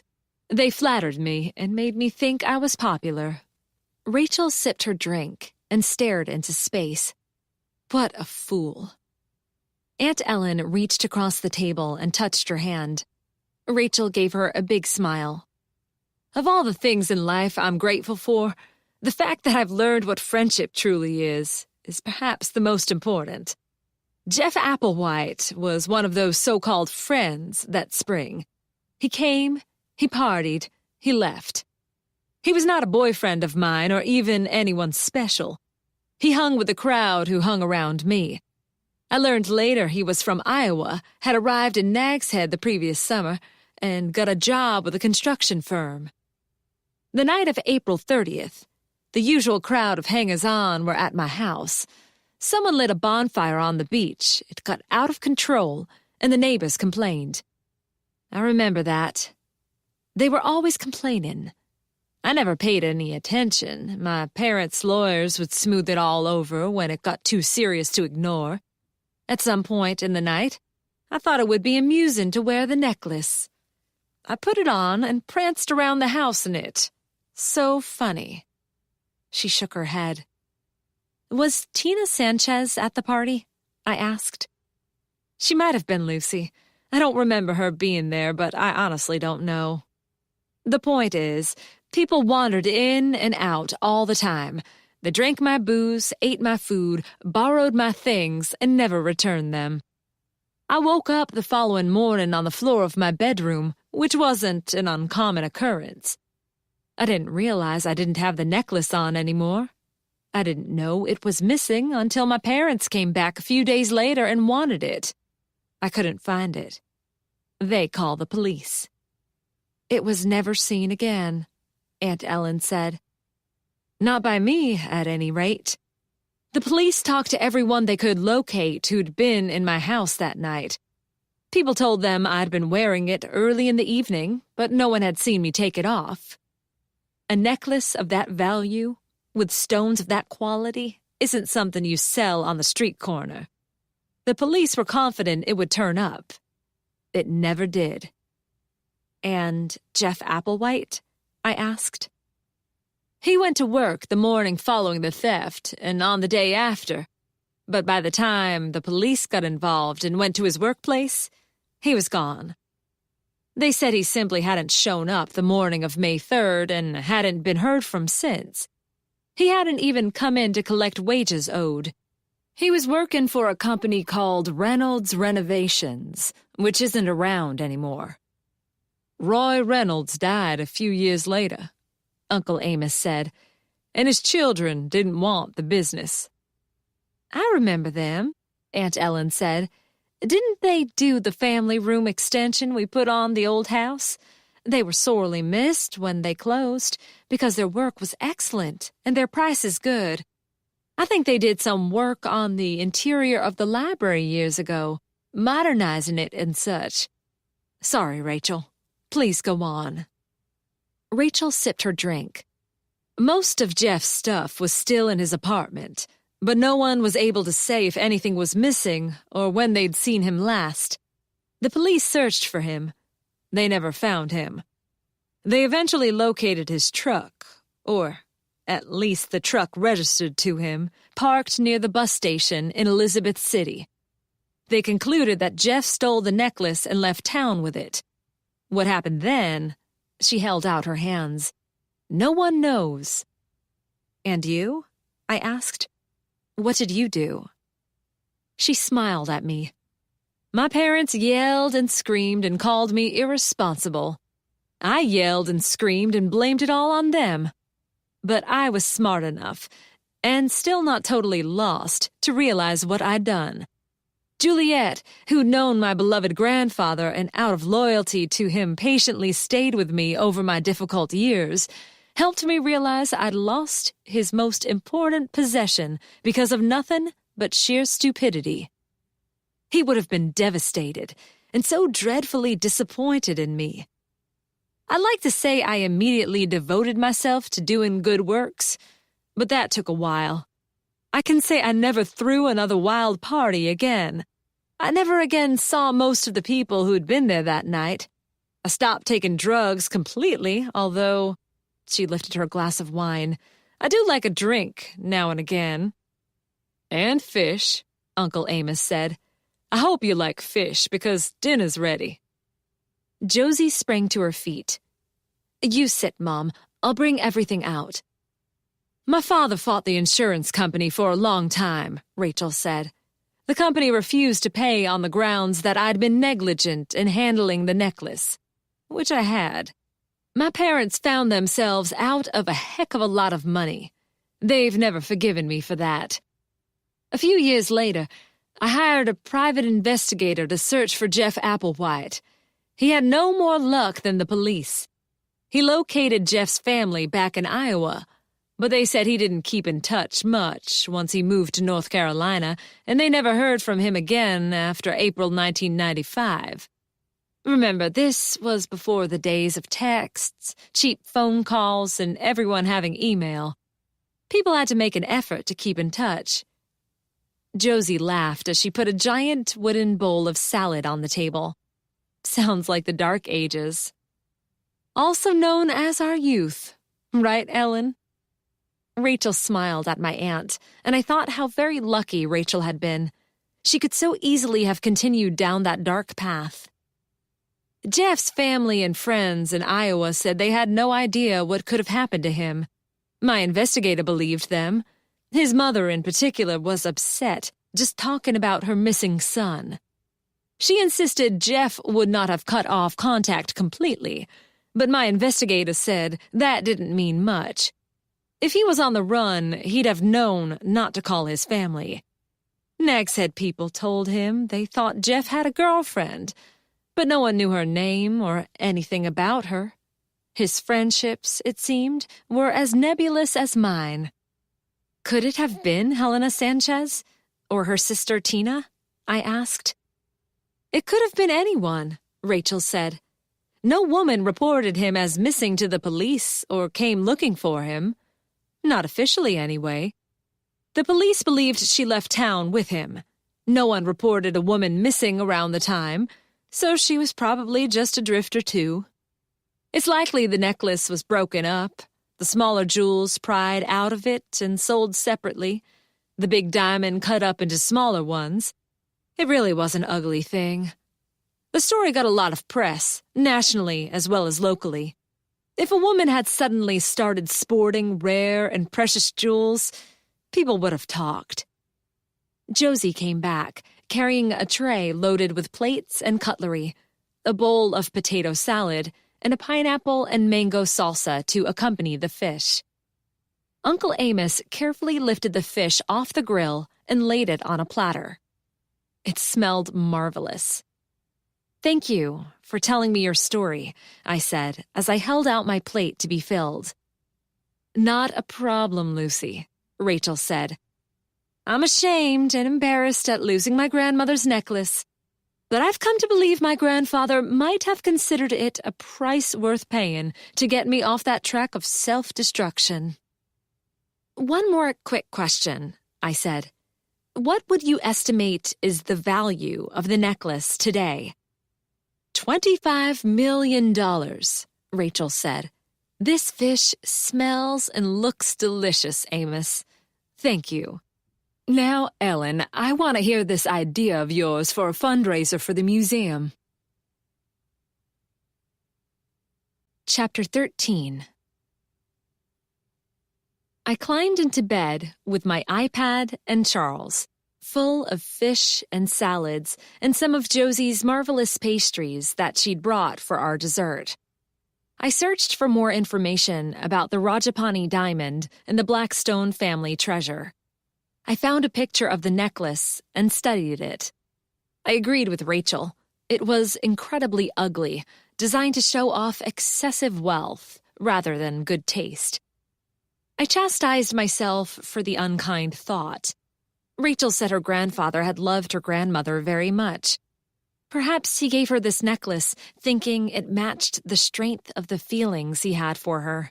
The main feature was a ginormous white diamond, about the size of a golf ball, which the article confirmed was a hefty 101 carats, set in gold and surrounded by sapphires.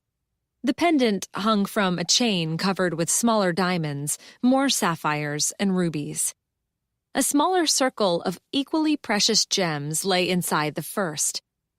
Not something that'd drop between the floorboards and be forgotten, or would easily slip into the Nag's Head criminal underworld, if Nag's Head had a criminal underworld. That was something I didn't know and didn't want to know. Articles on the necklace told me the main feature, the big diamond, was named the Rajapani diamond after the Indian prince who'd had it cut into its current form. It had been found in South Africa in 1903 and had passed through several hands, eventually ending up with Prince Rajapani, who had it cut and inset into the necklace. Around the time India got its independence, the newest Rajapani prince had fallen onto hard times and was forced to sell almost all his family's assets at fire sale prices. Apparently, his son had later gone into the movie business and made a new fortune as the producer of Bollywood flicks. The articles I read said nothing about him trying to get back the diamond, and there was no indication he'd ever come under suspicion for the theft. From what I read, if he wanted it, he had the funds to simply offer to buy it. No need to pretend to be an American drifter working construction and hanging around beach house parties waiting for a chance to grab it. I couldn't help but think about our book club's current selection, the Moonstone, which concerns the search for an Indian jewel known as the Moonstone. In the book, members of a religious cult come to England in pursuit of their sacred jewel, stolen by one Colonel Herncastle, who gave it to his niece for her 18th birthday. And there the story begins. As far as I could tell from my search of the internet, the Rajapani diamond had no supernatural or religious significance. It was simply worth a heck of a lot of money. I expanded my search and found a picture of Jeff Applewhite, taken about a year before his disappearance. He seemed to me like an average-looking guy, late 20s, scruffy dark hair in need of a wash, messy beard, big eyes in a thin face with prominent cheekbones. What importance did Jeff Applewhite, with or without the Blackstone necklace, have to Helena Sanchez? Her reaction indicated that the name meant something to her. If not Helena herself, maybe she knew it meant something to her sister, Tina? That was only one question. The big one was, did Helena die because of it? And if so, why? I crawled across the bed, upsetting Charles, and reached for my bag. I pulled out the photocopy of the withdrawal slip. Jeff Applewhite had withdrawn the Celestine Prophecy from the Lighthouse Library. It was due to be returned on May 25th, 1995. If at that time the library's withdrawal period was the same as it is now, 3 weeks, he would have taken the book out on May 4th. The party at Rachel's had been on April 30th. What had Jeff done in the 4 days following the fateful party, other than visit the library to check out a book? What day had he disappeared? Rachel said he hadn't shown up to work the morning of May 3rd. Was it possible Jeff Applewhite had stolen an incredibly valuable diamond and planned to skip town with it, with or without an unknown girlfriend, but he stayed long enough to drop into the library and sign out a book? Charlene and I had found the volume in the library's box of damaged books in the town basement, so he must have returned it. That made absolutely no sense. I had to call Detective Watson. He might not be aware that the date on the withdrawal slip was the day the book was due back, not the day it had been taken out. I climbed out of bed with a sigh and walked across the room to the phone. It rang as I put my hand on it, and I jumped. Hello? Lucy, I hope I'm not calling you too late, Watson said. No, I'm still up. I have a library question, and Cece's not home yet. Shoot, I said, before thinking maybe that was a poor choice of words. In 1995, how long could you take a book out of the library? I laughed. Good question. Such a good question. I was about to phone you with the answer. 3 weeks. Meaning Jeff Applewhite took out the Celestine Prophecy on May 4th. 4 days after the disappearance of the Blackstone necklace, and 2 days after the disappearance of Jeff Applewhite himself. Right. I have to wonder, Watson said, if a man who's in illegal possession of a multi-million-dollar necklace has the concentration to be thinking about reading. I was thinking much the same thing. Good night, Lucy. Good night, Detective. The following morning, I told Bertie what I'd learned about Jeff Applewhite and the Blackstone necklace and the Rajapani diamond. She let out a sharp puff of air, leaned back in her chair so far the springs squeaked, and said, My goodness. As I always did when I came in this room, I studied the painting hanging on the wall behind Bertie's desk, showing a woman doing a downward dog on the beach as the sun rose behind her. $25 million, she said at last, for a necklace. Hard to believe, I know.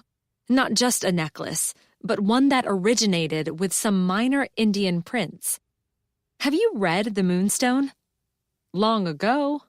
The moonstone of the title is a jewel, right? Right. An extremely valuable jewel people from India have come to England in search of with the intention of returning it to their idol from which it was stolen. You're thinking international criminals took the Blackstone necklace? Not at all. I'm pointing out the coincidence. That's all.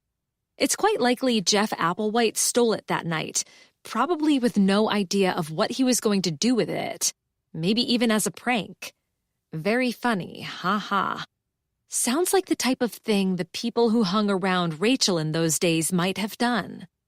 Then people of the sort who do know what to do with something like that found out about it and took it off him, either before or after he left Nag's Head. He's probably at the bottom of the ocean. But that's nothing but conjecture on my part. Perhaps I've read too many mystery novels. One can never read too many mystery novels, Bertie said. What's of interest to us, to the police I mean, is what Helena Sanchez knew about Jeff and why that information might have gotten her killed. I asked Rachel if Helena had been at her party, and she said no. She didn't associate with Helena, but it was possible Tina was there. Tina and Rachel were friends when Rachel was in her wild period. You want to talk to Tina? If you don't mind. It's Monday, and we're usually slow here on Mondays. Ronald's off today, but I can watch the desk for a while. Thanks, Bertie. I'll try not to be too long.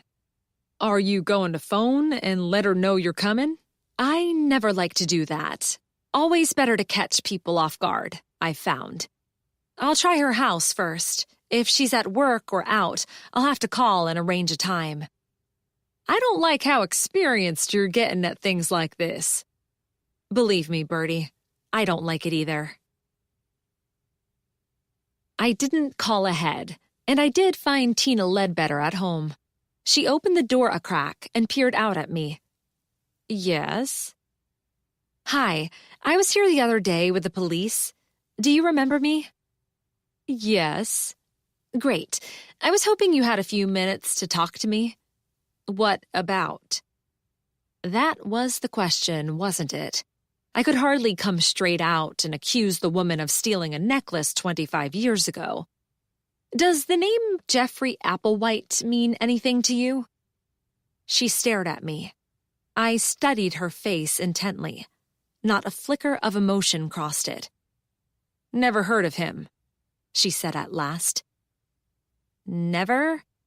Are you sure? He lived in Nag's Head in the mid-90s. I'm sure. It's rather uncomfortable standing here on the porch. It's so hot today. Do you mind if I come in? I gave her what I hoped was my biggest, friendliest smile. She didn't smile in return, but she did open the door a crack and take a step out of my way. I slipped past her into the house. The foyer was small and dark, and the first thing I noticed was that it was crowded with large cardboard boxes. I took a discreet peek into one of them, empty. Are you moving? Is that any of your business? I guess not. Just asking. If you must know, yes, I'm moving. I'm leaving this dump at last and going to Mount Dora. That's in Florida. I know. Someone had mentioned Mount Dora recently. I struggled to remember. Do you know when the police will be releasing Helena's body? She asked. I'd like to get the funeral over and done with. No, sorry, I don't know. I didn't mention that I am not with the police, and I wouldn't be someone they'd tell about something like that. I'd first met Tina in the company of Detective Watson, and if she wanted to believe the police involved me in their investigations, maybe I wouldn't look quite so much like a nosy librarian. It'll be up to me to make the arrangements, I suppose, she said. We didn't get on, but Helena was my sister. My twin sister. I feel as though part of my soul has been ripped out of me. It's not a nice feeling. That was where I'd heard mention of Mount Dora. Helena had lived there. You're going to Helena's place? Tina nodded. She left it to me in her will. She owns her house free and clear.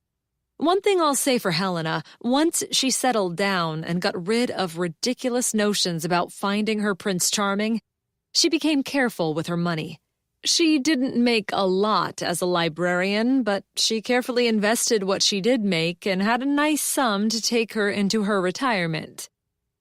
I was about to offer my condolences once again when Tina let out a burst of laughter and punched the air with her fist. And now it's all mine. She nagged me constantly, criticizing me as a wastrel. I guess she thought I'd go first so she could make the gesture and mention me in her will. Tina held out her arms, indicating the small house, the empty foyer. I did the same for her, but that didn't mean much. The mortgage on this dump is pretty large.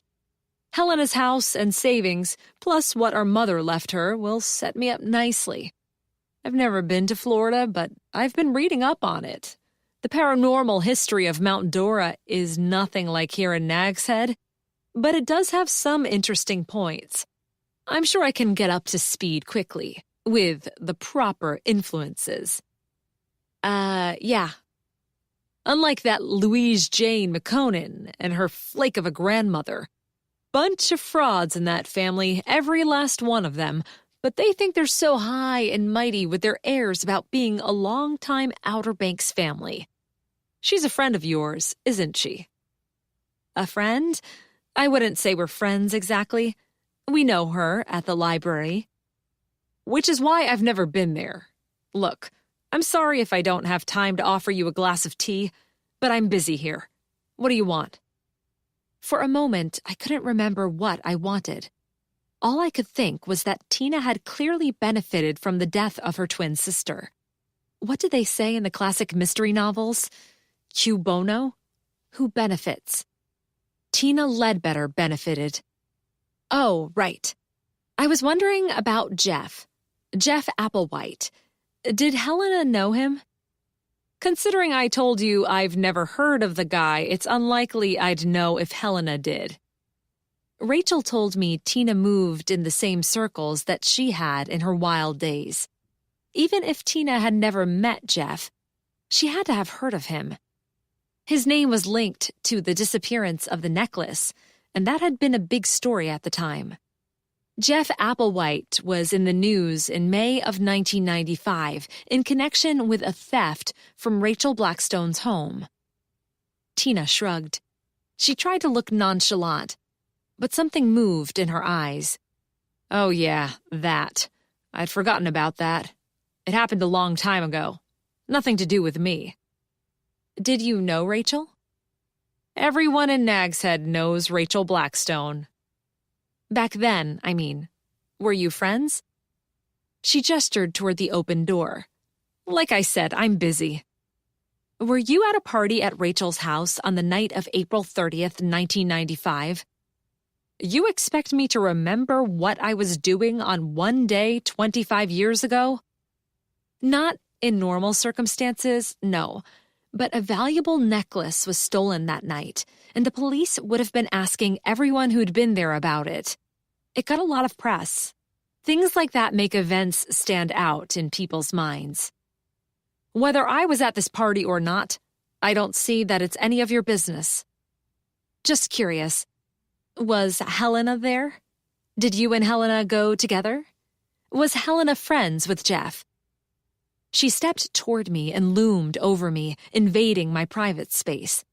I don't like these questions, and I don't think I like you. If you don't leave right now, I'm calling the cops. No need to get aggressive, I said. Isn't there? I took a step backward, then another. Thanks for your time. The door slammed shut, barely missing the tip of my nose. Chapter 14.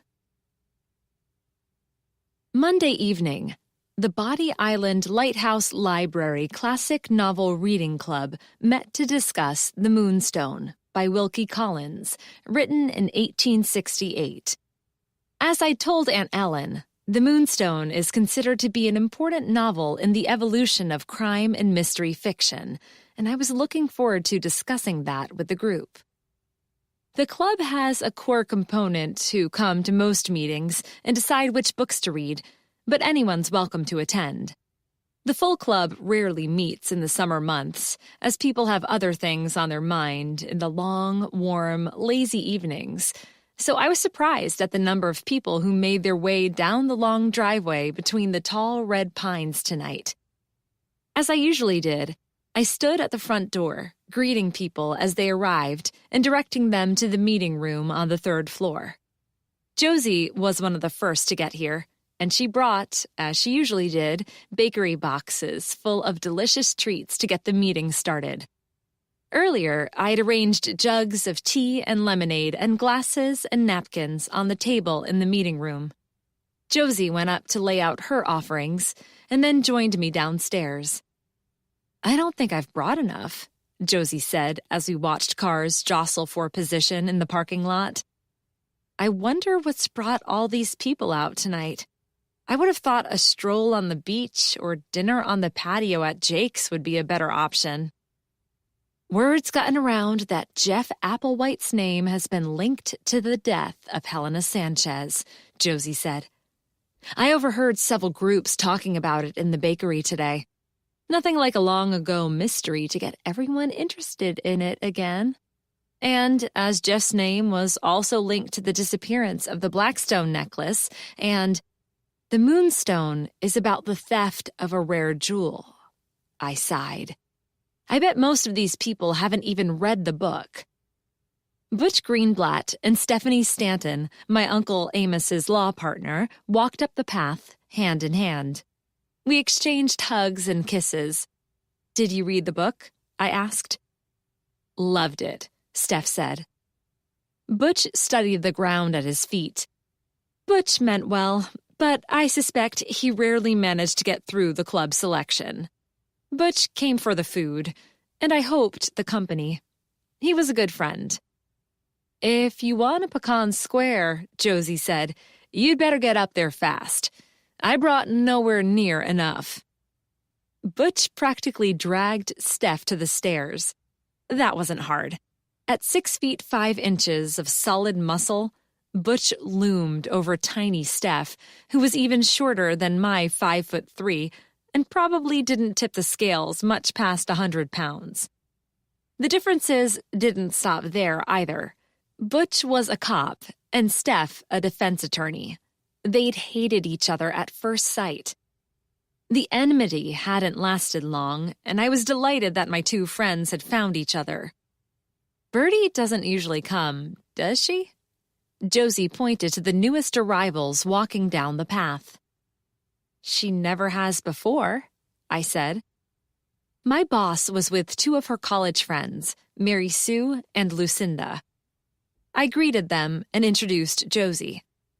You two go on upstairs and find seats, Birdie said. I'll be up in a minute. Once she was sure the women were out of earshot, Birdie turned to me with a shrug.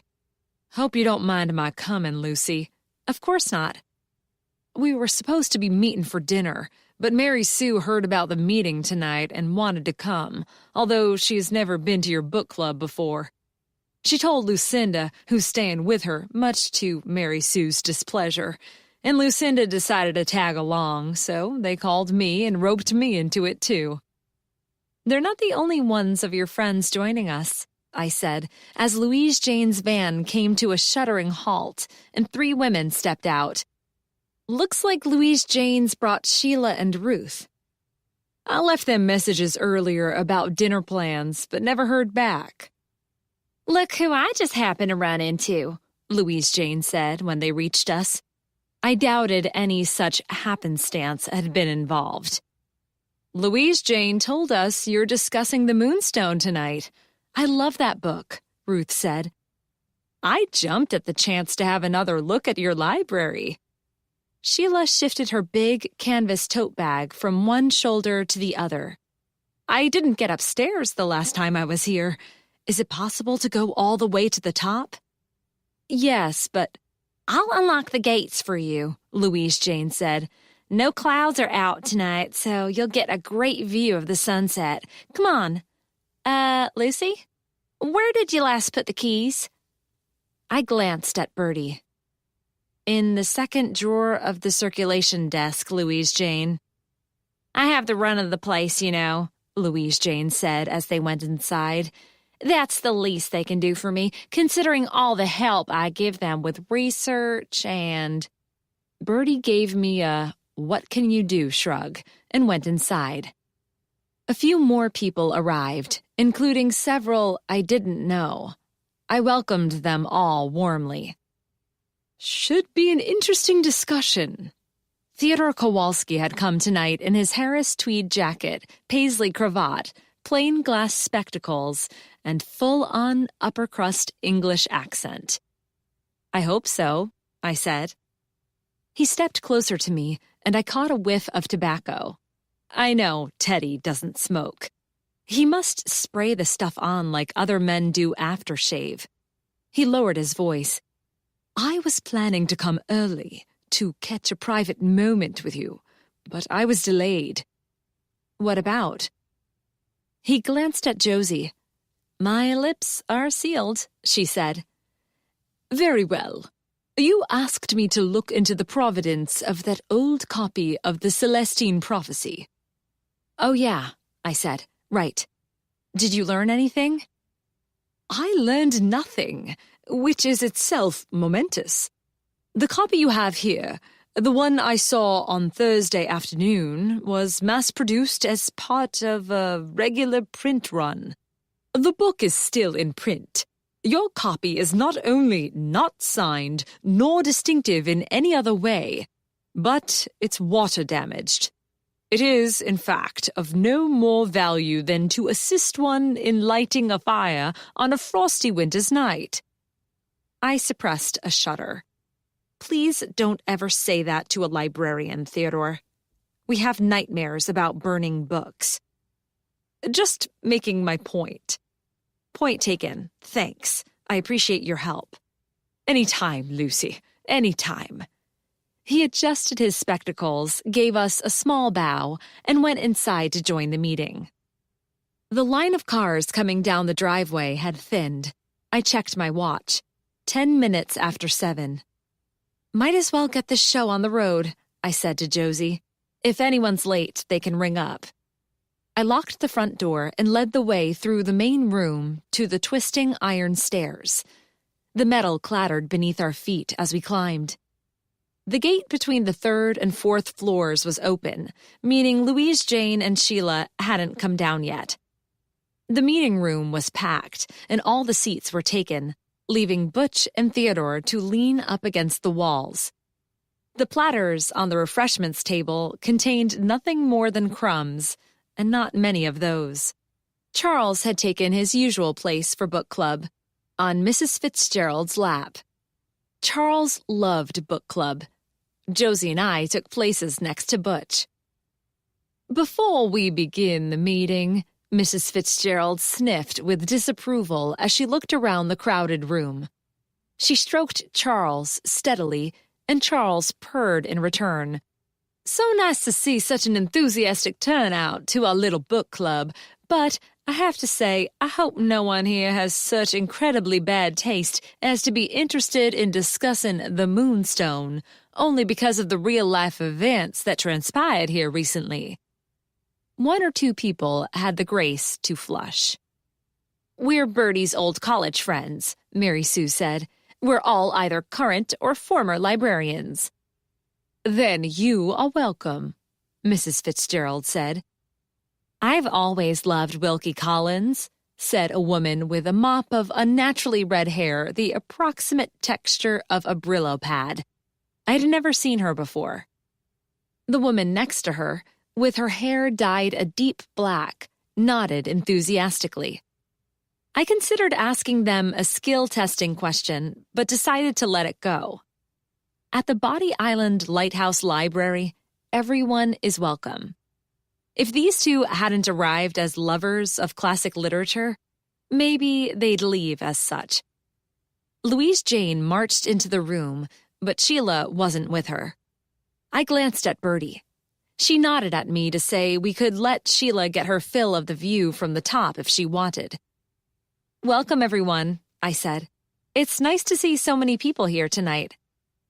Everyone muttered some sort of greeting. I hope you all had time to read the book. Theodore pulled a tattered paperback out of his ever-present leather satchel and waved it in the air. The Moonstone, I said, is considered a classic novel of... It's about a jewel theft, right? The Brillo-haired woman asked. Yes, I said. Like the one everyone's talking about in town. No, not like... I remember the story. Rachel Blackstone lost her family's heirloom. Lost? Huh, said the black-haired woman. I always figured she was in on it with that Jeff what's-his-name. She turned to her friend. What was his name, Annalisa? Applehouse. Right, Jeff Applehouse. Strange name. It was Applewhite, but no one corrected them. It looks like he's come back, she continued. They say he checked a book out of this very library just the other day. Is that right? Sheila slipped into the room. Seeing no free seats, she leaned against the wall next to Theodore. He gave her a vacant smile. She shifted her bag from one shoulder to the other.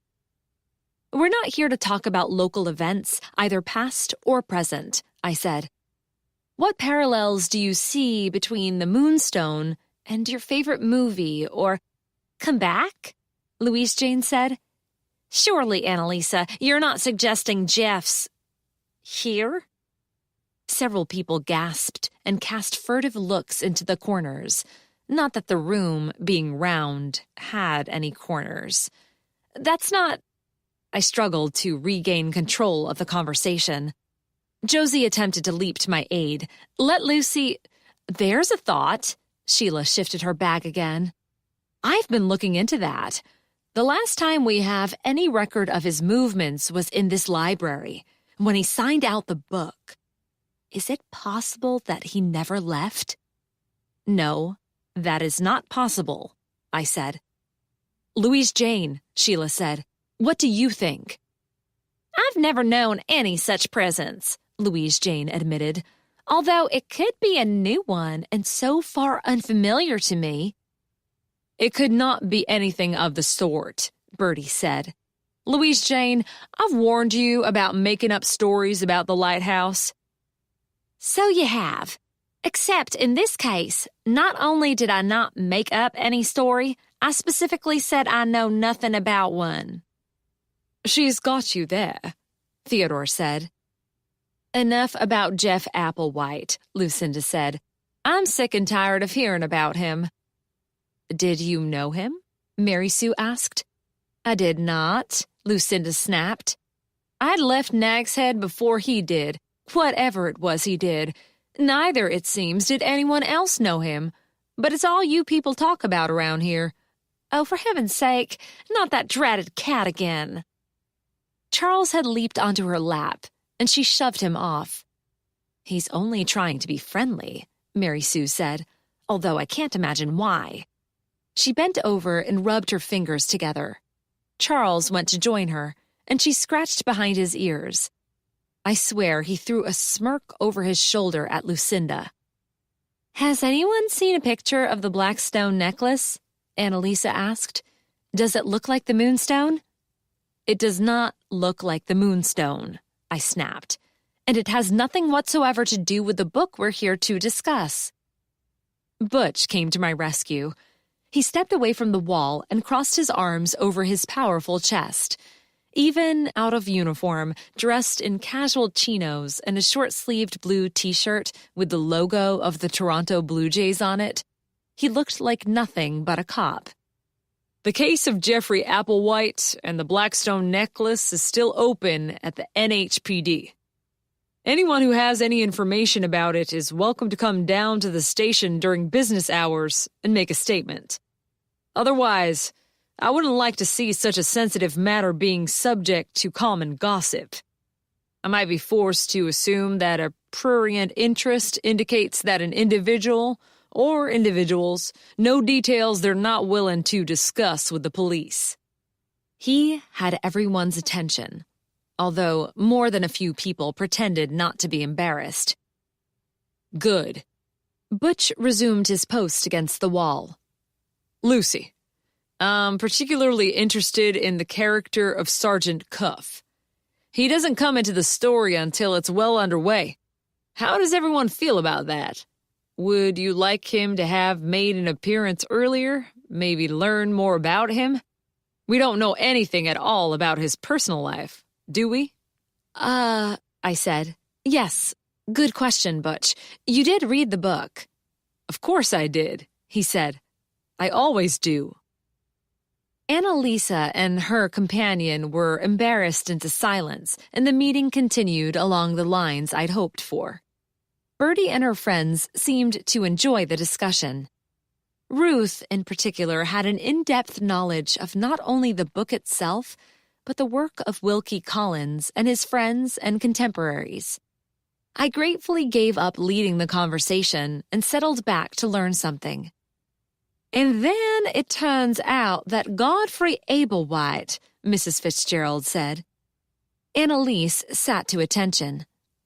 There's a character in the book named Jeff Applewhite? Surely not. I refrained from pointing out that Annalise had earlier claimed to be a big fan of the book. Not Applewhite, but Ablewhite, and not Jeffrey, but Godfrey. The similarity is nothing but a minor coincidence. Heck of a coincidence, Annalise whispered to her black-haired friend. Butch cleared his throat, and Annalise said no more. Before much longer, she nudged her companion and said, Oh my goodness, I forgot a prior appointment. We have to go, so sorry. They jumped up, and I said, I'll walk down with you and let you out. No need, Annalise said. We can find our way. I smiled at them. No trouble. The meeting broke up shortly before 9. People grabbed their bags and left, chatting excitedly about the book. I heard several say they wanted to try Collins's other famous book, The Woman in White, next. Nice job, Butch, Bertie said. I thought Lucy could use a hand, he said with a shy smile. You were a lifesaver, I said. Normally, I'm not in favor of the police threatening to arrest people for non-criminal activity, Steph said, but I'll make an exception this one time. We all laughed. Anyone for a drink? Lucinda said. All this book talk has made me thirsty. Sure, Ruth said, but I need more than a drink. We didn't have dinner. How about that place we went Saturday night? I'm good with that, Sheila said. Ruth and I came with Louise Jane. Would you like to join us? Sure, Louise Jane said. Bertie? Not me, thanks. I'll drop you off at the restaurant and you can catch a cab back to Mary Sue's place. Is that okay? A cab, Lucinda said. How much is that likely to cost? I'll get my husband to come for us, Mary Sue said. If he's sober, Lucinda mumbled. What was that, dear? Mary Sue said. I missed it. Lucinda gave her a radiant smile. I said that would be nice of him. Josie caught my eye and waggled her eyebrows. Butch and Steph stacked the chairs while Theodore collected empty dessert platters and carried them downstairs. Soon, everyone had left the meeting room except for my cousin and me. We gathered the last of the glasses and the crumpled napkins and walked downstairs together as Charles ran on ahead, showing off his balancing prowess on the railings. I was sorry not to see Connor tonight, Josie said. He had a dinner meeting with some business group, which was called at the last minute, and he couldn't get out of it. How's everything going on that front? Fine. Everything's going fine. Any updates you want to tell me about? I looked at her. Updates? What sort of updates? You two have been going out for almost a year now. It's none of my business, but I'm wondering if you're thinking of moving things up a level. Up a level? Stop repeating everything I say. Repeating everything you say? I'm not. She burst out laughing, and I joined in. If there's anything to tell, Josie, you'll be the first to hear. I promise. We hugged goodnight at the door, and I made sure to lock up behind her. I turned off the main lights and made my way in the near dark to the alcove to switch on the light that would be left on all night. The police had returned most of the items from Charlene's and my historical display, and we'd reassembled it so our patrons could admire it. Some of the teenagers and kids were amazed that we'd been able to keep track of anything in those long-gone days before internet. I reached for the light switch. Charles vaulted onto the table and meowed at me. It was a good night, I said. I enjoyed the meeting once we finally got around to talking about the book. Butch put the fear of the law into anyone who'd come for no reason but to get the gossip. Charles whined again. I walked across the floor, heading for the stairs. It had been a good night. Book club usually was, and I was ready for my bed. Charles did not follow. Are you coming? I said. He sat down next to the pile of old books and studied me with his intense amber eyes. Bedtime, I said. Yes, I know it's not even 9:30 yet, but I'm bushed. He didn't move. Oh, for heaven's sake. I went back to the table and reached for him. As I picked him up, I glanced at the books. The Celestine prophecy was gone. Chapter 15. I couldn't be absolutely sure the book had been on the display table in the alcove when book club began. I'd stood at the door to greet our guests and then gone straight upstairs to start the meeting. I hadn't come into the alcove. Someone might have taken the book out earlier, thinking it was available for circulation. But that book was no longer in our catalog system. They wouldn't have been able to check it out in the normal way. Perhaps someone picked it up, read a few pages, and put it back in the wrong place. While Charles watched, I went to the fiction section and searched under the R's. No sign of it. I tried the religion and spirituality shelves. Nothing. I checked on the tabletops and in the magazine rack. I peeked under the table in the alcove, searched around all the chairs, and flicked through the books on the returns cart. The Celestine Prophecy was nowhere to be seen. I let out a puff of breath and dropped into a chair. I wouldn't normally give a thought, and certainly not at this time of night, to a missing book. It would turn up. They usually did. Someone had shelved it incorrectly, thinking they were helping us, or slipped it into their book bag without thinking, and would return it along with the rest of their books. That book was nothing special. It wasn't rare or valuable, or of any particular interest to anyone. It had been removed from circulation when it got damaged. The only thing that made it stand out was that it was the book that, apparently, Jeff Applewhite had checked out in the days surrounding the theft of the black stone necklace and his subsequent disappearance. "Okay," I said to Charles, "it's gone. What do I do about it?" Charles washed his whiskers. I decided at this point in time to do nothing. I'd stood at the door, greeting book club members and guests, and those who'd barged into our meeting under false pretenses. Admittedly, I hadn't focused my eagle eye on what was going on in the main room, but I would have been aware. I should have been aware anyway of what was happening. No one, as far as I knew, had browsed the shelves or gone into the alcove. All the book club members headed immediately upstairs when they arrived, most of them hoping Josie's goodies wouldn't have all been snatched up yet. The only people who hadn't gone directly to the third-floor meeting room were Louise Jane and Sheila.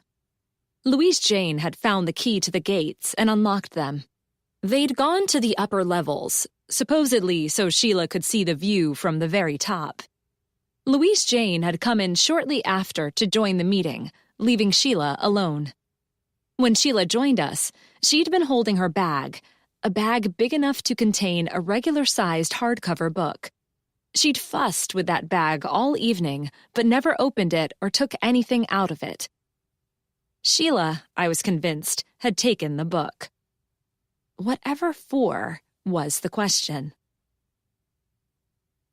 I didn't call Louise Jane and demand she put Sheila on the phone. I didn't go to Jake's seafood bar and track them down.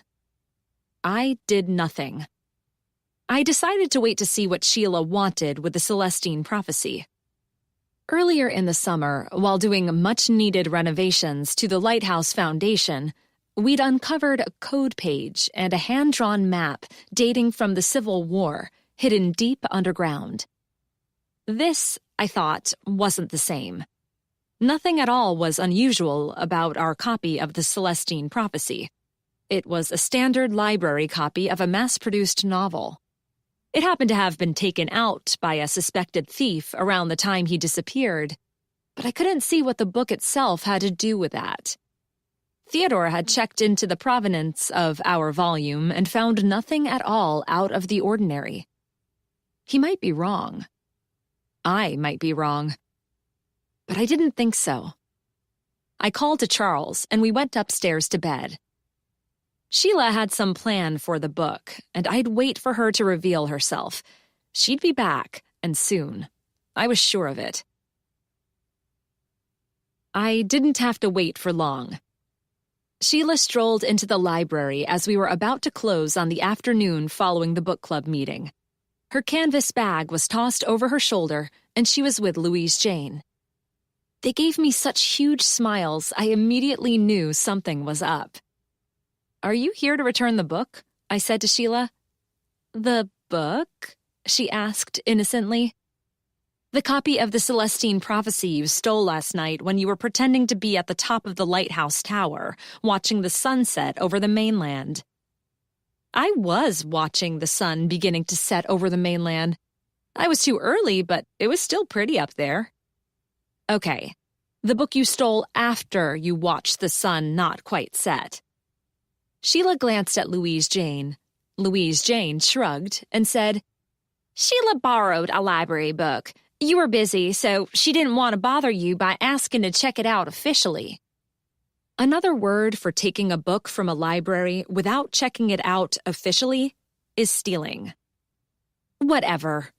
Sheila dug in her bag and produced the purloined volume with a flourish. "I've brought it back." "Thank you." "Is Bertie in?" Louise Jane asked. "I am." Bertie stepped into the room, and Louise Jane and Sheila turned to her with their big smiles. "Ladies and gentlemen," I said in a voice pitched to carry to every nook and cranny on the main floor, "the library is about to close.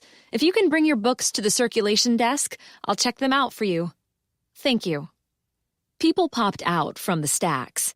Mr. Snyder, who came almost every day to sit in the big wingback chair next to the magazine rack with Charles on his lap, got slowly to his feet after dislodging the reluctant cat. As I checked out books and wished everyone a good night, out of one corner of my eye, I watched Bertie with Louise Jane and Sheila. They were clearly arguing about something. Sheila was waving her arms around in the air, and Louise Jane was pointing a finger in Bertie's face.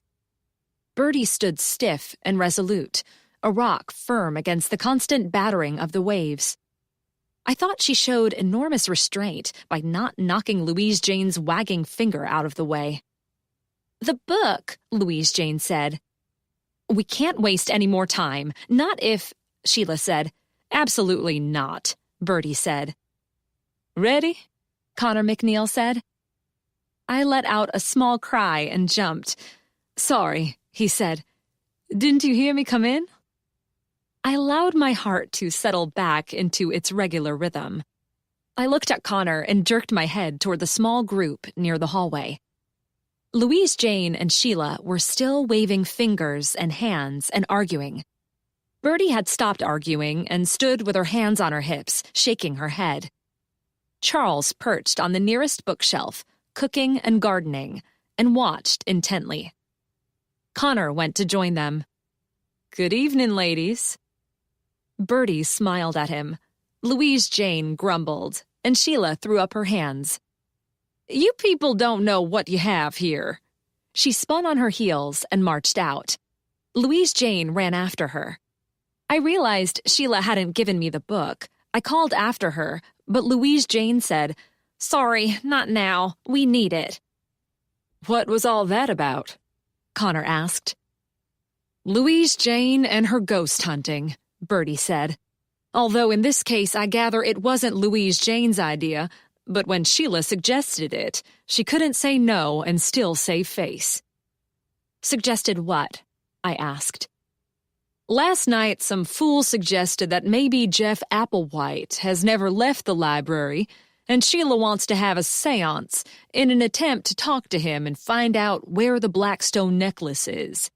She has the book he supposedly took out and thinks that will help Louise Jane contact him.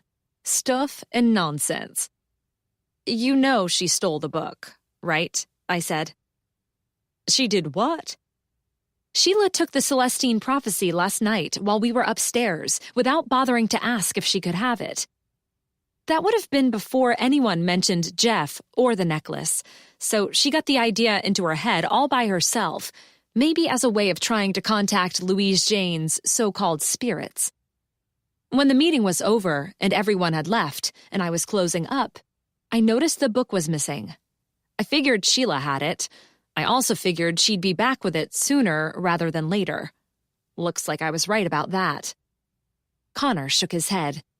He'd come straight from the town hall and looked very handsome in a perfectly tailored blue suit with a white shirt and a blue tie with thin pink threads running through it. Dark stubble was coming in thick on his jaw.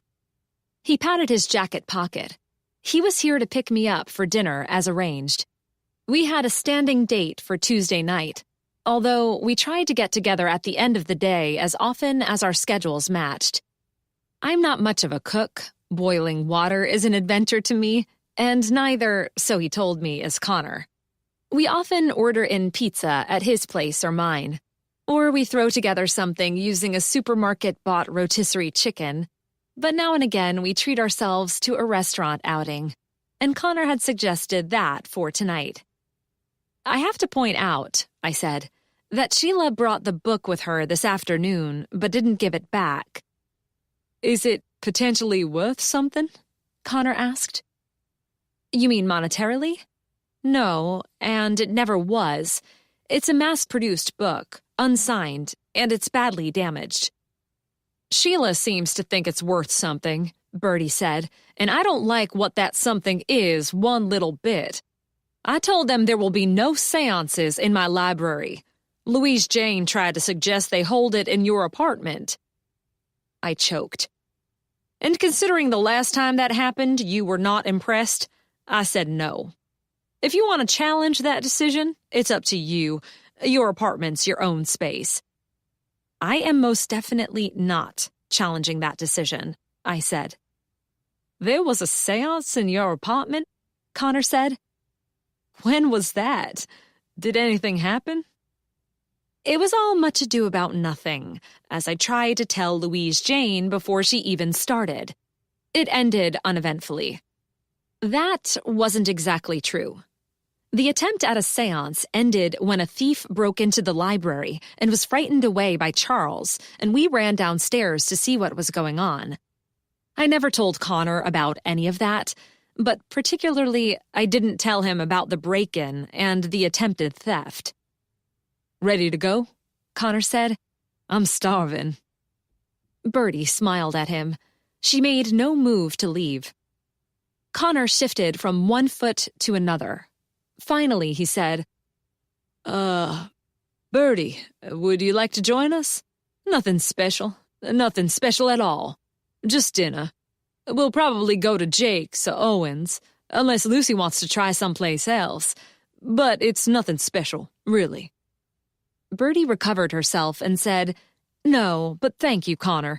Sorry, I was trying to remember if I'd promised to meet Eddie tonight.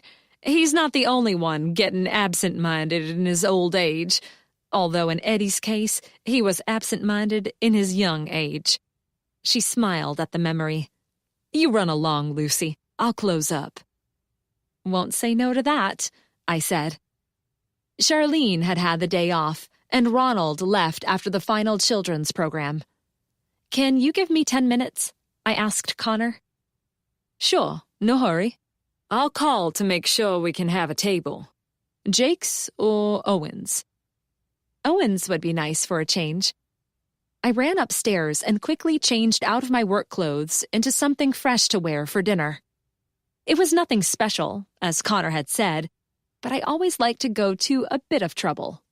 My mother's influence, I suspect. I washed my face and reapplied a light touch of makeup and brushed my hair out and then tied it back again. I put on a black dress with a thin red belt and slipped my feet into red suede ballet slippers and added earrings made of red sea glass while Charles watched. He likes to supervise my preparations for an evening out. Will this do? I asked him. He meowed, jumped off the bed, and preceded me out of the lighthouse airy. I stood at the bend in the stairs for a moment, watching Connor. Bertie had disappeared, and he was alone. He paced up and down in front of the magazine rack, patting his jacket pocket and mumbling under his breath. Charles wound himself around Connor's legs. Connor bent down and picked the big cat up. You okay with this, buddy? He said. Charles meowed and rubbed his head into Connor's chest. Okay with what? I asked. Connor whirled around. Lucy, I didn't see you there. Sorry, I didn't mean to sneak up on you. You and Charles were having a sweet little private moment there. What was it about? Nothing, Connor said. I mean, nothing. Ready? Yep, I said. We had a lovely dinner. I told Connor about last night's book club meeting, and he said he was sorry to have missed it. His own meeting had been boring, repetitive, and totally non-productive.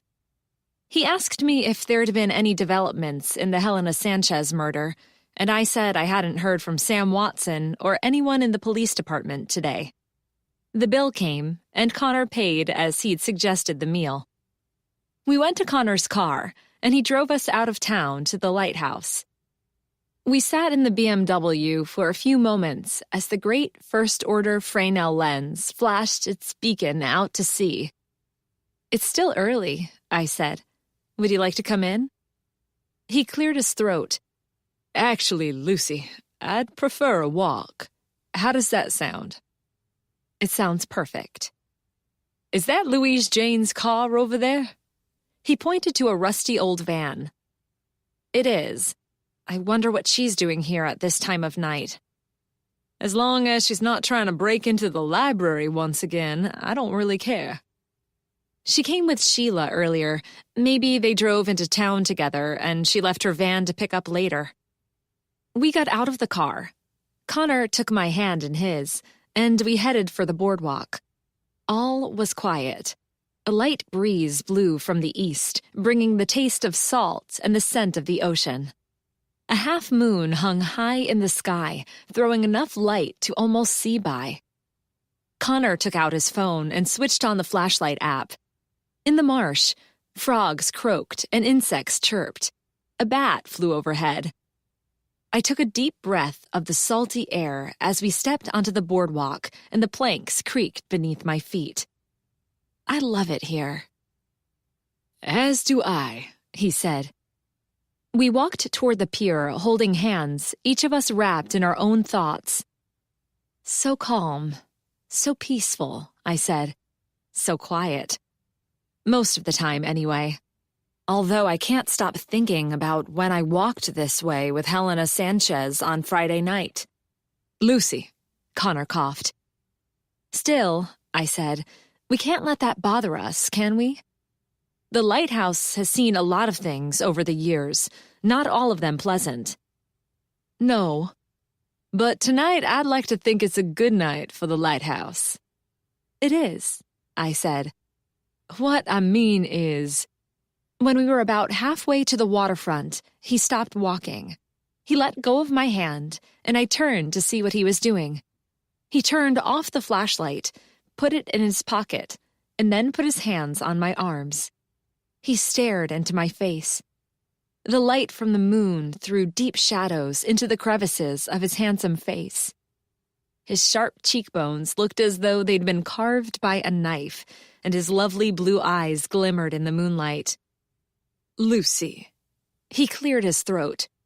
"Lucy, A scream shattered the quiet of the night. I yelped. Connor dropped my arms and whirled around. "Who's out there?" He fumbled for his phone and switched on the flashlight. A woman screamed again. Footsteps pounded the boardwalk, coming from the pier, heading our way. Louise Jane burst into the small circle of light cast by Connor's phone. Behind her, a brighter light broke the darkness of the marsh. "What are you doing here?" Louise Jane shouted. "What are you doing here?" Connor bellowed. "What's going on?" I yelled. Sheila arrived, preceded by a circle of bright light, breathing heavily. "Get that light out of my face," Connor snapped at her. "I can't see a blasted thing." She did so, and our feet and lower legs were lit up. "Louise Jane." Connor lowered his voice, and his words came out slow and measured. "What is going on here?" "I thought you were him," Sheila said. "Why do you turn off your light anyway? No one walks around out here in the dark unless they're up to no good." I refrained from pointing out that we'd done just that last Friday when Louise Jane told us stories. "I don't think I need to answer to you," Connor said. "You have to leave right now," Louise Jane said. "We can try to get him back." "Get who back?" Connor asked. My breathing slowly returned to normal. I recognized the object in Sheila's left hand. "That's our book. I don't believe it. You're out here creeping around in the middle of the night trying to contact Jeff Applewhite." "We can do what we want in the marsh, Lucy," Louise Jane said. This isn't library property. We're not creeping. Besides, it's hardly the middle of the night. It's barely 10 o'clock. That makes a big difference, Connor said. Louise Jane, please. If I must, she said. We're hoping we can use the book Jeff Applewhite took out of the library after he went missing, with or without the Blackstone necklace, to contact him. What I meant, Connor said, is please go away. I didn't mean tell me your fool of a story. It was my idea, Sheila said. When I found out what a powerful connection Louise Jane has with the spirit world, I knew we had to give it a try. You're assuming Jeff is, hanging around out here? I said. Why would he do that? He took the necklace and he disappeared, Sheila said. It's natural to assume he stole it for underworld figures, and they, of course, didn't want to leave any evidence behind or pay him his promised share. So they offed him and probably threw him in the marsh, wearing a pair of cement shoes. They offed him, did they? Connor said. Yes, Sheila said. And if we can speak to the spirit of Jeff, he can tell us what happened to Helena. Why would he want to do that? Connor asked. I don't see that whatever happened or didn't to Jeff has anything to do with Helena Sanchez, I said. We've found no connection between Helena and Jeff and the necklace. That, Sheila said triumphantly, is what we're trying to determine. She put her hand on my shoulder. Now that you're here, Lucy, we need to try again. Louise Jane was about to make contact when you disturbed us with your chatter. Sorry about that, Connor muttered. I had made contact, Louise Jane said. Appearances can be deceiving. That's what the spirits told me. I'm sure of it. This is all so exciting, Sheila said. I have no psychic powers of my own, but I've been searching for someone who does, and Helena's death and the mystery around it is perfect for Louise Jane's abilities. Louise Jane preened. I knew we had to act. Quickly now. Let's form a circle. 4 people are more powerful than 2. Sheila reached for Connor's hand. He jerked it away. I want no part of this. Lucy? He held out his hand to me. I took it. Have a nice night, I called to Louise Jane and Sheila. Okay, Sheila said as we walked away. Let them go. We don't need them. Once the link has been made and abruptly broken, Louise Jane told her, it can be awful hard to get it back. We have to try, Sheila insisted. Did you want to say something before we were interrupted? I asked Connor once we were out of earshot. He sighed. It'll keep, Lucy. It'll keep. Chapter 16. Appearances can be deceiving. I tossed and turned most of the night, the phrase running through my mind. Why on earth was I letting Louise Jane's crazy fantasies interrupt a good night's sleep? I didn't know. Leaving Louise Jane and Sheila chasing ghosts, Connor and I had walked back to his car. He'd kissed me long and hard before breaking away and studying my face, his expression dark and serious. What? I said. There's never a dull moment with you, Lucy Richardson, is there? Sometimes I think that's not necessarily a good thing. He wrapped one of my curls around his index finger, gave it a gentle tug, and then he laughed. Let's keep it interesting, shall we? Yeah, okay, I guess. Good night, Lucy. Good night. He opened the car door, hesitated for a moment, and said, How about we go away on Saturday evening? I mean, really away. Someplace nice and quiet and secluded. My cousin has a vacation house in Rodanthe. Nothing fancy, just an old weather-worn cabin near the beach. She's away at the moment, and anyone in the family's welcome to use it when she's not there. We can go up Saturday after you finish work, spend Sunday doing nothing much at all, and have you back Monday morning in time for opening. Sounds perfect, I said. I'd like that a lot. Great. He kissed the top of my head and got in the car. I walked up the path, knowing he'd be watching until I was safely inside. I hesitated before stepping into the circle of light cast by the lamp over the front door and looked out over the marsh. I could see no trace of Louise Jane and Sheila's lights. I'd turned and waved to Connor and let myself into the lighthouse.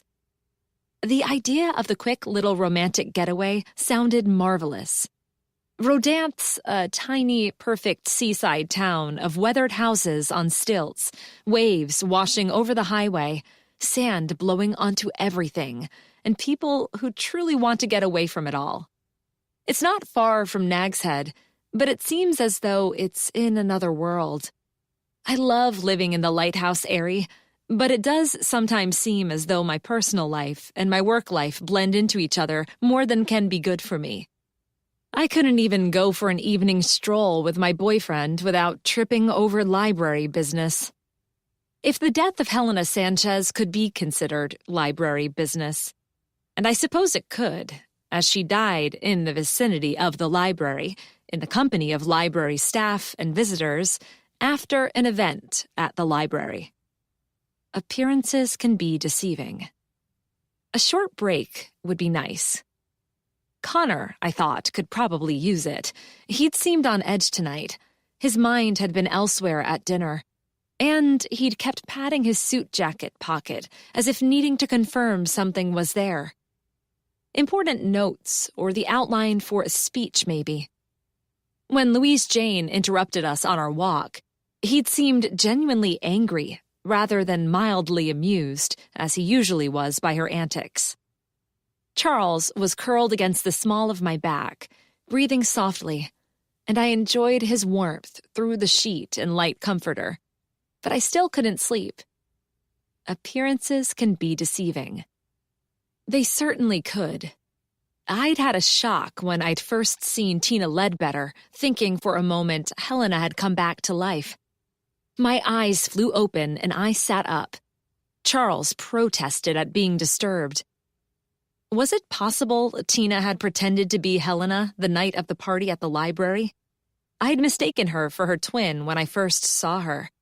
The resemblance to her sister was so strong that when Tina had been watching Bertie's crowd at the hotel bar, she'd hidden her face under dark glasses and a ball cap so as not to be recognized. I'd believed Tina couldn't have killed her sister because Helena had, as far as I knew, been killed by the letter opener, and the letter opener had been in the library alcove during the party. Charlene and I found it in the town hall in the dust-covered boxes of cast-off library supplies. I'd placed it on the table in the alcove as part of our historical display. When exactly had I last seen it? I struggled to bring images of Friday night to mind. The party, serving food and cleaning up. Keeping one eye on Charles. Chatting to Bertie's guests, everyone laughing about how much the world of libraries had changed. Everyone except Helena, who I hadn't heard laugh once all night. The letter opener had been on the table when she'd been admiring the display. I was sure of it. Well, almost sure anyway. If it had been missing when we were showing the exhibit to an important guest, I would have noticed. Charlene told Sam Watson it had been in place when she showed Helena the display, meaning the letter opener had been on the table when Helena saw the withdrawal slip with Jeff Applewhite's name written on it. She'd been shocked by something she'd seen or remembered and turned and walked away. What had she done then? She'd moved into the crowd, and I lost track of her until it was time to leave for the walk when the party was over and most of the guests had left. Could there have been two Helena Sanchez's in the library that night? Might Tina have somehow slipped into the party? Helena had left from Tina's house, so Tina would have known what her sister was wearing. I hadn't seen anything striking or individual about the brown cape. It had been a warm night, the library heating up under the press of bodies.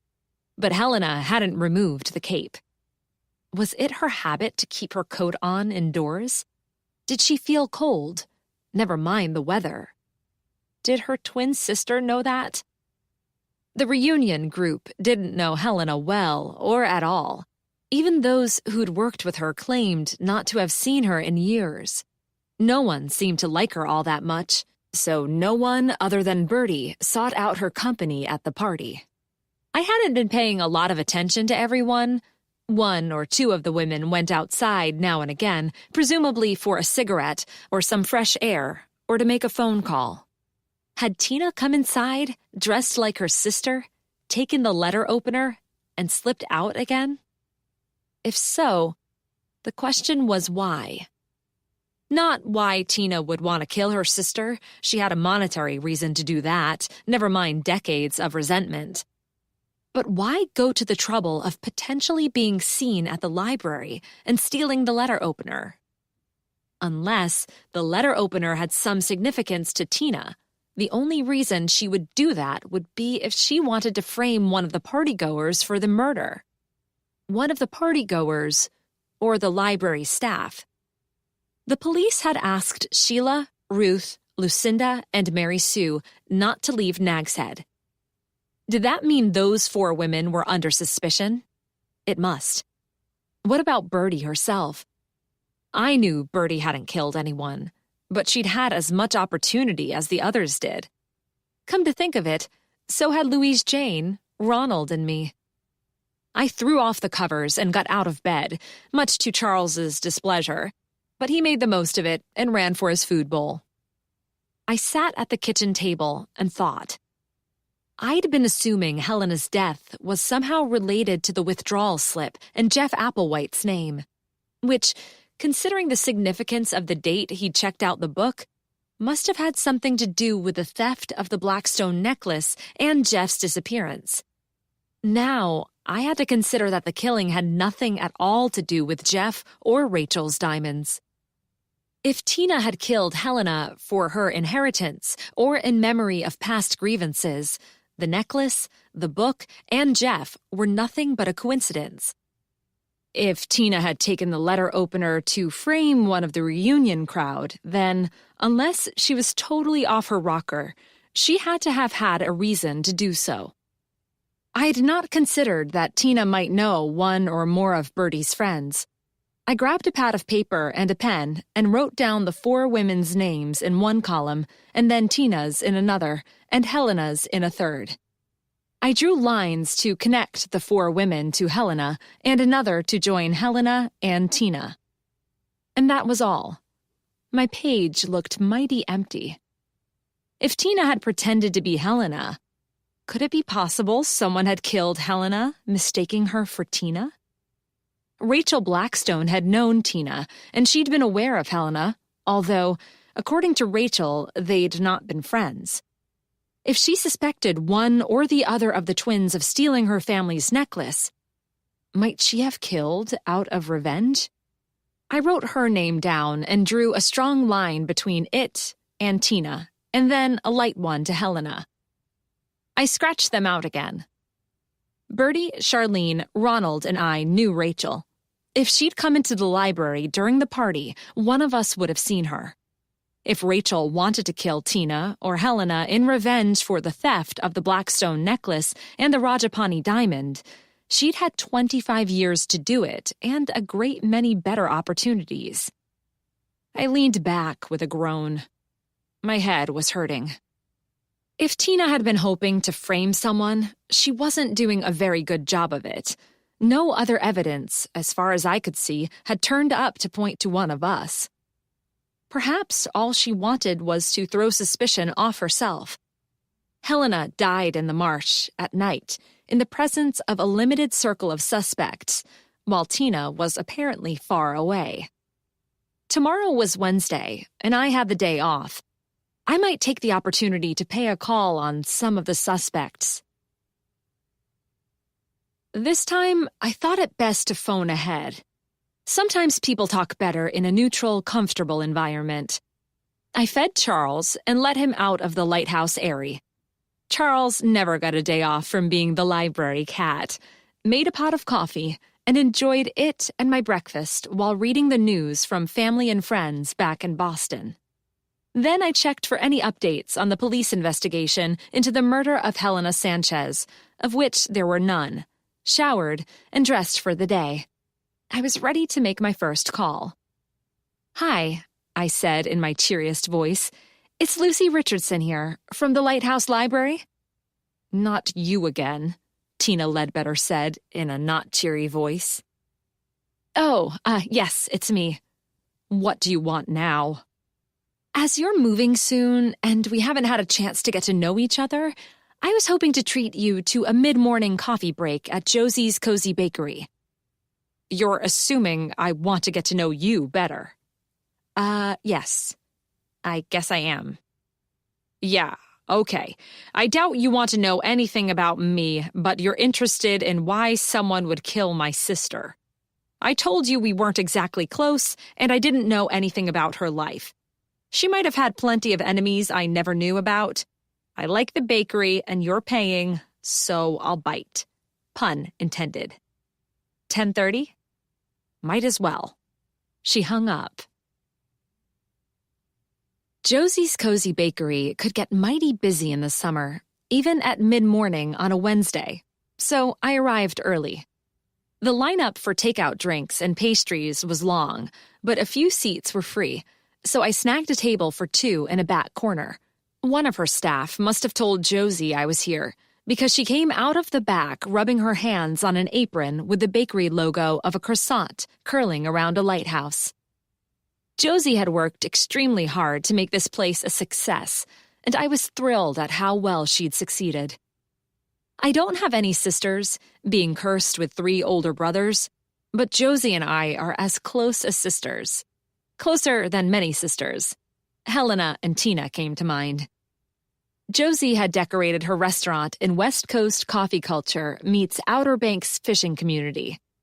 The counter area was all gleaming stainless steel, white subway tiles, glass display cases, and hissing espresso machines, whereas the chairs and stools in the dining area were covered in nautical blue and white, and some of the tables were made of reclaimed tea chests or ship's barrels. Framed prints of North Carolina lighthouses and ships at sea decorated the walls. I jumped to my feet and gave my cousin a hug. "Nice to see you," she said. "Day off?" "Yes, I'm meeting Tina Ledbetter. Do you know her?" "I do. She's a regular here. She likes my strawberry danishes." "Did you know she's Helena Sanchez's sister?" "Is she? I didn't know that. Then again, I didn't know Helena." "Can you take a break and join us?" I asked. "I can. Breakfast rush is over. But why do you want me?" "If she knows you, she might be more comfortable. Essentially, I am about to, discreetly, of course, ask her if she killed her sister." Josie raised one eyebrow. "Discreetly?" "I can be discreet." She smiled at me. Then she pulled off her hairnet. Only Josie could still be beautiful in a hairnet, and shook out her long blonde hair. She grabbed an unoccupied chair from the next table and slid it over. Blair, one of her assistants, appeared at our table so quickly he might have materialized in a puff of smoke. "Josie, can I get you something?" "It's on me," I said. "We're waiting for one more person, and then I'll order at the counter." "Thanks, Blair," Josie said. "I'm good for now." He walked away. "He's working out okay?" I asked. Blair and Josie had clashed, to put it mildly, over the winter around the time of her wedding.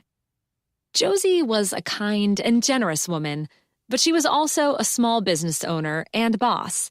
She'd been about to fire Blair, but they came to an understanding in time.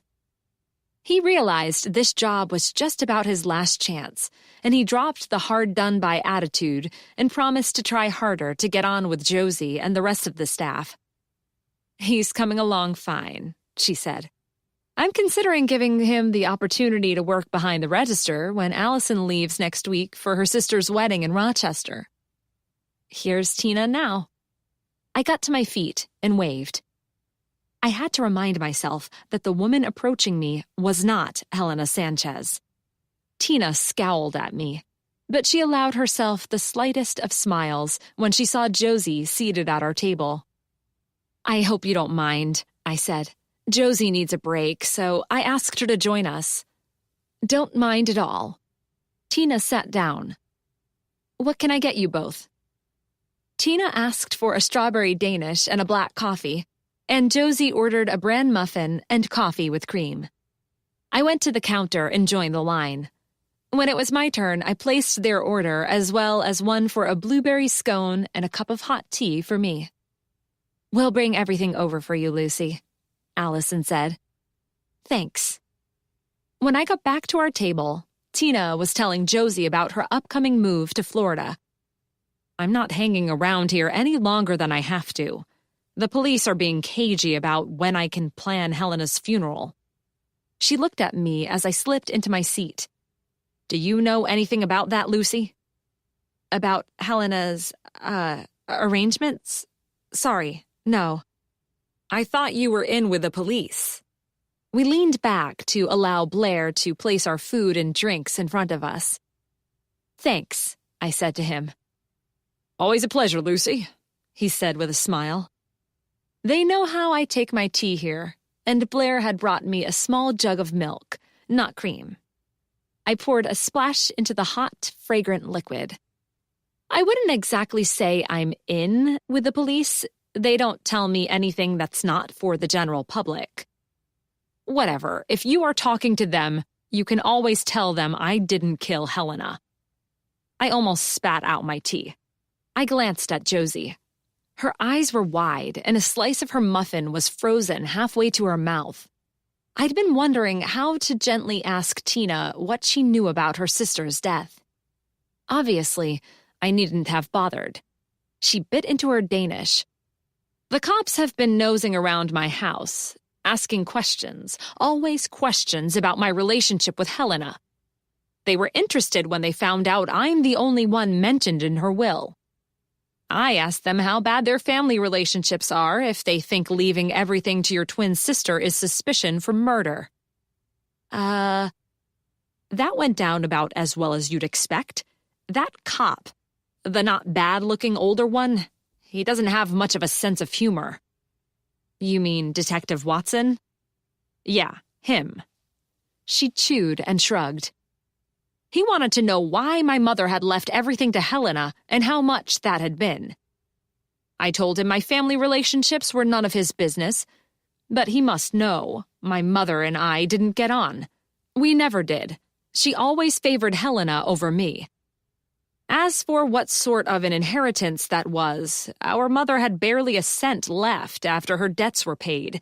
Let him ask his questions and poke around in my private affairs. What do I care? I didn't kill Helena, although at various times in our lives I might have wanted to. And now I'm off to Mount Dora as soon as I can go. I'm not going to wait until my house is sold. Do you want to buy a house?" "Me? No." "What about you?" she asked Josie. "Not in the market at the moment, thanks." "I know you didn't kill her." I studied Tina's face carefully as I talked, "because you weren't in the library during the party." "Right, I've never been in that library. I wasn't going to go there when Helena worked there, now was I? I've had no reason to go since. Besides, everyone knows Louise Jane McConan has staked it out as her area of expertise." "She has?" Tina shrugged. "You can tell the police that." "She might be lying. She might not be." "Someone killed your sister," I said. "Helena and I never got on, as I told you. Our parents, our mother in particular, didn't like me much, for some reason I never understood. Helena was the only one they fussed over. Helena was always the first, and sometimes the only." She finished her Danish in record time and began tearing the paper napkin into shreds. "But, despite that, I never wanted to see her dead. She was my sister, and since our parents' deaths, my only living relative." She stared at the pile of paper on the table in front of her. I looked at Josie, and she shook her head, her big cornflower blue eyes full of sadness. Neither of us would be able to understand what Tina and Helena had meant to each other. I have 3 brothers and several nieces and nephews. Neither of Josie's brothers are married, but her extended family is vast, as we discovered when trying to pare down her wedding guest list. Both sets of parents are alive and well and cheerfully interfering, or trying to, in our lives. I don't know why anyone would have wanted to kill Helena, Tina said at last. I told the cops that. I don't know anything about her life. Funny, isn't it? I'm going to get the keys for her house and walk right into that life. If she knew I was coming, she'd have cleaned the place up. But she didn't know, did she? No, Josie said. Your sister wasn't in the class of women who'd gathered for the reunion, I said. But she knew several of them. Did she ever talk about them? I don't think she knew who was going to be at that party.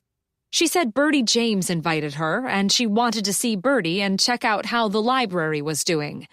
She liked Bertie. I knew that. She told me before she left for Mount Dora when she retired she was confident the library was in good hands. It is, I said. She shrugged again. I was getting tired of that shrug. Tina obviously was getting equally tired of my company. She downed the last of her coffee and started making getting-up movements. Maybe all I'd learned was that Tina hadn't killed her sister and didn't know or care who had. I believed Tina. There had been a lot of anger in their family, hatred, maybe, but the time for settling scores had long passed. I saw you at the Oceanside Hotel on Saturday evening, I said. Tina nodded. What of it? I was there with Bertie's college class. I saw you. Can I ask what you were doing there, watching us? None of your business, Tina said. I know that. I'm only trying to understand what happened the night your sister died. She hesitated. Okay, it doesn't matter. A friend of mine works in the kitchen there. He'd heard that my sister died at the Lighthouse Library, and he called to tell me a bunch of library people were in the bar, laughing and having a great time, as though a woman hadn't died the day before. That's not entirely fair, I said. Some of those women came a long way for their weekend, and Helena wasn't part of the reunion group. Most of them had never met her before Friday. I'd never met her before Friday. Tina shrugged. Fair enough. I didn't expect sackcloth and ashes and weeping and wailing. I thought I'd check them out, that's all, in case I recognized anyone. From Helena's past, I mean. I didn't. No reason I should. I never met anyone she worked with. You didn't introduce yourself. She looked genuinely surprised. Why would I do that? No reason. I have to go. I have packing to do. I've never been to Mount Dora, Josie said, but I've heard it's nice. I hope you like it. Tina picked her bag off the floor. I'll like it well enough. I would have liked Hawaii better, but that didn't work out for her. Huh. I knew she was just blowing hot air with all that talk. Helena talked about moving to Hawaii? I asked. Why didn't she? That plan ended as suddenly as it began. She was going to run away with some guy to live on a private island in Hawaii. I guess the guy decided to go without her. If there ever was a guy, which I doubt. Wait a minute, I said. Back up. She told you she had these plans? She bragged about it. I was having one of my not-so-good periods, and she came to check up on me. She probably made it up to make me feel even worse about my own life. Helena could be like that. When was this? Do you remember? Tina glanced between Josie and me. Does it matter? It might. She leaned back in her chair. As I said, it wasn't a good time for me.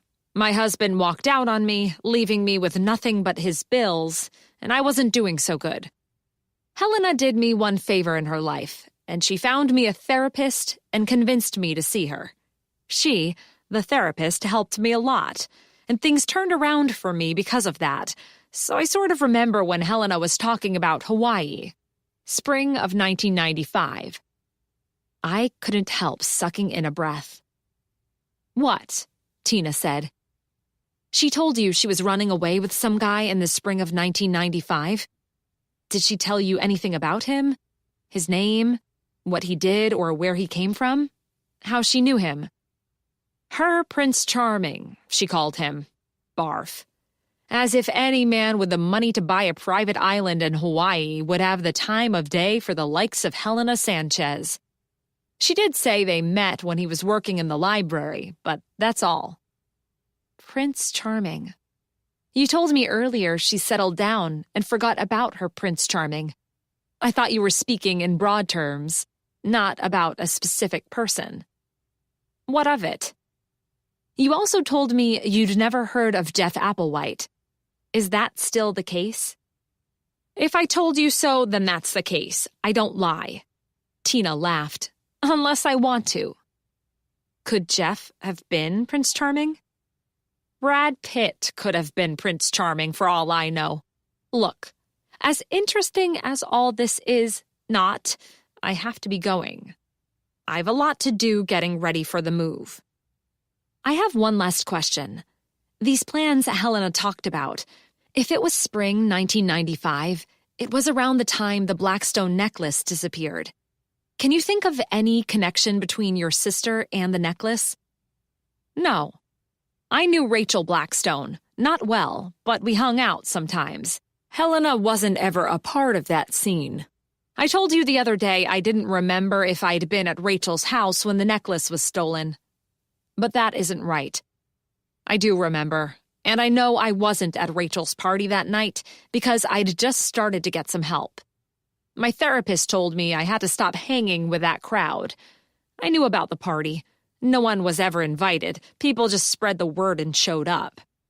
I considered going despite what my therapist said, but at the last minute I changed my mind. I've always been glad I wasn't there. The cops were asking questions about that party for a long time, and at that time of my life I didn't care for contact with the cops.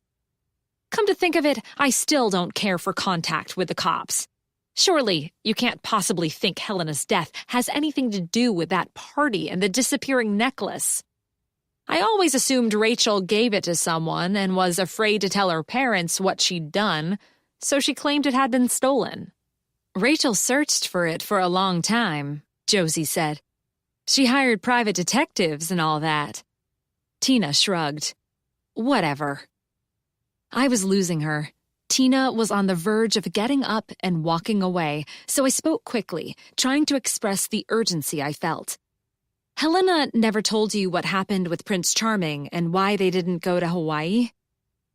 Helena stayed in Nag's Head for another 15 years, but I didn't speak to her again for a long time.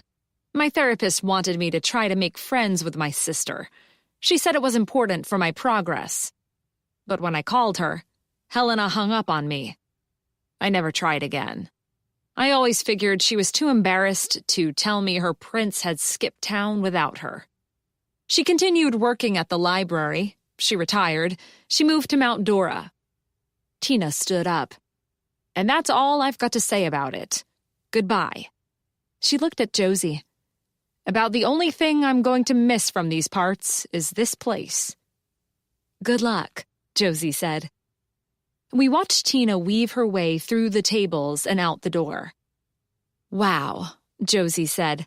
I get mad at Noah and Aaron sometimes, but I've never not wanted to ever see my brothers again. What awful parents, pitting one twin against the other. If that's what happened, Helena might have told a different story. True, but you have to admit that anyone who likes my Danishes can't be all bad. I smiled at my cousin. Tina's bitter, and I doubt she'll be any happier in Mount Dora. We take our problems with us wherever we go, but I do wish her well. What do you think about what she had to say about Helena and this prince of hers? Prince Charming. I only met Helena once, and according to things I've been hearing, She changed a lot over the years, but I wouldn't have thought her the type to dream about finding Prince Charming. I dredged up what I know about Snow White, the fairy tale featuring the strangely named Prince Charming. Apple. You want an apple Danish? I haven't made any lately. Snow White's given a poisoned apple by her wicked stepmother and falls into a coma.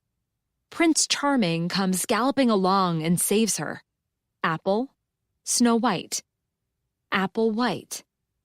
You think that was a reference to Jeff Applewhite? Seems a heck of a stretch. It is a heck of a stretch, but right now, a stretch is all I have. The timing's right. Helena bragged to her sister about running away with some guy she called Prince Charming. The Blackstone necklace is stolen, and Jeff Applewhite disappears. Helena doesn't go with him, so we can assume he'd been spinning her a story. Then, all these years later, she sees his name on an old library card and is freaked out. I can buy that, if what you're saying is true. But why would someone kill her because of what happened so long ago? Someone who was at the party must know something about Jeff that Helena did not. Not until Friday night. Chapter 17. I left Josie's and drove to the Nag's Head police station in a flurry of excitement. I needed to talk to Sam Watson and tell him what I'd learned. I'd established a direct connection, although only speculative, between Jeff Applewhite and Helena Sanchez. Watson wasn't in. I walked back down the steps, unsure of what to do next. If I should do anything next. I like to think I've helped the police with their cases before, but they never actually welcomed my help. More than once, I'd been ordered to stay out of it. Hey, Lucy, what's up? Butch Greenblatt was coming up the stairs, and he gave me a big grin. I grinned back. Hi. I wanted to talk to Sam, but he's not in. I don't suppose you know where he's gone and when he'll be back? Nope, sorry. Can I help? I learned something about Helena Sanchez I think he'll be interested in. Call him and leave a message. I'll do that. Better to talk in person, but I guess we can do that later. No rush. Butch? What? I hesitated. Nothing. If you see him, tell him I'm looking for him, will you? Sure. Catch you later, Lucy. He went into the police station, and I headed for my car. I'd been about to ask Butch if he thought it would be okay if I asked some questions about what had happened all those years ago. I decided not to. Butch would be compelled to tell me not to interfere. I'd then go ahead and do what I wanted to do anyway, but I'd feel bad about it. Sunday evening, after dinner at Aunt Ellen and Uncle Amos's, Rachel Blackstone had given me her number so I could contact her if I learned anything about the case. I got into my car and switched the engine on to get the air conditioning going. Then I gave Rachel a call. "Hello?" she said. "Rachel, hi. It's Lucy Richardson. I've been doing some unofficial digging into the matter we talked about the other night, and I was wondering if I can come around and talk to you. I'm at home now. I'm working in the garden, but I'd enjoy taking a break. I've been out here since 6, and it's starting to get hot." She gave me an address on a small street running parallel to the beach. "Come around the back. The gate's unlocked." By Outer Banks beachfront standards, Rachel's house was fairly small, although multi-storied and dotted with balconies. But it was beautiful, painted a soft blue with fresh white trim. 2 trucks from a landscaping company were parked in front of the house. Rachel's idea of working in the garden, I thought, wasn't mine. I walked around the house and opened the side gate as instructed. I called out to Rachel, and she turned to greet me with a huge smile. I'd been wrong. Rachel had very much been working in the garden. She was dressed in dirt-encrusted khaki pants, heavy hiking shoes, and a once-white t-shirt.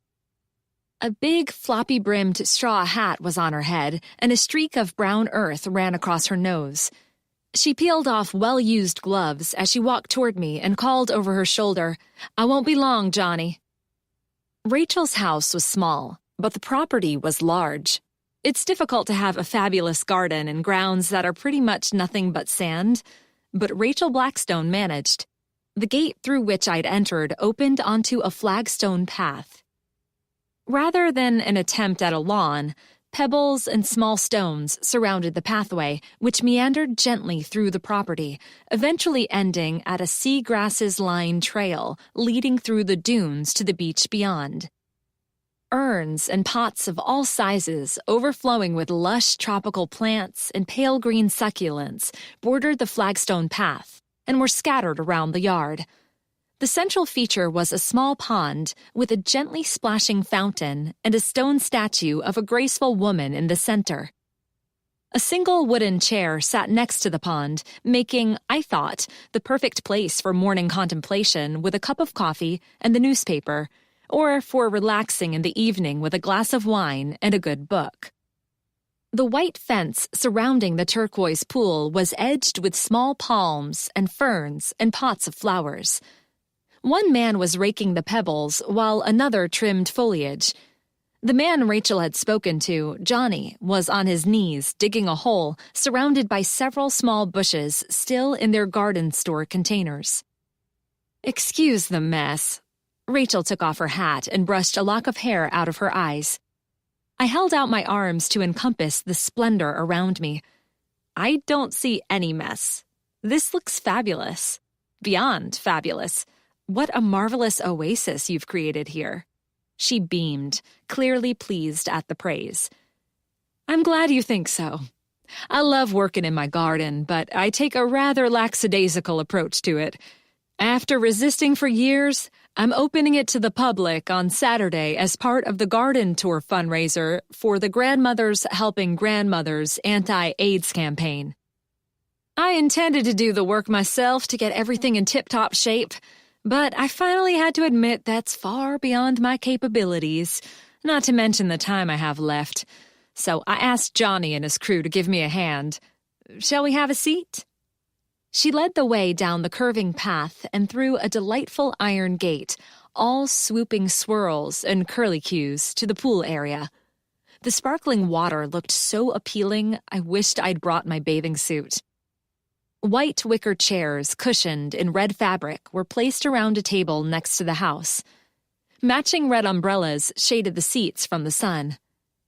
Rachel pulled off her gloves and tossed them and her hat onto the table. "I'm in need of a drink. Can I get you something? I've lemonade and tea in the fridge, both made fresh this morning. Johnny and his gang work up a powerful thirst." "Lemonade would be good, thanks." She slipped through the front doors into the house. I leaned back in my chair and admired the view. The ocean wasn't visible over the white fence, but I could hear the soft pounding of the surf and see brightly colored kites dipping and bobbing in the brilliant blue sky. Wrapped in appreciation of my setting, I started at the sound of the doors opening behind me. Rachel came out carrying a tray with a pitcher of ice and lemonade and 2 plastic glasses. Store-bought cookies were arranged on a plate. She put the tray down, poured the drinks, and handed me mine. "Thanks," I said.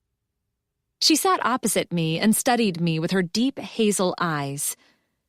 "So, what did you want to ask me? I assume it's something about the necklace. I realize you've thought a lot about it over the years. That would be an understatement. Sometimes a new person asking fresh questions can help. Go ahead." I took a sip of the lemonade. Far too sweet.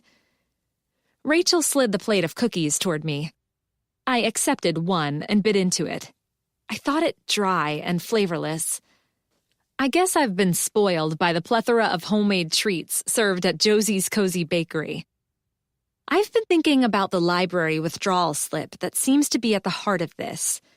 It has Jeff Applewhite's name on it, meaning he signed the book out of the library. You're the only person I've met who remembers him, but from what you've said, he doesn't sound like a library user. One of the few things that sticks in my mind about Jeff, Lucy, is that that's precisely what he was. A reader, at any rate. He usually wore a baggy trench coat with lots of pockets. It was unseasonably hot the night of the party, but he kept that coat on. The police speculated that he'd put the necklace into a pocket and simply walked out the door with it. He always had a book with him stuffed into a coat pocket. So yes, he was a reader. I doubt he had much money. He was nothing but an unskilled construction worker, and in the days before cheap e-books, the library was the place to go for people who didn't have money to buy books. The library still is, I said firmly, the place to go for people who don't have money to buy books, never mind electronic devices. Point taken. She took a cookie and chewed thoughtfully. I let her think. He was a good-looking guy, she said at last. Nothing special, I'm not talking movie star quality, but in good shape, clean, and always well-groomed. I remember that about him, too. Good bone structure and good teeth. Funny how it's all coming back. That didn't sound like the Jeff in the picture I'd found online. In that one, he looked like a street bum. Still, people can clean themselves up when they want to. This peaceful moment is yours. Rest in it, breathe in it, and let it soothe you before the story resumes.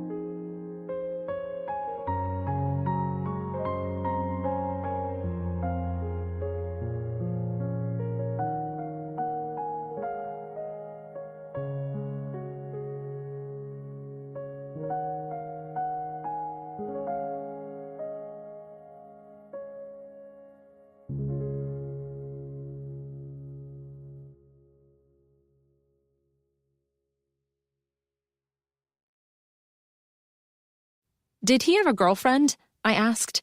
Anyone he brought to your parties? Did you ever see him outside of your house? Not that I remember. Her eyes opened wide, and she slapped the side of her head. There was something. Yes. Now it's coming back. One night, probably not the night the necklace was stolen, but another, people came over for dinner. I got a ton of Chinese food in because I didn't have any idea how many would show up. This girl, I never did get her name, was coming on to Jeff in a big way.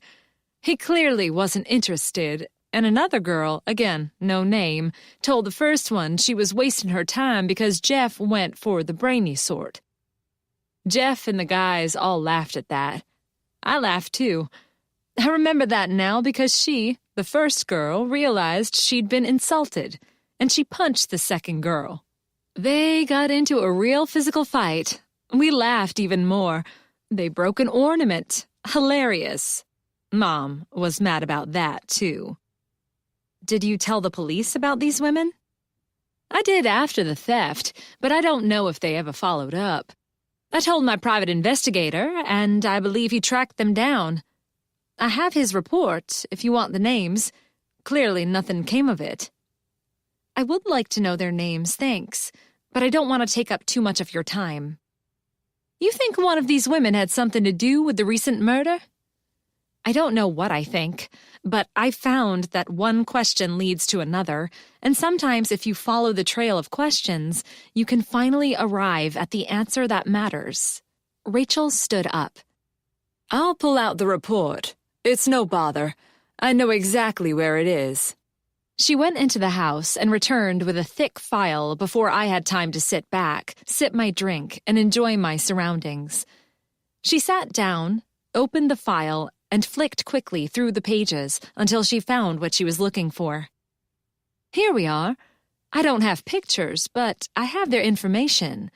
The private investigator spoke to the women, and they claimed to have nothing to tell him. Neither of them were, so they said, at my house the night of the party in question. Jessica Raymond from Nag's Head, age 17 in 1995, Elizabeth Correggio, from Raleigh, aged 20 in 1995. At the time of this report, Jessica was a stay-at-home mother with one baby in Kill Devil Hills, and Elizabeth was working as a waitress in Raleigh. Rachel looked at me. Her eyes shone with hope. After all these years, she was still hoping the necklace would be found. I was sorry to disappoint her, but I had to. Jessica and Elizabeth were too young to have been one of the women at the library on Friday night, and I told her that. Sorry, I said. Rachel gave me a tight smile. She gathered up her hat and gardening gloves. If you don't mind, Lucy. I jumped to my feet. I'll let you get back to work. Thanks for this. Her smile was tinged with sadness. It would be nice to get my grandmother's necklace back, if only out of respect for her and my grandfather. But I've pretty much given up hope. Chapter 18. Where to go next? I sat in my car in front of Rachel's house, thinking it all over. That had been a dead end. This entire line of questioning was probably a dead end. I had to consider that Helena might not have been reacting to Jeff's name at all. Maybe she'd suddenly remembered something that upset her, and I had no chance of ever finding out what that had been. Today was my day off. Another fabulous day on the Outer Banks. I could go to the beach. I could visit the Elizabethan Gardens and Manteo, or take a hike on the dunes at Jockey's Ridge State Park. I could treat myself to a nice lunch out, or go shopping for some badly needed new work clothes. I could just go home and relax in my apartment and read. Instead, I found myself driving to the Oceanside Hotel. Sam Watson couldn't keep Bertie's friends in town forever. He'd have to let them go home soon if he didn't come up with something new. I didn't have phone numbers for Ruth or Sheila, but I was in luck and found them by the hotel pool. wearing their bathing suits, stretched out on lounge chairs in the sun, icy glasses next to them. "Hi," I said. Ruth lowered her book and peered at me from behind a pair of enormous sunglasses. Sheila opened her eyes and squinted up at me. The sun was directly overhead, a ball of fire in a cloudless sky. I wondered if I should point out to Sheila that her chest was turning a bright pink. Instead, I said, "Nice day." "It is," Ruth said. "I have to say I'm not entirely unhappy at being confined to this place." She glanced around the pool deck. Sparkling water, splashing children, laughing parents, comfortable chairs. Even a waiter fetching fresh drinks and clearing away the used glasses. When I told my boss I can't come in as I'm under police orders to remain in Nag's Head, she insisted I give her the name of the officer in charge. She had to make sure I wasn't lying about something like that. The miserable old bat. My husband wasn't happy at having to cook his own dinners, either. She lifted her arms and stretched. Let him suffer for a change. I could get used to living like this. "I'm not pleased," Sheila said. "My granddaughter's birthday party's on Sunday, and if I have to miss it, I'll be seriously angry." "What can we do for you, Lucy?" Ruth asked. I felt awkward looming about them, staring down, fully dressed, while they looked up at me, shading their eyes with their hands. I dragged a lounge chair over and dropped into it. "How did it go last night?" I asked Sheila, after Connor and I left. "What happened last night?" Ruth asked. "You ruined the scene," Sheila said, "totally and completely. Louise Jane tried to call them back, but everyone had fled." "Call who back?" Ruth said. "I wondered where you'd gotten to last night." "I was assisting Louise Jane," Sheila said, "while she attempted to contact the spirits of the marsh." "Oh, yeah, that." Ruth's eyes were concealed by dark glasses, but I was pretty sure she was rolling them. "I keep trying to get a handle on Helena, and I can't," I said. "Tell me about her." "Not much to tell," Ruth said. "We worked together in Manteo for a few years in the early 90s. She was a competent librarian, pleasant enough. We were friendly at work, but didn't socialize outside. I was married with young children, and she wasn't, so we had nothing in common other than the job. If you don't mind my saying so, when you met her on Friday, she said you'd put on weight." "So she did, and so I have. What of it? I have to admit, Lucy, the comment surprised me. I don't remember her being nasty." "People change," Sheila said. "Did you know Helena?" I asked. "Never met her before in my life." "Did you ever meet Helena's sister?" I asked Ruth. "Her name's Tina." "No, I didn't know she had a sister. No reason I should know." "Anything else you remember about her?" "I don't remember Helena particularly well at all, Lucy. We meet so many people over our lives and our careers." She chuckled.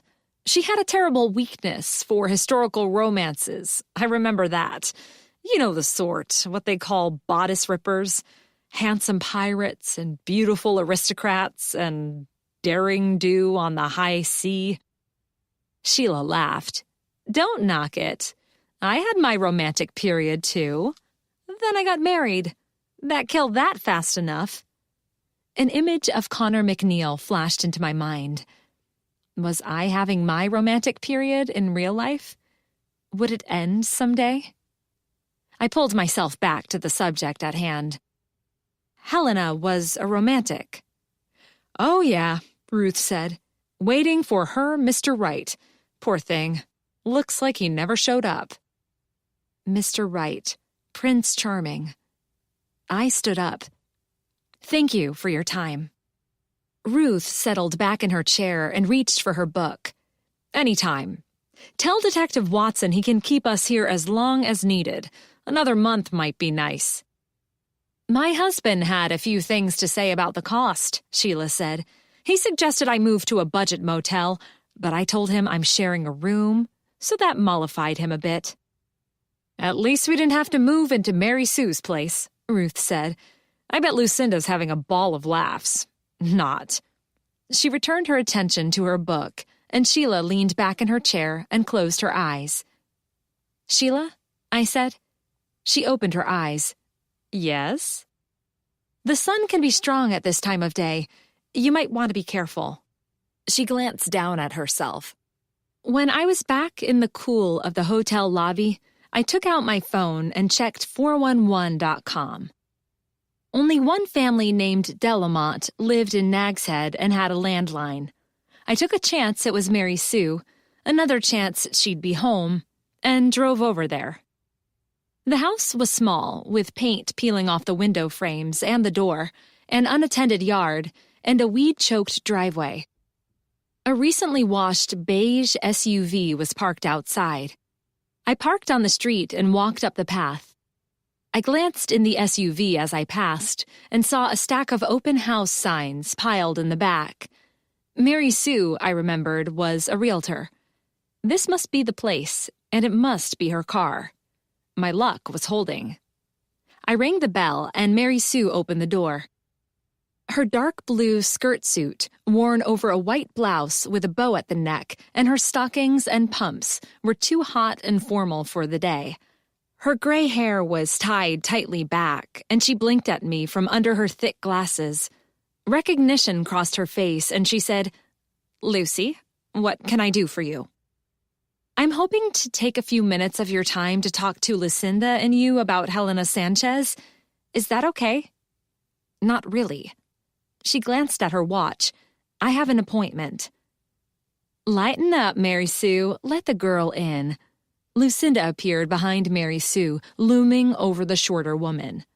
Mary Sue ducked her head and stepped back. "I hope you're here to tell me I can go home," Lucinda said. "You won't hear anything like that from me, sorry." "You might as well come on in anyway. Coffee's on, or we can get you something cold if you'd prefer." "I'm fine, thank you." I glanced at Mary Sue. It was her house, and thus her place, not Lucinda's, to invite me in and offer refreshments. "Never mind her," Lucinda said. "She doesn't really have an appointment. She's just wanting to get out of here and make me think she's busy." "That's not true," Mary Sue said. "It's open house day for realtors. Some promising properties are coming onto the market." "If you say so." Lucinda took my arm and gave me a broad wink. She didn't try to be subtle about it either, and Mary Sue noticed. She flushed. Lucinda almost dragged me down the hallway to the kitchen. The kitchen was spotless, but seriously in need of some updating. The floor was brick-patterned linoleum, the countertops brown laminate, the fridge and stove yellowing white, and the tiles on the backsplash behind the sink showed Dutch windmills and fields of tulips. "Have a seat." Lucinda gestured to the chipped and scarred pine table as she opened the fridge and stuck her head in. She pulled out a bottle. "There's some wine left? How about that?"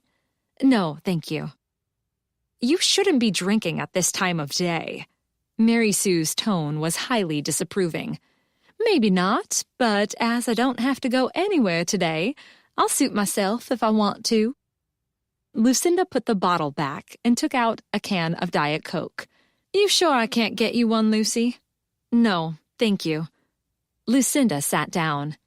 Mary Sue hesitated and then did the same. They looked at me. "As I said, I've been thinking a lot about Helena and wanting to know more. You both worked with her, didn't you?" "We were never at the same library." Lucinda popped the tab on the can. "But we met at conferences, regional librarian meetings, that sort of thing. I can't tell you much about her, Lucy. I scarcely remember her." "She seems to have remembered you," I said. Lucinda peeked at me from under her false eyelashes in a gesture that was far too girly for a woman of her age. It was midday in a beach town in the summer. She was staying at the home of a friend who didn't want her there, and Lucinda was made up as though she was about to step in front of the cameras for her close-up. "I like to think I'm memorable, even after all these years." Mary Sue snorted. You knew her better, I said to Mary Sue. Yeah, I knew her. She worked in Manteo for a number of years. When Ruth was there, that's right. She moved to the Lighthouse Library when she got the director position. I was working there, and she became my boss. When was that? January 1995. We didn't work together for long. She fired me for absolutely no reason. When? May 1995. Okay, so I took some days off and lied about why, and I left early without asking a couple of times when she'd gone into town or something, thinking she wouldn't be back. But what of it? Everyone does that sort of thing. Roger was sick, and we were having money troubles, and I had a lot of things to worry about. I said nothing and tried to keep my face expressionless. The events of the spring of 1995, I was convinced, were key to this case. It wasn't my fault, Mary Sue said. The work in her office was getting on Helena's nerves, and she took it out on the person who happened to be a suitable target at the time, me. What do you mean, work in her office? Was someone else using her office at the same time? Not that kind of work. Some renovations were being done inside the library, and the director's office got a refresh. A new paint job, some minor cracks in the walls were repaired, new windows put in. A whole new floor was the major part of it. All the dust and noise and interference, that means. We've all had horrible bosses, Lucinda said. I could tell you stories of things that happen in Hollywood that would curl your hair. She glanced at my out-of-control mop of frizzy black curls and burst out laughing. Bad joke. Sorry. We're not talking about Hollywood, Mary Sue snapped. Although, I thank you once again for reminding us that you work there. Lucinda glanced at me, lightly slapped her hand, and rolled her eyes. I pretended not to notice. Helena wasn't so bad at first, Mary Sue said. Tough? Yes. But fair. I can't say I ever liked her. She wasn't one for getting on with the staff on a personal level, but she was an okay boss. Then, out of the blue, she turned on me. Come to think of it, she probably did me a favor. It was time to move on. Judging by the expression on her face, even Mary Sue didn't believe that. My colleagues said the place wasn't the same without me. Helena must have needed me more than I knew. She went off the rails after I left, people said. The Lighthouse Library wasn't a nice place to work anymore. I'm glad to hear it's back the way I remember it. Now Bertie's in charge. Lucinda put her hand on top of mine. Her eyelashes fluttered, and she stared deeply into my eyes. I shifted in my seat. I hope you're not making something out of nothing, Lucy. Helena hadn't lived in Nag's Head for a long time. She would have had time to make plenty more enemies since then. Someone must have followed her to the library and took the chance to rid themselves of her. Unpleasant, I know, but so is life sometimes. She sighed theatrically and lifted the soda can to her mouth. I suppose. I said nothing about the possible murder weapon, the letter opener removed from our display. Did either of you ever meet her sister? Lucinda shook her head, and Mary Sue said, I didn't know she had a sister. Her name's Tina Ledbetter. She lives in Nag's Head. The women exchanged glances and then shook their heads again. My luck might be in when it came to finding the people I wanted to talk to, but not as regards the information I needed.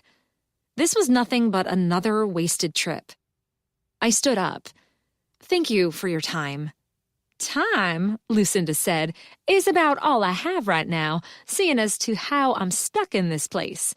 I told the cops I expect them to pay for my flight home. It costs a lot to rebook, you know. She glanced at a big round clock on the wall. It's almost 2. Wine time.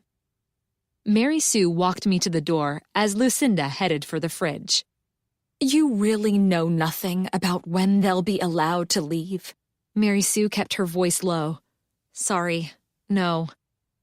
I don't know how much longer I can put up with her in my house. It's bad enough having to listen to her brag about her Hollywood exploits and all the stars she's best friends with. but she's mistaken me for a hotel maid and my husband for her chauffeur and wine supplier." Mary Sue tugged at her hair. "It's a nightmare."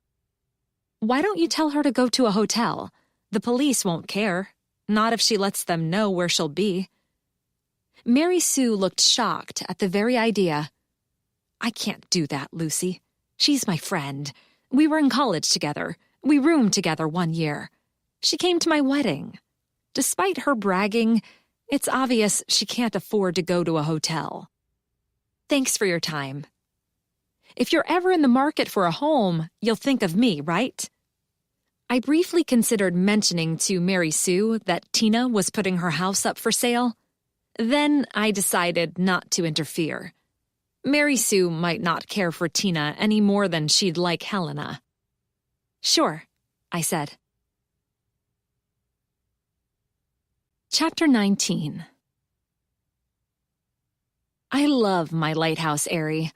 I love the tiny apartment. I love the view. I love the lighthouse. And I love the commute. But, as I've said, living above the library was erasing the boundaries between work and home, and that was probably not a good thing. I wanted to stop worrying about Helena Sanchez and who'd killed her.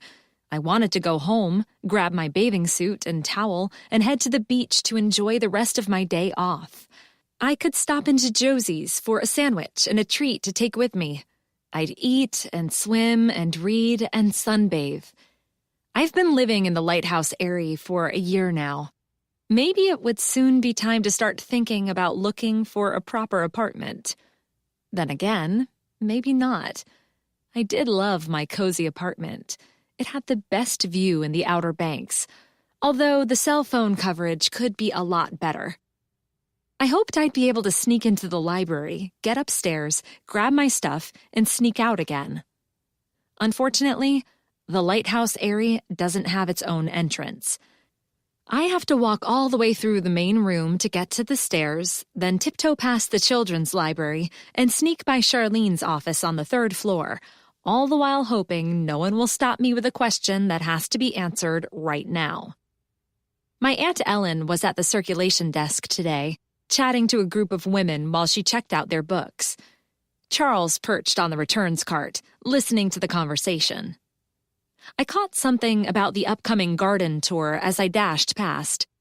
Aunt Ellen gave me a wave, and Charles twitched one ear, but I didn't stop. I hit the stairs and ran up. A babble of excited, high-pitched voices came from behind the door of the children's library. I opened the gate and took the next flight of stairs 2 at a time. On the 3rd floor, the door to Charlene's office was closed. I ran on. I unlocked my apartment, let myself in, and slammed the door behind me. Made it. Seeing Rachel's lovely garden had inspired me, and as I don't even have a window box in my apartment, I decided that rather than go to the beach, today would be a good day to pay a visit to the Elizabethan Gardens in Manteo. I'd have a walk around, admire the plants, maybe pick up a birthday gift for my mother, and treat myself to a late lunch, early dinner in a nice restaurant overlooking Roanoke Sound. If I was going to eat by myself, I needed my book to keep me company. But first, something Lucinda and Mary Sue said had caught my attention, and I wanted to check a detail with someone. I signed onto the staff area of the library's website, accessed the Friends of the Library list, found the number I needed, and made a call. "Hello?" said a woman's voice. "Hi, I'm looking for Glenda Covington." "This is she. Lucy, is that you?" "Yes, it is. Hi. I hope you don't mind my calling, but I have a quick question. I've been thinking about something you said the other day. I'd be happy to help if I can." "It's about Helena Sanchez." "Oh, yes. So sad. What about her?" "You said many people didn't get on with her, but you always had a soft spot for her. Can you tell me more about that? From what I've heard, she was difficult, might be the word. We lived in Manteo for a few years. I taught 5th grade at the public school there. I knew Helena when she was at the Manteo Library. She was a highly efficient librarian, perhaps a bit on the stern side. I knew the children didn't like her, but she was always pleasant to me, to everyone, whether staff or patrons. I was pleased for her when she got a promotion and went to the Lighthouse Library. A few years after that, I was transferred to a school in Nag's Head, and we moved house, so I started going to the Lighthouse Library. Helena had changed, I thought. Changed? In what way? A long pause came down the line. I let Glenda think. She wasn't nice any longer. Still efficient, still strict, but she didn't even attempt to get along with people. She'd never been the friendly sort, the sort to make friends easily or to want to make friends. She didn't associate with the patrons, except to do her job, but when she did, she'd always been pleasant enough. At the Lighthouse Library, she was different. That's about all I can say, Lucy. Some people speculated that she was experiencing pain and didn't want to show weakness, but I didn't see signs of that. I wondered if she'd had some crushing disappointment, a betrayal so great it changed her view of people and the world, or perhaps reinforced her inclinations. But I never knew what that might have been. It certainly wasn't something I could ask her. I continued to get on with her, maybe because I sensed her underlying sadness, but not a lot of people did. While she was the director, I was about the only member of the Friends of the Library who stayed any length of time. When she retired, I don't think the staff even had a party for her. I was genuinely sorry to hear she died. I wish I'd known she was visiting Nag's Head, but I never heard from her after she retired and moved away. Thank you for telling me. Am I helping, Lucy? Do you know who killed her? No, I don't. I'm sorry. You take care, dear, she said, and hung up. I grabbed my book off the night table, stuffed it into my bag, and headed out, ready to enjoy the rest of the day without worrying about the death of Helena Sanchez.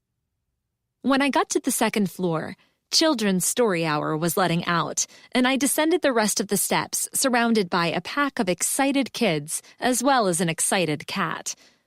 Charles leaped onto the railing and walked down next to me. Bertie had come out of her office and was standing by the front door, waving goodbye to the children and chatting to their parents. A long line of kids gripping their books waited for Aunt Ellen to check them out. I ducked my head and ran for the door. Lucy, Mrs. Peterson popped out from behind the stacks. There you are. Ronald told me you were off today. Never mind. I won't take much of your time. I've been thinking about programming for teenagers. As you know, my charity is 15 now and getting too old for the children's library, as excellent a librarian as Ronald is. It's time that she curses, foiled again. I shifted from foot to foot, my smile straining my face. Mrs. Peterson had 5 daughters. In charitable moods, I considered her to be stalwart of the library in general, and the children's library in particular. In less charitable moods, I thought she was a pest. She had social ambitions for her daughters that her family's financial situation simply couldn't accommodate. Therefore, as she couldn't afford a private library and librarian for her children, she simply decided to treat the Body Island Lighthouse Library and Ronald as such. And now, it seemed, she had designs on me. As the youngest librarian here, I thought you'd be the best one to get the program going. You can have visiting professionals, scientists, doctors, people like that, talking to the young people about their work. I would, of course, leave everything up to you, but if you wanted my help... I searched for an opening in the stream of words, but nothing presented itself. If I didn't get out of here in the next minute, I'd spend an hour listening to Mrs. Peterson's idea. She'd probably order me to start working on a position paper while she stood over my shoulder and dictated. Bertie must have caught sight of my stricken face. Lucy, there you are. I'm so dreadfully sorry, Mrs. Peterson, but something vitally important has come up, and I need Lucy. Won't be a minute, Bertie, Mrs. Peterson said. Now, once you've got the lineup set, then we can... Did I see Primrose outside chatting to the Burke boy? Such a nice young man, isn't he? Bertie said. Primrose? With Brian Burke? So sorry, Lucy. I have to run. We'll talk later. Phoebe! Where's Phoebe? Put down that book. We have to go. But, 7-year-old Phoebe said. No buts, her mother said. Now. We watched Mrs. Peterson charge out the door, trailed by a bewildered Phoebe. That was mean, I said with a laugh. Primrose was 13. Mrs. Peterson had already lost control of her oldest daughter, Charity, and was determined not to let Primrose have any interest in boys. Mean, perhaps, Bertie said, but true. Primrose is indeed outside chatting to the Burke boy, although it's 10-year-old Kyle, not his older brother Brian. Mrs. Peterson, I said, is in for a rough few years. She is indeed. I had a call from Ruth earlier, wanting to meet for a drink later. She told me you'd been at the Oceanside. Just asking questions. The more questions I ask, the more questions I have. We shouldn't talk here, Bertie said. She led the way down the hallway and into her office. She left the door open. You're not getting anywhere? Nope. Every time I decide what happened to Helena must go back to the spring of 1995, to the theft of the Blackstone necklace and the disappearance of Jeff Applewhite, I then decide that's nothing but a coincidence. I found nothing at all to link Helena to Jeff and Rachel except Tina, who knew them both. But Tina never introduced her sister to them. She wouldn't have because they didn't exactly get on, as we know. Anyway, I've decided to forget about it. I've done all I can. That's all anyone can ask of you. I smiled at her. Thanks for saying so. I know I get like a dog with a bone, but I also know when it's time for me to move on. And right now, I'm moving on to the Elizabethan Gardens for the rest of the afternoon. Enjoy, she said. I love it there, but I haven't been for ages. Knock, knock, said a deep voice from behind me. I turned to see Sam Watson standing at the door. Come in, Bertie said. Hope I'm not interrupting, Watson said. Charles slipped into the room between his legs. Charles always liked to be kept up to date on police activities. He sprang onto the top of the filing cabinet and settled down to listen while he washed his whiskers. Not at all, Bertie said. Lucy was telling me about her plans for the rest of the day. What can I do for you, Sam? Nothing, really. I just popped in with an update. Elizabethan Gardens forgotten. I made no move to leave. I wanted to take another look at the boardwalk and the marsh. Sometimes it helps to go back to the scene, clear my mind, try and imagine how things went down. And did it? I asked. No, he said. I've been in contact with the Mount Dora police, and they have nothing important to tell me about Helena Sanchez. She had no police record, and her neighbors say she was a quiet woman who kept to herself. She volunteered at the local library twice a week. The officer who spoke to the library director got the impression Helena wasn't popular there, but the director wouldn't come out and say so. She said Helena worked best when she was left alone, so they often put her to work designing posters to advertise visiting authors or other special events. That sounds like Helena, I said. She didn't get on with a lot of people. Aunt Ellen quit the Friends of the Library group here because of Helena. All of which might be true, but that's not usually grounds for killing someone. As far as the Mount Dora police have been able to tell, there's no reason anyone would have followed Helena here with the intention of killing her. I've been hearing conflicting stories about her, I said. Ruth told me she was friendly enough on a professional level when they worked together in Manteo, but Mary Sue hated her when she was at the Lighthouse Library. I'd put that down to the usual personal conflicts, except that, as I said, Aunt Ellen couldn't work with Helena either. Aunt Ellen likes most people, but she doesn't suffer fools gladly. Not that Helena was a fool, but you know what I mean. Not everyone is liked by everyone, Bertie pointed out. I can think of a few popular people I'd cross the street to avoid. Personalities clash. True, but I'm thinking it's more than that. More in what way? Watson asked. The Helena I met on Friday was, to put it mildly, out and out rude and nasty. You think she changed at some point? Bertie said. I do. Glenda Covington, in particular, knew Helena when she was in Manteo, and then later when she was the director here. She told me Helena changed considerably over those years, although she didn't know what might have happened. I think whatever happened to Helena happened in the spring of '95. The time of the Blackstone necklace and Applewhite's disappearance, Bertie said. They have to be connected. No, they don't, Watson said. Anything could have happened, if anything did, to Helena that spring. But Jeff Applewhite's signature was on that withdrawal card. So were other signatures. The necklace and Applewhite disappeared 25 years ago.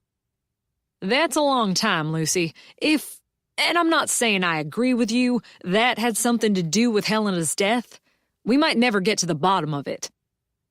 I've never heard you be pessimistic about a case before, Sam, Bertie said. He rubbed at the stubble on his jaw. The shadows beneath his eyes were deep and dark. Maybe I'm just tired. I've been running in circles with this one. Except for that letter opener, I'd think this was a random attack. Although I have to point out, we have no proof the opener found in the marsh is the same one taken from here, or even the one used in the murder. The ocean washed it clean. The coincidence of it not being the same one would be too much to believe, I said. I need proof, above all, to take to court, Lucy, he said. Which is why I can help you, I said. I go where my instincts take me, and don't worry about court. Which is why, he said with a twinkle in his eye that belied his words and lifted some of the darkness from his face, I don't ask for your help. I assume you've been checking into the backgrounds of the women who were on the walk with Helena, Bertie asked, who, I hate to remind you, are my friends. I have. Again, nothing comes up that might indicate a life of crime or an overwhelming need for revenge against someone who might have wronged them years ago. Your friends are, Bertie, more or less what they appear to be. Although Lucinda Lorca isn't quite the showrunner's personal assistant she says she is, more like the part-time helper to the second sub-assistant of the assistant to the showrunner. Charles snorted. I won't even try to work that relationship out, Bertie said, but I suggest you not read anything into that. We all try to impress our friends at reunions. I suspect Mary Sue's success in the real estate business isn't quite what she says it is. I've seen a few of her signs around town advertising homes for sale. I don't think I've ever seen one with a sold sticker slapped on it. I thought of Mary Sue's rundown house and her air of desperation. Watson wiggled his eyebrows, but he also said nothing. Then again, was I making all this far more complicated than it needed to be? Was I seeking patterns where none existed because of some hidden desire to show off my sleuthing skills, rather than come to the simplest and most obvious conclusion? Tina Ledbetter and Helena had a difficult relationship, I said. Tina has clearly benefited from her sister's death, as she's Helena's heir.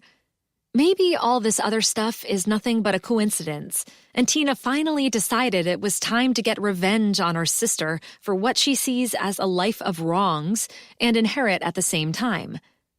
She's anxious to get to Florida and start her new life. Maybe she followed Helena here and hid outside in the dark, waiting for her chance, and followed us to the pier. And just happened to have a Nag's Head anniversary letter opener in her pocket. I didn't say that last part out loud. She knew Helena was dead before you told her. All of which would have had me taken her down to the station for some in-depth questions, Watson said, except for the fact that Tina has an alibi. A good one. Oh, I said. You didn't tell me that. Believe it or not, Lucy, I don't tell you everything. Right. At 10:15 last Friday evening, Tina was threatening to call the police on her neighbors who were having a barbecue in the backyard and playing their music, according to Tina, too loud. It's not the first time they've clashed and threats have been made. Tina stuck her head over the fence to yell at them, so she can be positively identified, and they're confident of the time as the homeowner checked his watch and told Tina that at that time of the evening, noise bylaws don't apply. Tina went back inside. It's about a 15-minute drive to the lighthouse from her house, so she would not have had time to get her car, drive here, sneak up on Helena and kill her, and be back home by 10:01 when she again yelled at the neighbors. Oh, I said. For what it's worth, lest you believe the neighbors are some sort of biker gang or the type of hard rock fans who can be bribed into lying to the police, they're in their 70s and had gathered like-minded friends to enjoy a cello recital by Yo-Yo Ma over their vegan burgers and quinoa salads. Not everyone, Bertie said, is a fan of classical music. True. The police have been called more than once to Tina's complaints about her neighbors, and vice versa. The neighbors were, they told me, overjoyed when they saw a for sale sign go up on her lawn. After I leave here, I'm going to call Lucinda, Ruth, and Sheila and tell them they can leave Dare County tomorrow, pending no new developments. I'll also be lifting restrictions on Mary Sue Delamont's movements. He wished us a good day and left. So that's that, I said. Not necessarily, Bertie said. Sam will keep digging. You know he will. Yes, but he's got other cases on his plate, and once the women are gone, it'll be harder for him to talk to them. And I won't be able to either, I thought, but didn't say out loud. Tell me about them, please. I know you haven't seen most of them in a long time, but what do you remember? I remember, Bertie said, good times. We were young and free, passionate about our courses, loving college, loving being away from home, stretching our wings. I shared a dorm with Lucinda, Sheila, Mary Sue, and Ruth our freshman year. I stayed in touch with them more than the other women in our class, mainly because we all settled in eastern North Carolina, and we'd get together occasionally as a group when one of us organized something. But sometimes even the closest of friends drift apart, and that's the way it should be, Lucy. People grow and change. From his post, Charles nodded sagely. Ruth, Sheila, and I remained librarians, but Lucinda moved to California, and Mary Sue went into real estate. Ruth, Sheila, and Mary Sue married and had children. Lucinda married and divorced twice, and I never did. A bell went off in my head, and I realized I'd been missing something all along. When did Lucinda go to California? I don't know. She was working as a librarian somewhere in this area, and she knew Helena. Then she quit and went to California to work in television. She told me when that was, but I don't remember. Can you find out when she actually left? You think it matters? I don't know what matters until I know. You could ask her. She might not tell me the truth. Margaret Hurley is our class record keeper. She kept track of us as much as she could, wanting our contact information to organize events and keep us in touch. She might know. Can you ask her, please? Bertie reached for her phone. She scrolled through her contact list, gave me a nod, and then made the call. I could hear the tinny voice on the other end that indicated she'd reached a recording. Hi, Margaret. It's Bertie James here. I have a question for you about our class. Give me a call when you get a chance. Bye. Let me know what she has to say, I said. As for me, I'm off to the gardens. Enjoy, Bertie said. I turned around and collided with Louise Jane. I let out a screech, and Louise Jane threw up her hands.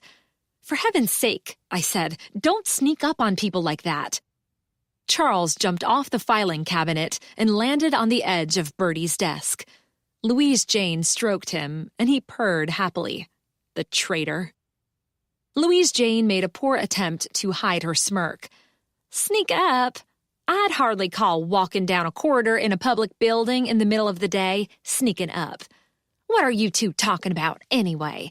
More developments on the case? Isn't today your day off, Lucy? I was just leaving. You shouldn't spend so much time here. I've been reading up on the importance of a proper work-life balance.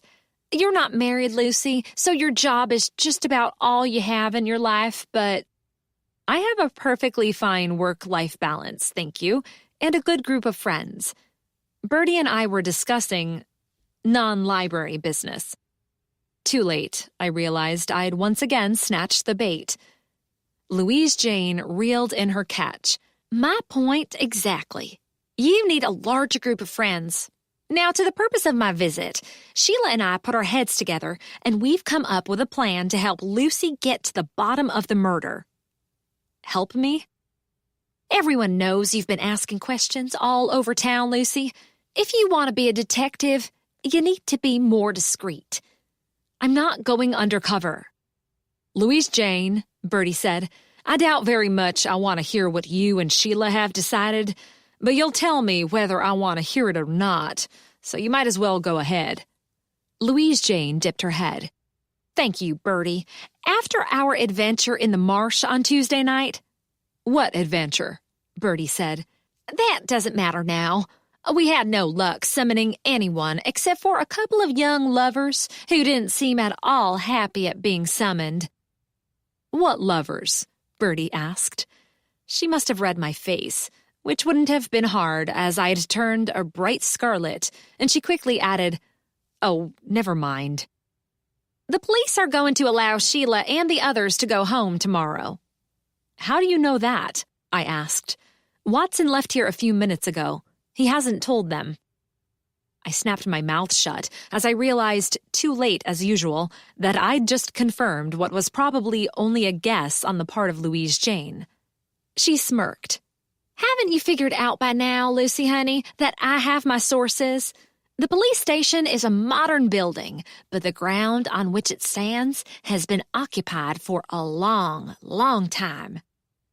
More likely than an unworldly informant, I thought, Louise Jane has a friend or a distant cousin working for the police who keeps her up to date about goings-on there. Anyway, she went on, as they will be leaving, we have one night, and one night only, to attempt a recreation. I hope you noticed, I said, that I haven't asked what you meant about summoning. I don't want to know. And I don't want to know what recreation you're talking about, Bertie said. Sure you do. Louise Jane gave Charles a final pat. He strolled across Bertie's desk and settled on the computer keyboard for a nap. Tonight, we'll gather together the people who went on the walk on Friday to reenact the events of that night, including you, Bertie, plus Lucy and Ronald. My cousin Jolene is about the same age and height as Helena, although quite a bit heavier, come to think of it. Never mind, it'll be dark. Jolene will play Helena. I, of course, will be on high alert, prepared to speak to any of the marsh spirits who want to help us understand what happened. Why would they want to do that? I asked. Do what? Help us understand. Because I'll ask nicely, Lucy, honey. Now, you tell Ronald, and I'll get Sheila to call Lucinda, Mary Sue, and Ruth. We won't tell them what's happening, of course. We'll say it's a farewell party. Come to think of it, you'd better make the call, Bertie. I'm not tricking my friends into participating in one of your wild fantasies, Bertie said. And that is that. I suppose you're right. Besides, women of— She coughed and avoided looking at Bertie. A certain age don't usually start parties after 9. It'll be better coming from Sheila anyway. She'll invite them to join her on a pleasant evening stroll on the library grounds. No one can object to that. I don't know, Bertie said. Fortunately, Louise Jane said, I do. What harm can it do? If nothing happens, we'll all drive into town for a farewell drink at the oceanside. Very well. Bertie reached for her phone. "Who are you calling?" Louise Jane asked.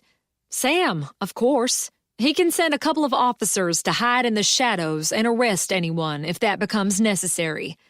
"Not a good idea," Louise Jane said. "More people will disrupt the atmosphere I need. We have to enact events as closely as possible as they happened on Friday night, and we didn't have a bunch of cops tramping around in their big boots, frightening the birds and yelling at each other. I checked the weather forecast for tonight, and the conditions will be much the same as they were on Friday. Weather exerts a powerful influence over the spirit world." Do they not like going out in the rain? I asked. Louise Jane ignored me. We can't, Bertie began, but she stopped when I gave her a jerk of my head. Louise Jane's back was to me as she faced Bertie, feet apart, hands on hips, ready to argue her point to the death.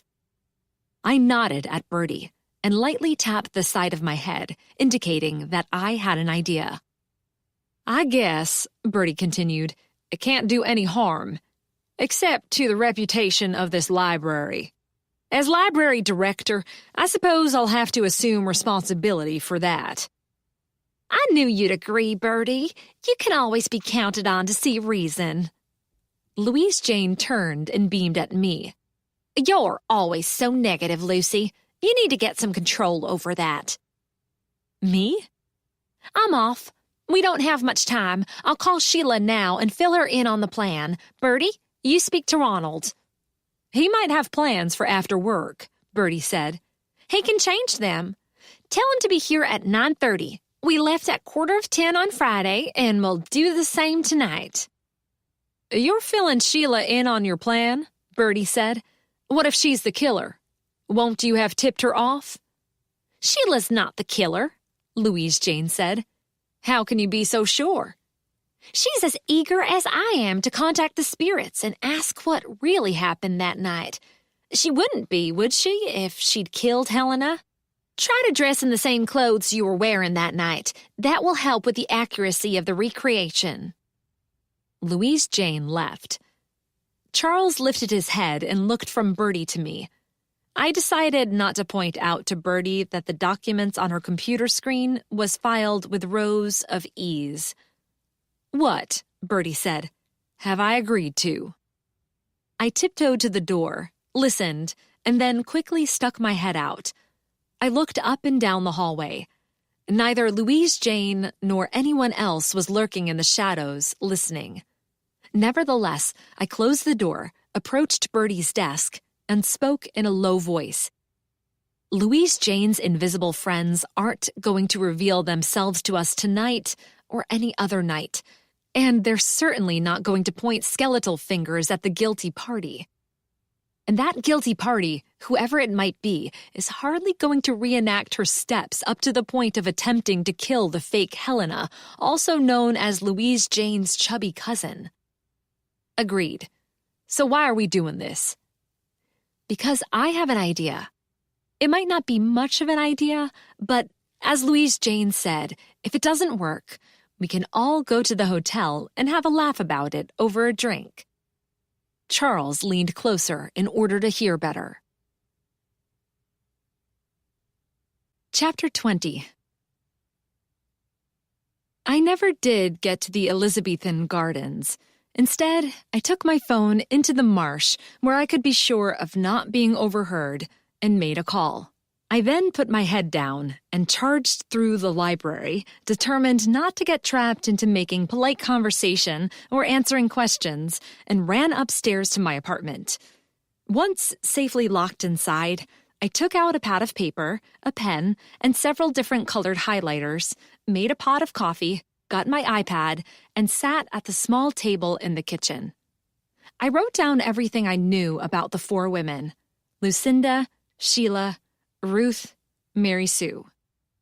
Unlike Louise Jane, I wasn't ready to remove Sheila from the suspect list. People outside of the reunion friends, Rachel and Tina among them, might have had reason to kill Helena, but they had not been inside the library during the party, and thus they had not stolen the letter opener. It was possible, as Watson had said, that the opener the police divers dredged up from the bottom of the marsh was not the one taken from the library and not the weapon that had killed Helena, but I decided to apply Occam's razor.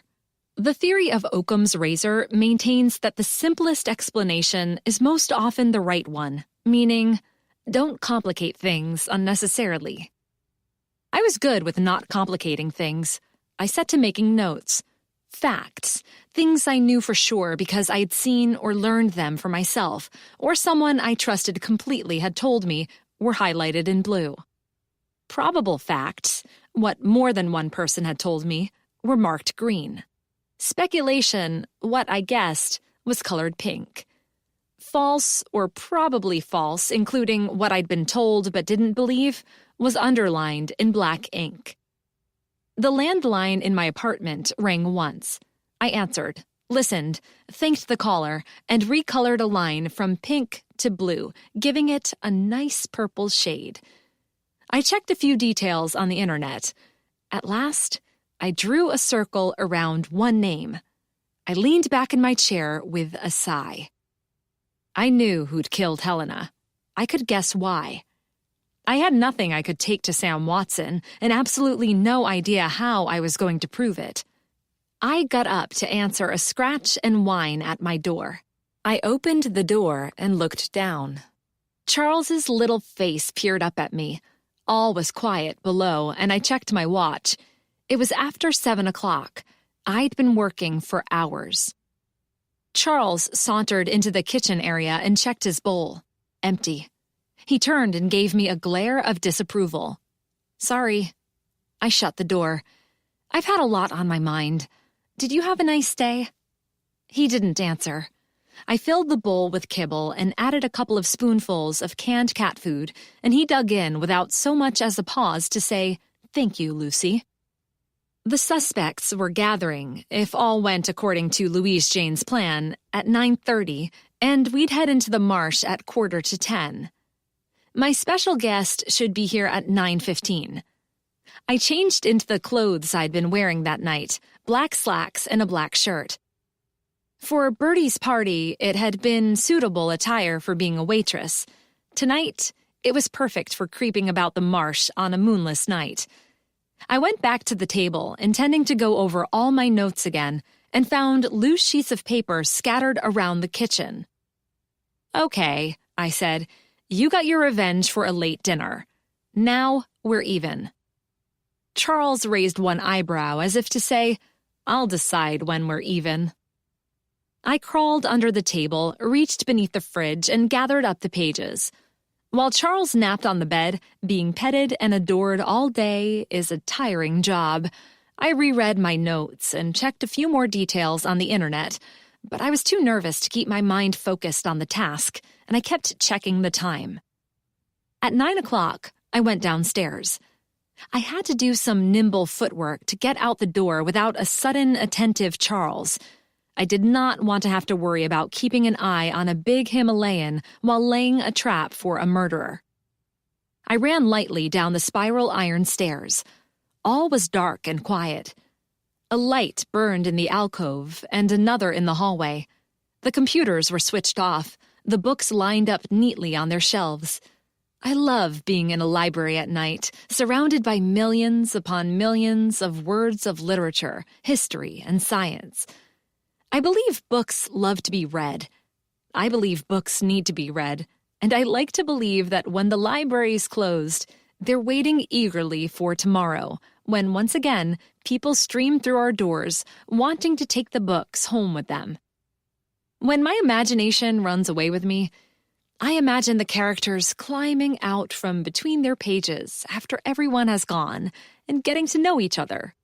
I hope Lizzie Bennet would like what Seth Grahame-Smith did in Pride and Prejudice and Zombies, or that Sergeant Cuff of The Moonstone would enjoy the exploits of his modern counterparts, James and Kincaid, in Deborah Crombie's series, or that Sherlock Holmes wouldn't mind too much being recreated as a modern young woman in Vicky Delaney's Sherlock Holmes bookshop series.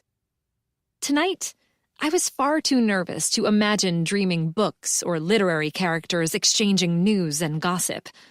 I went outside and paced up and down the path. I checked my watch so often the minute hands scarcely seemed to be moving. The warm night was a close replication of Friday's weather. Heavy cloud cover hid the moon and stars, and the wind was still. The occasional bat flew overhead, and insects were on the hunt. At long last, lights lit up the row of red pines, and a car approached. My heart sped up. It settled back down when I recognized Ronald's car. I ran to greet him. "What on earth is going on?" he said the moment he had one foot on the pavement. "Bertie told me we're going to try to reenact Friday night. Are you sure that's wise, Lucy?" "I'm not sure in the least, but it's worth a shot. Just be on alert, please. And watch what's going on." "I can do that. Here comes Bertie. She told me to wear the same clothes I had on that night." Like me, Ronald was all in black, but unlike mine, his outfit was accented by the yellow polka dot bow tie. Our boss's car pulled up. "Mary Sue's bringing Lucinda," Bertie told us, "and Louise Jane and her cousin will pick up Sheila and Ruth. Did you, make the other arrangement?" "What other arrangement?" Ronald asked. "Better you don't know," I said. "Yes, I did, and I hope she hurries up." I checked my watch. "She's late." I said 9:15. It's 25 past now. If the timing's wrong, everything will be ruined. "I'm not asking what will be ruined," Ronald said before clamping his lips firmly together. "I did as you asked, Lucy," Bertie said. "Good."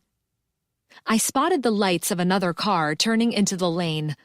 I hope this is her now. It must be. I told her to park on the far side of the lot. "You two wait here for the women. I'll get everything in place." I ran across the lawn to greet the newest arrival. Tina Ledbetter killed the engine, switched off her headlights, and got out of her car. She waved when she saw me jogging her way. She was dressed in brown pants and a calf-length brown cloak and had twisted her gray hair into a tight knot at the back of her head. Tonight, the resemblance to Helena was truly striking. I stared at the cloak. "Is that—" "You said to wear a dark coat, so I did." She gave a bark of laughter. "You should see your face. If you're thinking this belonged to Helena, it didn't. The police haven't returned her things to me yet. Not that I want them. I've had this for a long time." The cloak was almost identical to the one Helena had been wearing when she died. I'd heard that sometimes identical twins act much alike and often have the same habits and tastes, even when they're adults and live far apart. I swallowed and said, "Thank you for coming. Glad to be of help. What do you want me to do?" "Come with me, but hurry. The others will be arriving any minute. I have a light for you." I pressed a small flashlight, one I'd taken off my keychain, into her hand. "Please don't use it until the last minute if you don't have to." "It's mighty dark out here." "We can move in sync with the lighthouse." I waited until the light finished its dormancy and then said, "Okay, let's go." I led the way across the lawn, around the back of the lighthouse, toward the boardwalk. It was a jerky walk, as we had to keep stopping to move in conjunction with flashes of light from above. The regular bursts of illumination breaking the darkness completely destroyed any night vision we might have otherwise had. Tina said not a word. She walked silently as her cloak floated around her. When we reached the boardwalk, I said, "Okay, you wait here. Keep quiet, don't use the light, and wait for my signal." "The police said Helena was found in the water." Tina's voice came from the darkness. "We're not near the water yet. I don't need to wait here. I'm not going to fall in. I'm not a total fool, unlike my sister." I thought that rather unkind, considering how Helena hadn't exactly tripped, but had been pushed into the water by her killer. But I said nothing. The time for Tina and Helena to reconcile had long passed. Someone followed her down to the pier, and they aren't going to do that this time, are they? I guess not, she admitted. Okay, I'll wait here. You know what to do? Yes. As Tina and I had crept through the shadows of the solid bulk of the old building and across the lawn, I'd heard the sound of car engines approaching and then being turned off, doors slamming, and voices calling. When I returned to the library, I found everyone gathered inside. Other than Sheila, Louise Jane, and a woman I'd never seen before, who must be her cousin, no one looked particularly happy. They had not taken seats. Ridiculous, Ruth was saying as I came in. I thought we were having a farewell drink, Lucinda said. Isn't that it? You're not exactly set up for a party here, Bertie. That's what Sheila told me, Mary Sue said. I pointed out that the hotel would be a lot more comfortable, but Lucinda would be happier to come here as she wouldn't have to pay for her drinks. Hey, Lucinda said, I resent that. I can pay for a drink, thank you very much. I don't like being tricked, that's all. She turned around and headed for the door. I'm out of here. You can have your little party without me. You're welcome to leave, Louise Jane said, but you don't have a car. Louise Jane had worn her maid outfit. I figured that alone should have told the women they weren't gathering for a farewell drink. I'll call a cab, Lucinda said. Suit yourself, Bertie said. Lucinda hesitated. I thought, Sheila said, as we're leaving tomorrow and are unlikely to all be together again, it would be nice to have a walk in the marsh and say farewell to Helena. I thought you didn't know Helena, Mary Sue said. I hadn't met her before Friday, but I spoke to her then. Lucky you, Mary Sue said. I have nothing to say to Helena, dead or otherwise. She ruined my life. Let her be. Ruined your life? Lucinda snapped. It seems to me that you have a roof over your head. You have children and grandchildren and a good job. You have a husband, although I'll admit he's not much of a catch. Mary Sue burst into tears. A good job? You mean that horrible real estate gig? Running to and fro at all hours of the day and night, at the beck and call of people who have no intention of buying, but want to wander around the inside of beach houses. I work so hard, but I haven't sold a house in over a year. We're up to our eyeballs in debt. I loved being a librarian. All I ever wanted to be was a librarian, and she took it away from me. Bertie patted Mary Sue's shoulder awkwardly. Lucinda edged back into the room. I hope you're not implying that those of us who stayed in the library field are rolling in dough, Ruth said. It's not exactly a lucrative occupation. At my library, the cutbacks have been so heavy that... We had to get moving. My plan threatened to fall apart if all the women wanted to do was stand around inside and tell the others how unfairly life had treated them. I threw a look at Louise Jane.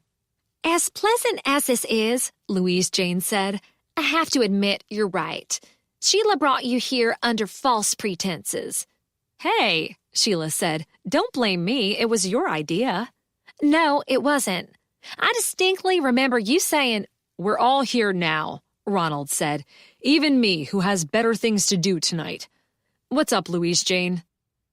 Louise Jane believes she can contact the spirits of the marsh, and they'll tell us what happened to Helena, Sheila said.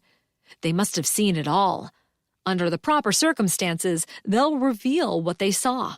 Isn't that right, Louise Jane? Oh, for heaven's sake, Ruth said. Sheila, you always were too gullible for your own good.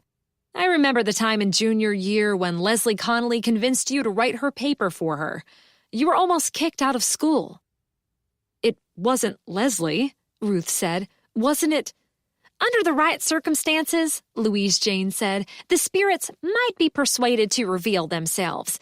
I myself have seen them on more than one occasion.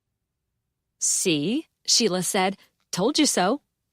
I remembered one incident of Louise Jane creeping out about in the marsh while on the phone to her great-grandmother asking what to do next. For her pains, she ended up cold and wet, pretending not to be discouraged.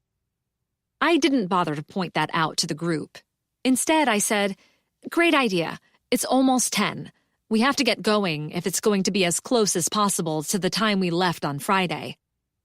Ronald gave me a look. Whatever, Ruth said. I've nothing better to do tonight. Nothing better than getting a good night's sleep, Mary Sue mumbled. Ronald opened the desk drawer and reached for the mag light. Louise Jane said, We don't want that. Why not? I had it on Friday. That's the one thing we'll have to do without. The light's too strong. The spirits won't like it. I'm not wandering around in the dark without a light, Mary Sue said. We'll have small flashlights and cell phone lights, Louise Jane said. Just not that one. Ronald closed the drawer with a shrug. Okay, but if we're reenacting Friday, then who the heck are you? Lucinda pointed to Louise Jane's cousin, who so far hadn't said a word. I couldn't help but notice that she didn't bear the slightest resemblance to Helena. She wore a long black winter coat, way too heavy for this warm night. Her name doesn't matter, Louise Jane said. She'll play Helena. The cousin smiled and waved. Can this get any more ridiculous? Ruth muttered. I bet it can, Ronald grumbled under his breath in return. Now remember, everyone, Louise Jane said, try to stick as closely to the path you took on Friday as you can remember. Helena, you keep to yourself and stay out of the light. What do I do? The cousin asked. You're pretending you're Helena, and I just told you what to do. Oh, right. Sorry. Stay out of the light. Got it. Ready? Louise Jane asked. She didn't wait for anyone to reply before saying, Let's go then. Now remember, do what you did on Friday. I'll be on high alert for any paranormal presence. But if you sense something, give me a shout. I sense, Mary Sue said, that it's past my bedtime. I sense, Ruth said, a drink at the hotel bar calling my name. Louise Jane threw open the door. Connor McNeil stood there, his hand raised to knock. He blinked in surprise. Louise Jane stifled a yip of shock, but recovered quickly. Sorry, Connor, we're busy. Private party, women only. Connor spotted Ronald waving at him from the back of the crowd and raised one eyebrow. Women and librarians, Ronald said. I'm sure we can make an exception in his honor's case.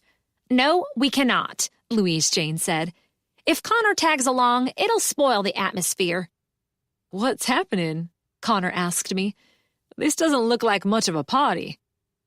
He was dressed in a sharp suit, crisp white shirt, and silk tie. His unruly hair was combed flat, he was freshly shaven, and he'd applied too much aftershave. None of your business, Louise Jane said. I gave him an apologetic shrug as Bertie stepped forward. Actually, as the library's owned by the town, and as Connor's the mayor of our town, it is his business. He can stay. For a moment, Louise Jane looked as though she was about to argue, but recognizing that time was quickly passing, she gave in. Okay, you can come. Be quiet and unobtrusive. She marched out of the library. The line of women followed her. Ronald followed them. Bertie and I were last. I wasn't expecting you tonight, I said to Connor. Is something wrong? Wrong? No, nothing wrong. I was hoping to find you and I was surprised to see all those cars.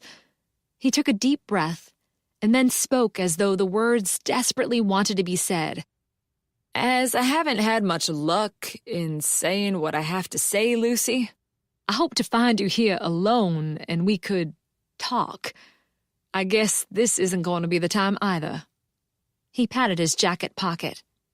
Come with us, I said, grabbing his hand. We can talk later. Somehow, I don't think the mood will be right later. Bertie gave him a huge grin. Never give up, Connor. Never give up. The prize is worth the effort. What on earth are you two talking about? I said. Never mind. We have to catch up with the others. Chapter 21. We trooped across the lawn to the boardwalk in a tight group. Some people seemed to be taking this more seriously than others. Ruth told everyone she was disappointed when the police told her she could leave. She'd been enjoying the enforced vacation. Sheila bubbled excitedly as she walked next to Louise Jane, constantly asking if Louise Jane sensed anything yet. Louise Jane finally snapped at her to be quiet. Mary Sue asked Bertie if she'd ever thought about selling her house. "What do I do now?" Fake Helena asked. "You do nothing and keep quiet, as I told you," an exasperated Louise Jane said. Okay, sure is hot out here tonight. Do I have to keep this coat on? "Yes." Fake Helena stepped in a hole and pitched forward. She gave a startled yell and would have hit the ground face first had Ruth not grabbed her by the arm with a cry of, "Watch it there!" Louise Jane muttered something impolite. Lucinda kept up with the rest, but she had nothing to say. As a reenactment of the events of last Friday, this wasn't working very well. That night, people had spread out almost immediately on leaving the library. Some walked faster than others. Some strolled and chatted or enjoyed the evening. Some stopped to admire their surroundings. Tonight, the group kept close together. Everyone, except perhaps Louise Jane, was frightened and wary. Lucinda didn't try to flirt with Ronald. Sheila didn't beg Louise Jane to tell a story. And Bertie and Ruth didn't talk about the birds and wildlife of the marsh. Ronald hadn't brought the mag light, and I was definitely not enjoying the peace and quiet. When the great 1,000-watt bulb overhead went off, I couldn't see a thing beyond the range of our few weak flashlights. The people around me were nothing but dark shapes drifting through the expanse of darkness. I was glad of the strong, solid warmth of Connor's hand in mine and the steady sound of his footsteps on the ground and his regular breathing. He said nothing, just gripped my hand tightly. The boardwalk appeared up ahead. "Step back," Louise Jane said to her cousin, "like I told you." Silently, Fake Helena slipped out of the circle of light and disappeared. She must be, I thought, braver than she seems. As one, the group stepped onto the boardwalk. "It was here," Louise Jane said, "that we turned out the lights." "Lucinda," Bertie said, "by the time we reached the boardwalk, hadn't you gone back to the library?" "I'm not wandering off by myself tonight," Lucinda replied. "This is creepy." "I'll walk back with you," I said. "Connor, why don't you stay with Bertie and the rest? You always love listening to Louise Jane's stories." "I do?" "Yes, you do." "I sure do," he said. It was an effort, but I managed to let go of his hand. I shone my little flashlight on the ground in front of Lucinda. She turned and walked away, and I followed her, focusing my light on the other woman's feet. Behind us, Louise Jane began to speak. "Lights out, everyone." One by one, the flashlights were switched off. My eyes struggled to find their night vision. "Imagine it's 1611. And after months of journeying across storm-tossed seas, the coast of North America has appeared at last." Tonight, Louise Jane's voice was different than it had been on Friday. Not strong, confident, self-assured, this one came across as hesitant and unsure. It quavered with nervousness. "You can smell land, but you can't see it. No lights guide the way." After I'd taken about 10 steps, I took a deep breath, steadied my shaking nerves, and turned off my flashlight. I'd timed it to coincide with the beginning of the lighthouse light's dormant period, and the entire area was plunged into total and complete darkness. Louise Jane's voice came out of the void. "Is that a light you see in the distance?" "Yes. Friend or foe is the question." Lucinda stumbled, and she began to protest. The words died in her throat as something swayed a few feet in front of us, coming our way. I was expecting it, but even I stifled a scream. A shape began to take form out of the dark. The shape was that of a human, but it was faint, unworldly, without boundaries or edges. A thin, waving light glowed from within. Brown cloth and long, loose gray hair, like tendrils of seaweed, shuddered in the slight wind. The face was nothing but deep hollows, yellow shadows, and huge, accusing eyes. Helena Sanchez stood before us. She said nothing. She did nothing. She stared at Lucinda. Lucinda screamed. I almost screamed myself. "What's happening?" Ruth yelled. "They're here," Sheila bellowed. "Be quiet, people." "Everyone stay calm," Ronald said. "Lucy?" Connor called. "Are you okay out there?" I managed to force the words out. "Yes, stay where you are." Lucinda was frozen to the spot, staring at the apparition in front of her. I didn't make a move. I knew what was happening. I'd set it up. Yet even I was terrified. Was it possible Louise Jane truly had summoned something? Helena lifted one arm and pointed directly at Lucinda. Her cloak fell back. "Why?" the deep voice said. "Why? After all these years?" Lucinda stepped backward, trying to take herself out of the range of that accusing finger. "I'm sorry. I didn't mean to do it. I'm sorry. Go away, please. Go away." Louise Jane had stopped talking. No one moved. No one breathed. "Why?" Helena said again.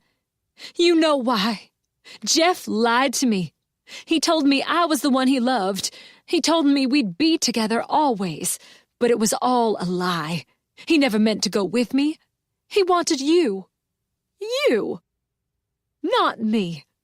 I couldn't live with that. He had to die. I had to kill him. It was all his fault." "Why?" Helena repeated. "When you saw the withdrawal slip, you knew what happened all those years ago. I couldn't let you tell anyone else." "Tell them what, Lucinda?" I was amazed at how calm my voice was. I doubt she even heard me. With a screech of pure rage, Lucinda sprang forward and fell on Tina Ledbetter, screaming, "Why couldn't you stay dead?" Chapter 22. Lucinda moved before I could react. She knocked Tina to the ground and jumped on top of her. Tina fell hard, and the light hidden beneath her cloak went out. I heard the sickening sound of fists hitting flesh and ran blindly toward the thrashing figures. Someone had, thank goodness, switched on a light, illuminating the scene so I could see Lucinda on top of Tina, raining blows on the other woman's face and body. I grabbed Lucinda around the chest and tried to pull her away, but I didn't have the strength, and my feet couldn't get a solid grip on the wet, muddy grass. Lucinda was like a mad thing, fighting me while screaming and pounding Tina and shouting over and over, "You're dead! You're dead!" Tina got one arm loose and managed to land a solid punch on Lucinda's right cheek. Lucinda recoiled, and I pulled her backward as hard as I could, but it wasn't enough to get her off Tina. I was aware of people yelling all around me, but for the longest of moments, it was as though the three of us were alone in the marsh, engaged in a desperate fight to the death. Or, as Lucinda saw it, a fight past death. I've been threatened, and I've had to run for my life in the past, but I've never actually been in a physical fight before. Tina pushed and punched, and I pulled and slipped, and still, Lucinda pounded and scratched and screamed. I felt strong arms around my waist, and I was yanked away from the screaming women and tossed unceremoniously to one side. "I've got her," Connor said. "Whoa there!" He grunted as he pulled Lucinda off Tina. They fell backward, and Connor's grip broke. Lucinda rolled onto her front and sprang to her feet with an agility that belied her age. She took a swing at Connor, who'd also gotten to his feet. Her punch hit him full in the face, and he staggered, but he didn't fall. He lifted his fists, but hesitated, clearly not wanting to hit an older woman. "My sister was a darn fool," Tina Ledbetter, still on the ground, shouted. but not nearly as much of a fool as you." She reached out and grabbed Lucinda's ankle with both hands and twisted. Lucinda dropped like a stone as Tina rolled away from her. Then, as though night had suddenly turned into day, I was blinded by light. Pain shot through my eyes, and I lifted my hands to shield them. A deep voice broke the silence. "Lucinda Lorca, I am arresting you for the murder of Helena Sanchez. Anything you say—" "What? You can't arrest me. Those people attacked me. It was 3 against 1. I didn't—" Butch Greenblatt pulled Lucinda to her feet, and Holly Rankin snapped handcuffs on her as Sam Watson continued giving the warning. At an unseen signal, blue and red lights flashed, and sirens screamed through the row of trees as police cars sped to the scene. Lucinda recovered her wits quicker than I would have expected her to. "It was a trick," she yelled. "They wanted to play at having their silly seance, and I decided to play along so we could get this nonsense over with and go back to town. You have to believe me, Detective. I knew that woman wasn't Helena's ghost. I'm not that stupid." "We'll sort it all out downtown," Watson said.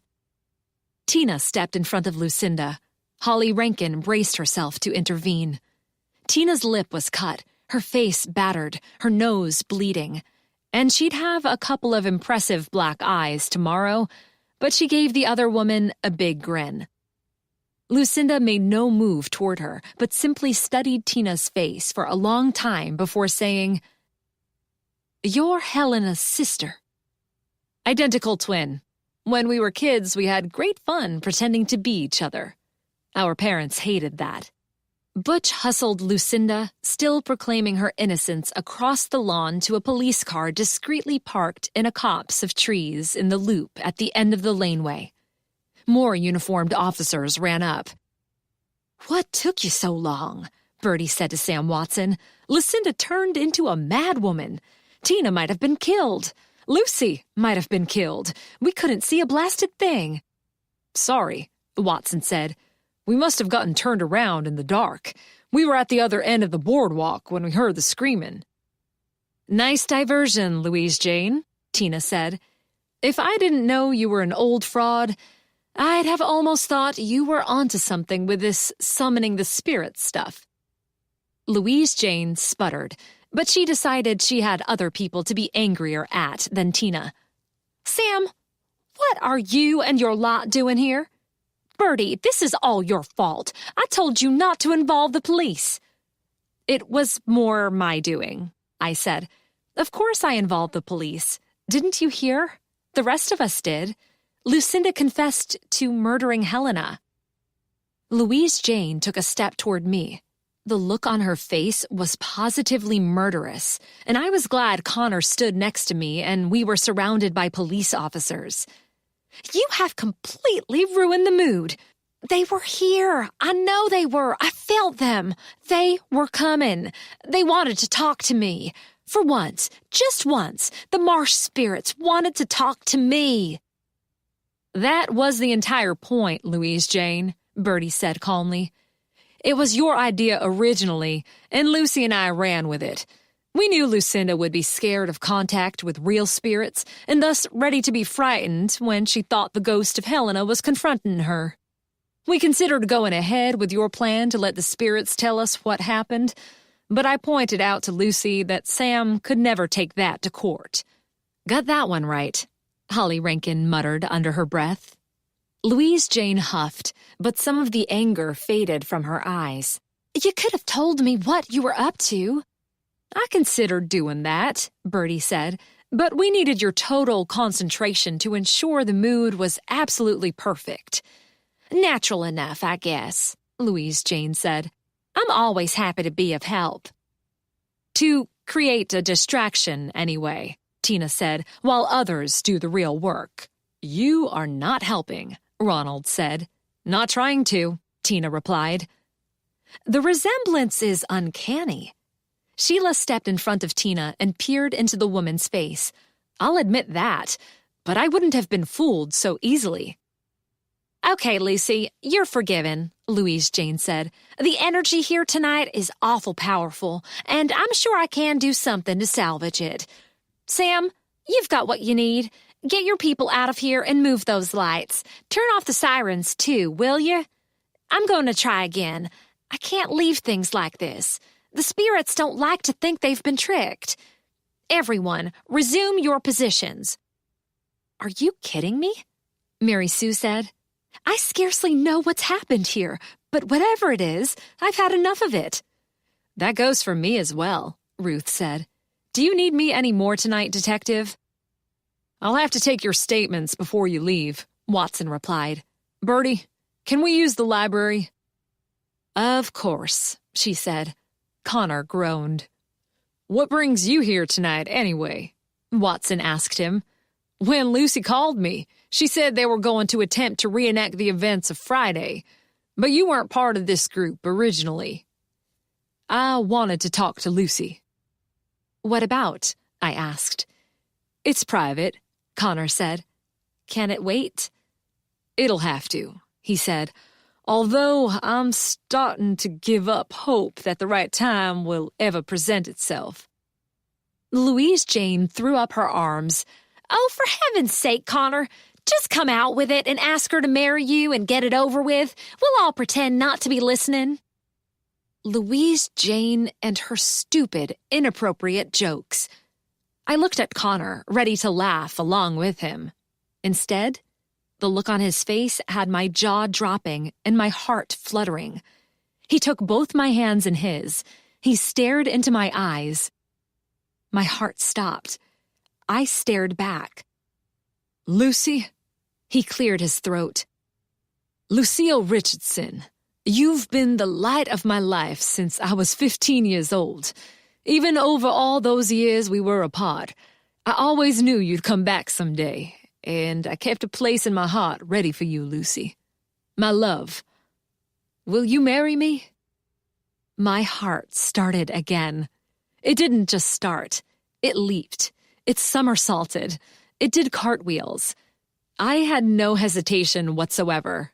Yes, Connor, yes, I will marry you. Police officers, employees of the Body Island Lighthouse Library, librarians and ex-librarians, one spook hunter, and one twin sister burst into cheers and applause. Connor swept me into his arms, and we kissed, long and deep. Can I come out now, Louise Jane? Called a voice from beyond the circle of light. My foot's gone to sleep. Chapter 23. When at last Bertie's friends, Louise Jane's cousin, and Tina Ledbetter had given their statements and left, the police had finished whatever police do. Bertie and Ronald had headed home, and Louise Jane had finally been persuaded that Connor and I really did not want to go back to the marsh to once again try to contact the spirits. Connor and I were alone in the library. Alone, that is, except for Charles, who was only too keen to stay up and help us celebrate our engagement. Our engagement. At the moment, I was nothing but a tumble of conflicting emotions. I was slowly coming down from the terror of the moments on the marsh and the fight in the dark, followed by watching the police going about their business, and then the long tedium of waiting to give Sam my statement and for everyone to leave, combined with the overwhelming joy of knowing Connor's love for me was real. I smiled at Connor, my fiancé. At the moment, my fiancé didn't look too good. Lucinda had landed a solid punch on his jaw, and the skin was turning all sorts of shades of purple and bluish-gray. He'd gone to the washroom to clean up, and when he came out, he said, "The citizens of Nag's Head will not be impressed. But never mind my political reputation. I hope it never gets out that a 60-year-old woman did this to me." He dropped into a chair. "The rage," I said. "The pure rage that must have built up in that woman's mind over the past 25 years. Not only that she'd killed Helena once, but then try to kill her again." Humiliation is a powerful emotion. Some people are able to get over it. Some never can. I don't quite understand what happened earlier. I heard Lucinda say something about him, and him wanting Helena, not her. But other than that... Jeff Applewhite and the Blackstone necklace, but that's still only speculation on my part. Let's wait until we hear what she has to say to Sam. Connor rose to his feet. The ring! I forgot all about the ring. He'd taken off his jacket and put it over the back of a chair. He fumbled in the pocket and brought out a small blue box. This isn't a real stone, Lucy, just something temporary. I want you to come with me so we can pick out the right ring together. But I got this imitation one so I could ask you to marry me properly. That didn't exactly work out as planned. I smiled at him. He opened the box, took out a thin band with a small white stone, and slipped it on my left hand. I liked the way it looked there. We both admired it for a moment, and then he slapped his forehead. The champagne, I forgot that too. I put a bottle of champagne in a cooler in my car on the off chance that you'd say yes. And I did say yes, in front of half the population of Nags Head, North Carolina. I guess I can't take it back. By now, the other half will be informed via the grapevine. If you want, I do not want to take it back. I stretched on my tippy toes and kissed him. Not now, not ever. And as nice as a glass of chilled champagne sounds, I suggest we not open it tonight.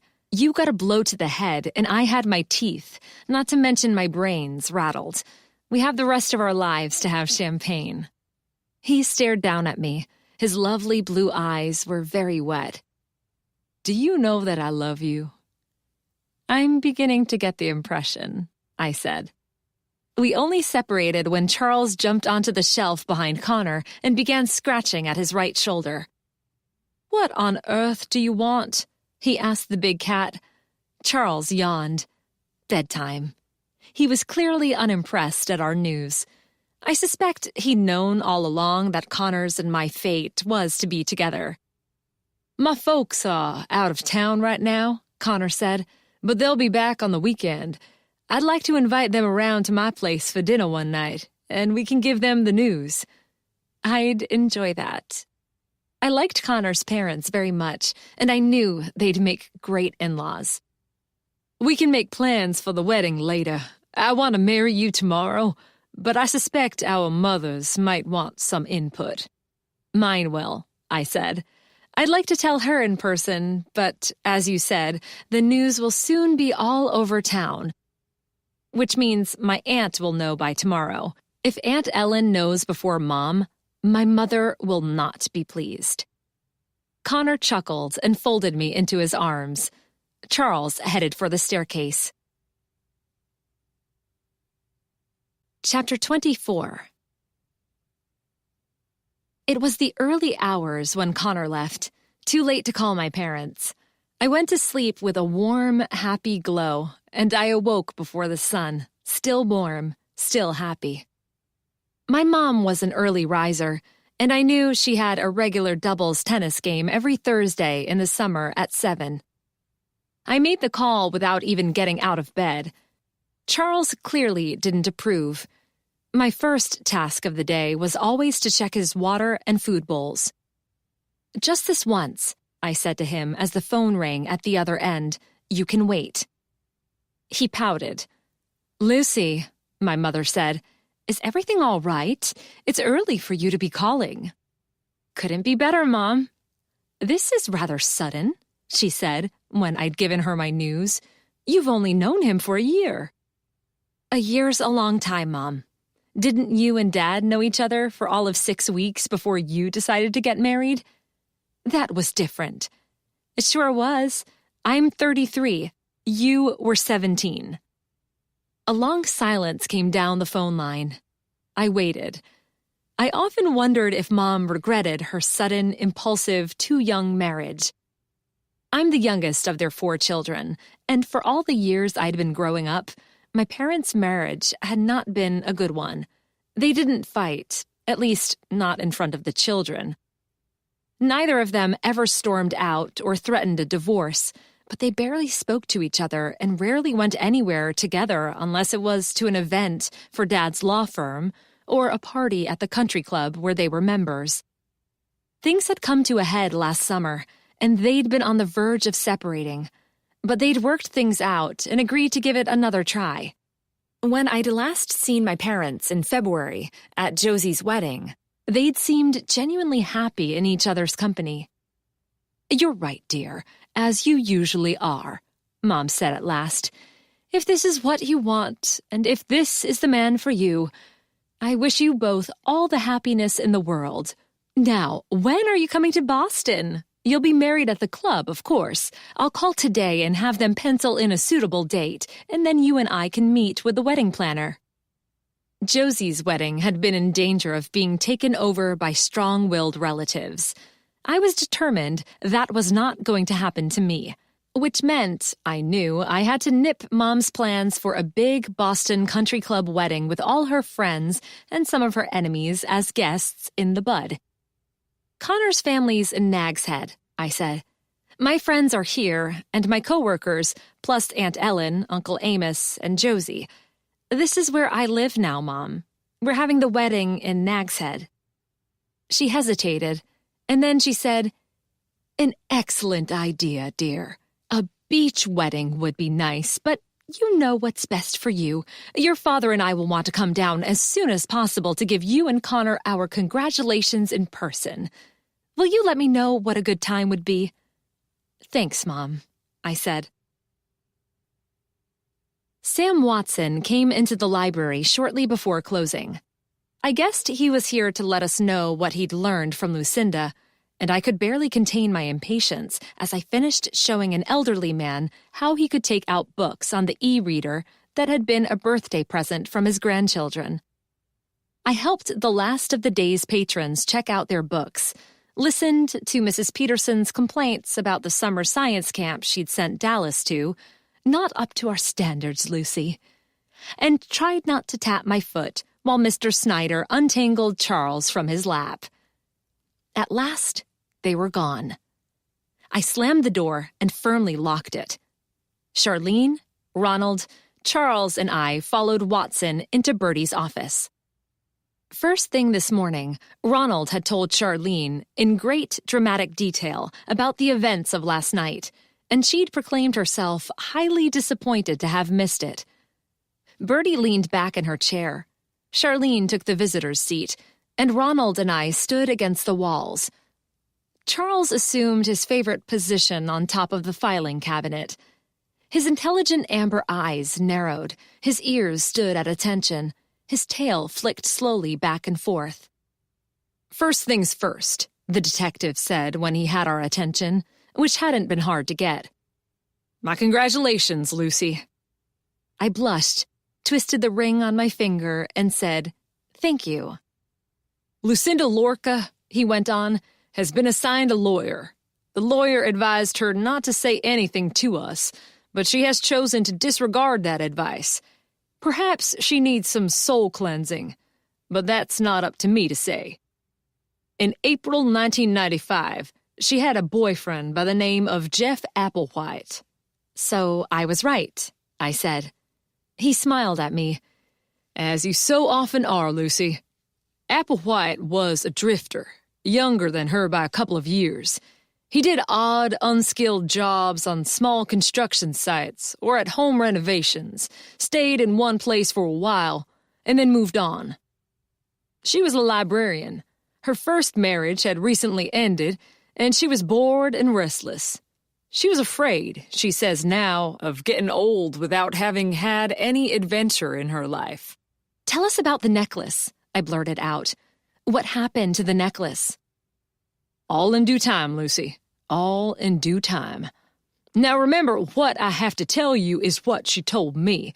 We have a heck of a lot of digging to do to get to the truth of what happened." "Understood," Bertie said. Ronald, Charlene, and I murmured our agreement. Charles flicked his tail. "Applewhite got the idea in his head to steal the Blackstone necklace. Where that idea might have come from, I can only speculate. Lucinda had gone with him to at least one of the parties at Rachel's house. She'd heard about the necklace. She would have had some idea of its value. She told me that night at Rachel's was one of the best nights of her life. All those people simply having fun without worrying about tomorrow. No serious jobs, no families, no responsibilities. Rachel herself with all that money and nothing to spend it on other than having a good time. That's sad, Bertie said. Rachel was lucky. She found out in time that, despite appearances, that's no life. Whether taking the necklace was Lucinda's idea or Jeff's doesn't matter. They planned to steal it at the first opportunity and run off somewhere. Which is what happened. The first part, anyway. Jeff stole the necklace. Lucinda didn't go with him to the Blackstone home that night. She wanted a plausible alibi, I believe, in case the police came calling before the two of them could get out of town. What does any of this have to do with Helena? Ronald asked. Jeff planned to make off with the necklace, I said, not accompanied by Lucinda, but Helena. Yes, Watson said. Jeff figured it would be a couple of days, probably more, before Rachel realized the necklace was missing. He told Lucinda it would look suspicious if he suddenly left town, as he was in the middle of a job. Lucinda came to realize that in reality he was waiting for Helena. He finally told her, Lucinda, quite bluntly, and very foolishly in my opinion, he was in love with another woman, and they were leaving town together. With the Blackstone necklace. As Lucinda remembers it, he laughed at her, threw the other woman in her face. She followed him here to the Lighthouse Library when he came to fetch Helena on the night of May 2nd. Somehow, Lucinda persuaded him to go for a walk with her before he talked to Helena. He might have been young and charming, but I suspect Jeff Applewhite wasn't all that bright. Lucinda killed him. Oh my gosh, Charlene said. That was what I'd suspected, but even so, I was still shocked. Lucinda had initially told me she left North Carolina in 1993. Margaret Hurley had checked her records of their class and discovered that Lucinda had actually left in May of 1995. That might have been a simple mistake of the sort anyone would make, but Lucinda's lie started me down the path of wondering what else she might be lying about. She killed him and dumped his body in the marsh. Probably not all that far from here, Watson said. All the more reason, I said, for Lucinda to be susceptible to the idea that last night Helena rose from her own watery grave. All these years, Helena thought Jeff had left without her, Bertie said. Believing that turned her bitter, I said. Bitter, angry, betrayed, untrusting. Feelings that only grew and festered when she never heard from him again. I heard different accounts of Helena's personality from different people, and when I realized it was around a particular time that she changed, I started wondering what might have happened. She'd never gotten on with her parents or her sister, so it couldn't have been that. She told Tina she'd met a man and she was quitting her job and going with him to Hawaii.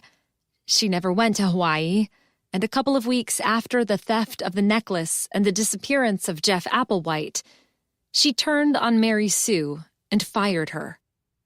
Mary Sue, I suspect, was nothing but an outlet for Helena's rage when she finally accepted the fact that, as she thought, Jeff had run out on her, taking the Rajapani diamond and the other jewels with him. Was Helena aware he had the necklace? Charlene asked. Did she know he planned to steal it and had done so? I don't know, Watson said. We probably never will. It's likely he told her he was coming into some money so she could afford to quit her job. She knew, I said. Helena was a romantic, but not a total fool. She told Tina she and her Prince Charming were going to live on a private island in the South Pacific. She would have had some basis for believing they'd had the means to do that. Tina laughed at her. All the more reason Helena never confided to Tina or anyone else that she believed Jeff had run out on her. If she'd gone to the police when he and the necklace disappeared, Tina would have mocked her relentlessly. That all makes a twisted sort of sense, Charlene said. But what does any of it have to do with the Celestine prophecy and the withdrawal slip? Watson grinned. Oh yes, that. 2 days after Lucinda murdered Jeff, she came back to the Lighthouse Library to gloat over what she'd done, perhaps, or maybe out of regret. Maybe to see Helena, her rival. Probably a combination of all three. She took out a book and signed it Jeff Applewhite. If the police began searching for the necklace, she wanted to leave some evidence that Jeff had been alive and in Nag's Head on May the 4th. Star Wars Day, Ronald said. What? We chorused. He pointed to today's tie featuring colorful drawings of the robots R2-D2 and C-3PO. May 4th is Star Wars Day. May the 4th be with you. His voice trailed off. Sorry. Please continue, Detective. What was the significance of the Celestine prophecy itself? Charlene asked. I don't know, Watson said. Never thought to ask. That book was hugely popular in its day, particularly among those who liked the idea of abandoning their mundane lives and rushing off to seek enlightenment, Bertie said. I'd hazard a guess that Jeff Applewhite strung Lucinda along, probably telling her how meaningful the message of that book had been to him. Perhaps taking it out in his name was her final message to him. Easy to seek enlightenment when you're in possession of a $25 million necklace, I said. I've sometimes wondered why we're so impressed by lumps of carbonated crystals, Charlene said. In The Moonstone, the jewel everyone's after is a holy relic, Bertie said. Oh, sorry, Sam. All that somewhat off topic. Please continue. What happened then? At some point, Lucinda drove Jeff's truck to the bus station in Elizabeth City and left it there. The police found the truck when they started searching for Jeff. It was in pretty bad shape, and they speculated he dumped it and caught a bus out of North Carolina, escaping with his ill-gotten gains. As for the copy of the Celestine prophecy she'd taken out under Jeff's name, Lucinda dropped it in the returns box at another library, and it was sent back here.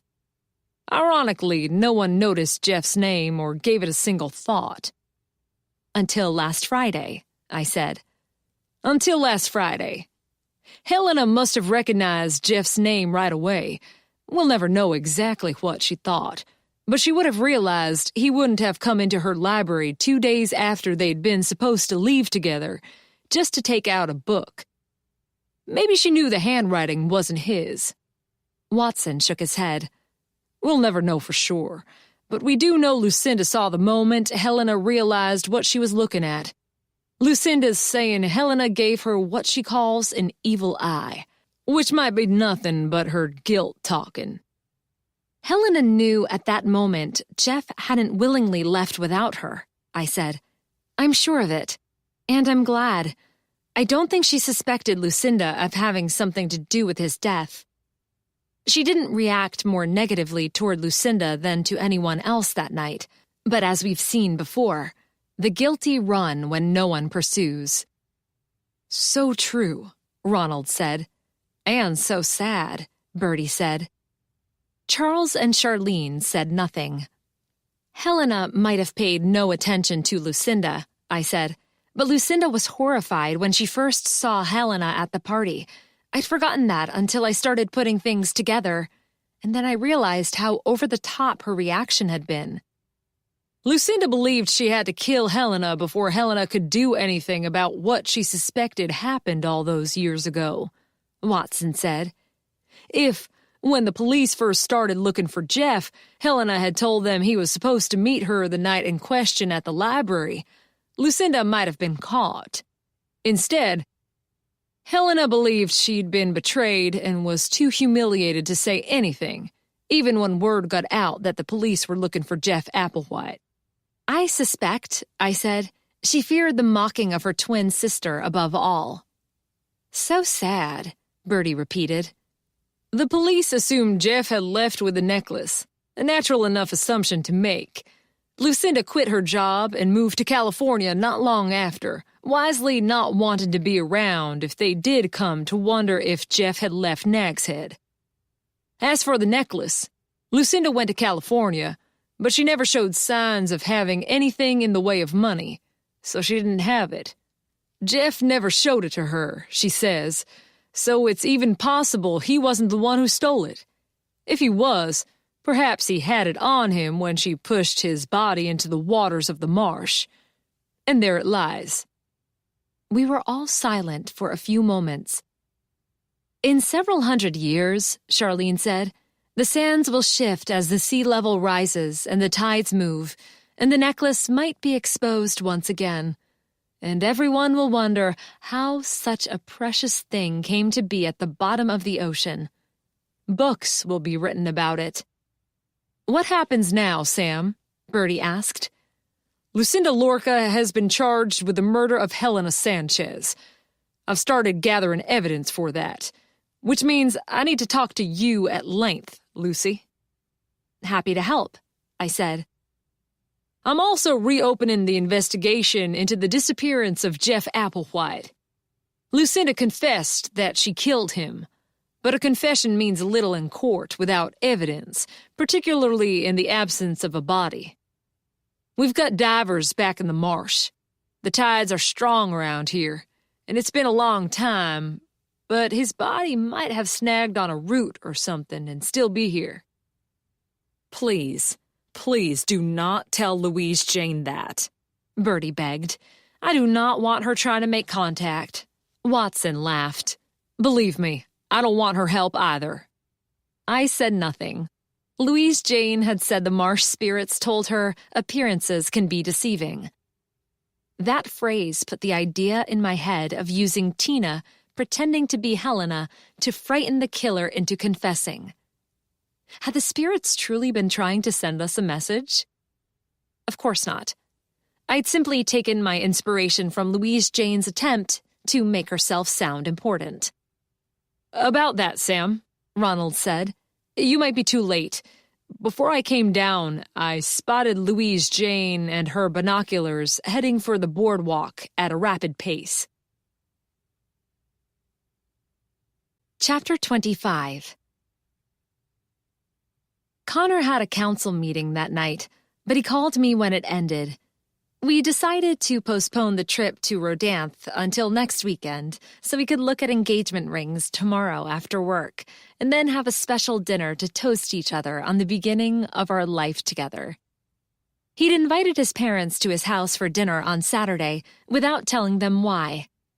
I hoped they'd be delighted at the news. We decided to have our wedding next autumn. It seemed so far away, but I knew the time would pass quickly. We talked for a long time, and I turned out the light and snuggled under the covers with a warm, happy feeling. I should have dreamed about weddings on the beach and beautiful dresses and the man I loved, but instead, my night was full of the work that had been done earlier this year on the lighthouse foundations. Shoring up the historic building had been a major, not to mention expensive job, but it had gone well, and we expected the lighthouse to stand tall and proud in the face of storms for many decades, hopefully centuries to come. In my dream, the job hadn't finished, and I was frantically running to and fro with piles of shovels cradled in my arms, trying to convince people to come and help me dig. I woke in a sweat and a tumble of bedclothes. Charles snoozed peacefully beside me. I stared up at the ceiling, wondering why I'd been dreaming about the restoration. And then I knew. I checked the time.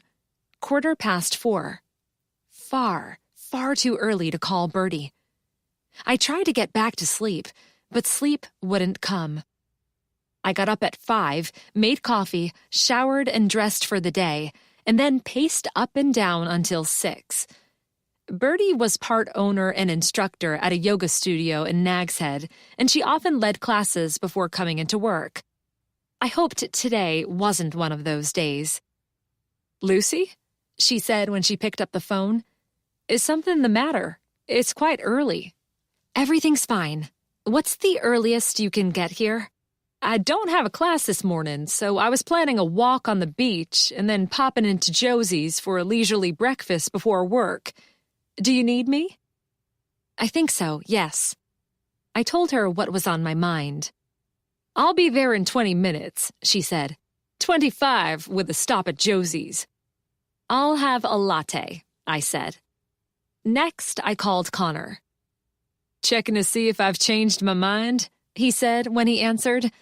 But his voice was light, the tone joking, so I replied, "Not yet, but I did have a restless night. Bertie's on her way. If you've got the time, I'd like you to join us."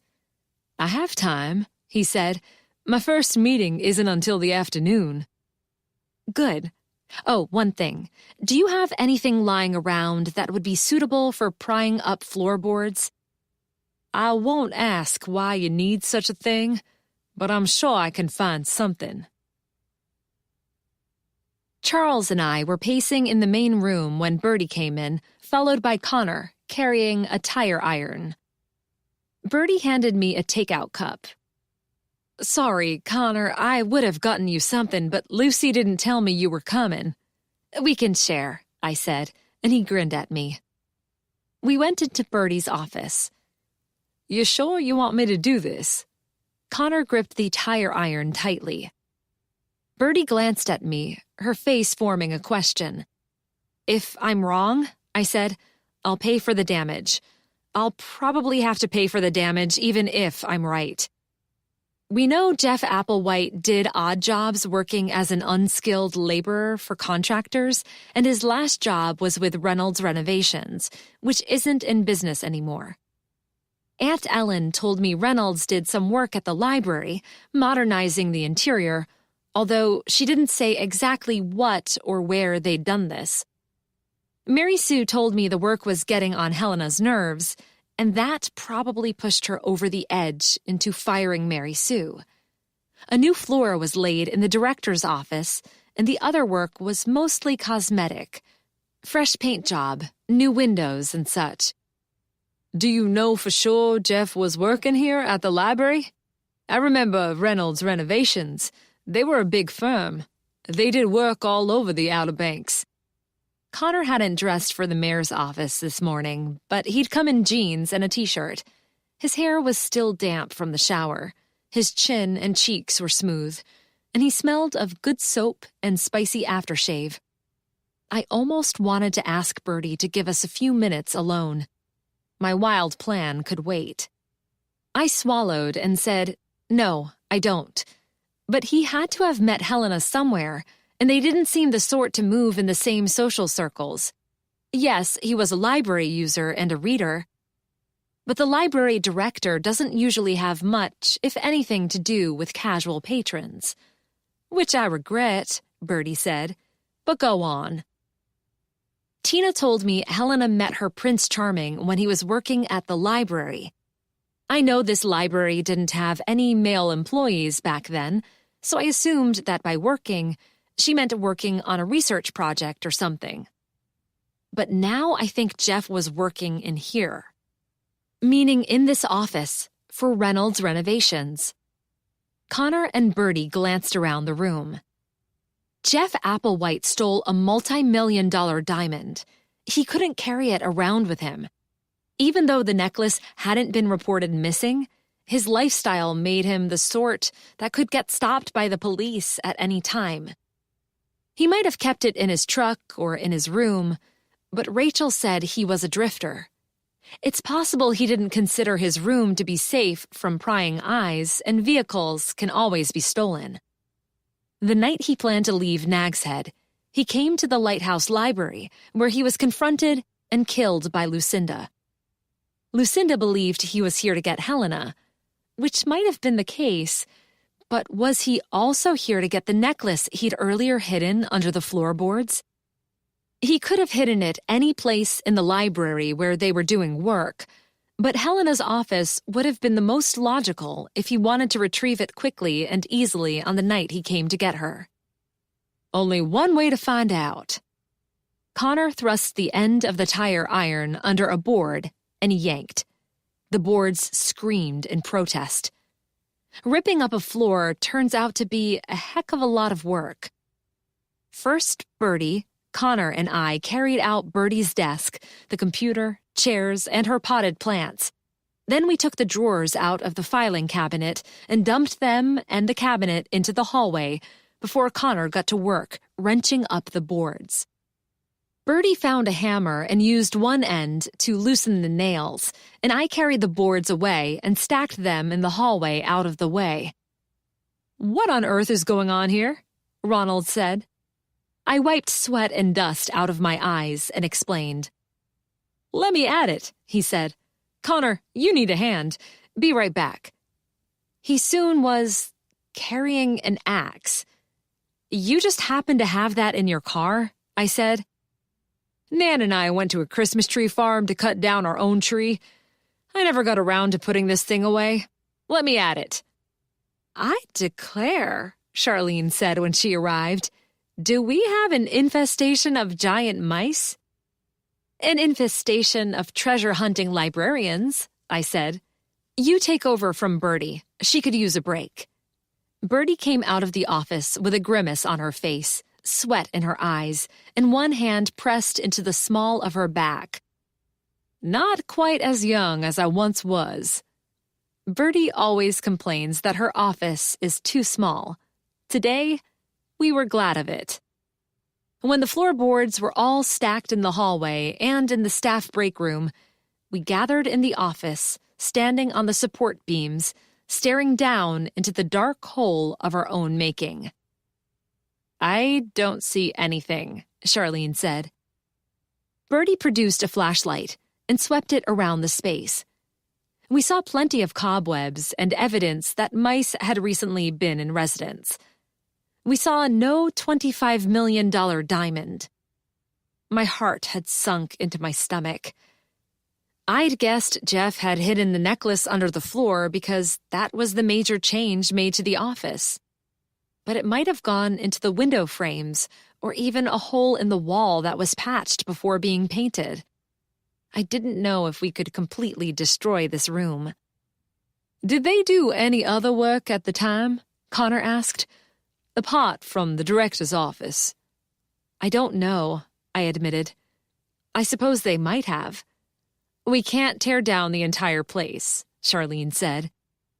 I became aware of a loud banging noise coming from the front door.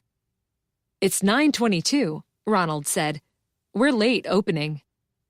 "Will you take care of that, please?" Bertie asked him. "Don't let anyone into the hallway." When Ronald had left, Bertie surveyed the damage. "I have absolutely no idea how we're going to put this all back together." "I'm so sorry. This was obviously an incredibly stupid idea." I was crushingly disappointed. Because of a stupid dream, I'd dragged my boss away from a rare leisurely morning. I'd ruined the morning after our engagement for my fiancé as well as me, and I'd caused the destruction of the entire office floor. Charles, who'd been watching the activity with a confused expression on his face and getting in everyone's way, jumped into the hole. "Get him out of there," Bertie said. "He'll start digging around and we'll never find him."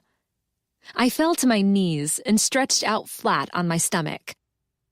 I stuck my arms under the supporting beams, calling for the cat and feeling for the thick fur. "Come on, Charles. This isn't a playground. I'm not in the mood to play." Bertie shone a flashlight onto the spot where Charles had disappeared. "Charles," I said, "if you don't come right now, I'm cutting off your tinned food for a week." The tips of his ears appeared, and then his entire head. Something was in his mouth. He leaped out of the hole in one smooth movement and dropped what he was carrying next to me. I jumped to my feet with a shriek. He'd given me a dead mouse.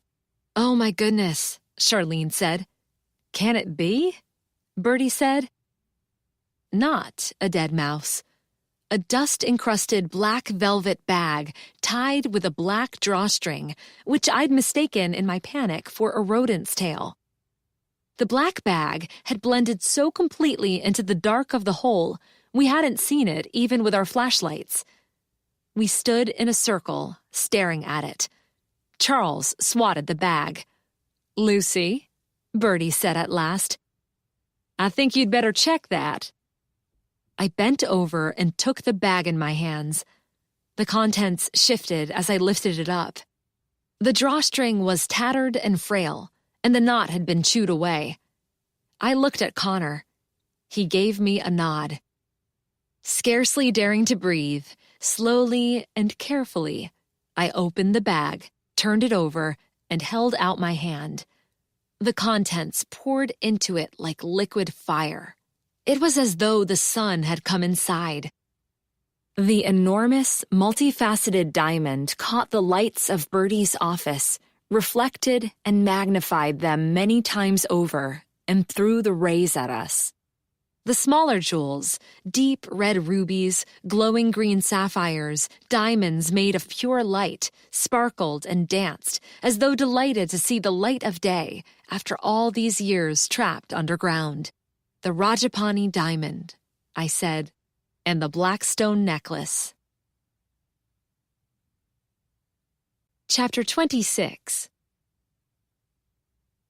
Once we'd recovered some of our wits, Bertie marched into the main room, announced that the library would be closed for the rest of the day, and unceremoniously hustled confused patrons out the door. When they'd gone, she used the phone on the circulation desk, because the one in her office was balanced on a support beam, to call first Rachel Blackstone and then Sam Watson. Bertie put the necklace on the circulation desk, and we all gathered around, staring at it.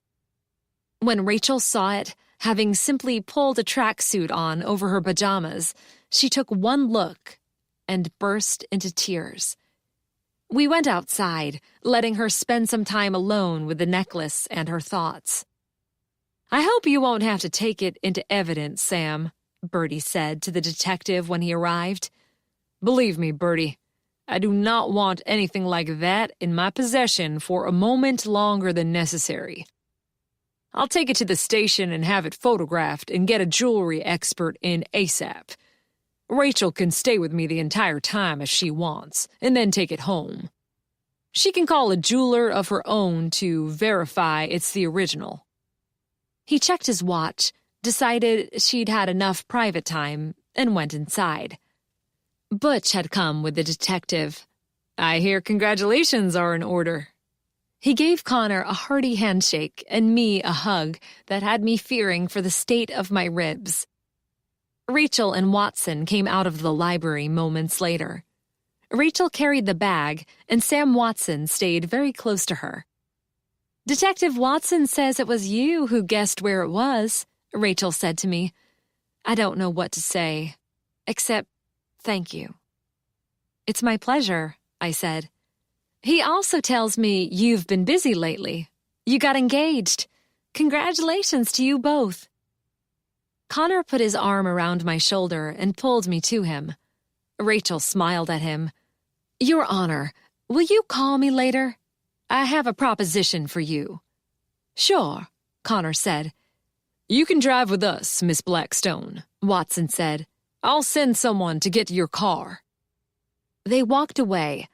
Butch followed, his hand on the butt of his gun and his eyes checking out everything around him, as though expecting international jewel thieves to leap out of the marsh grasses and accost them at any moment.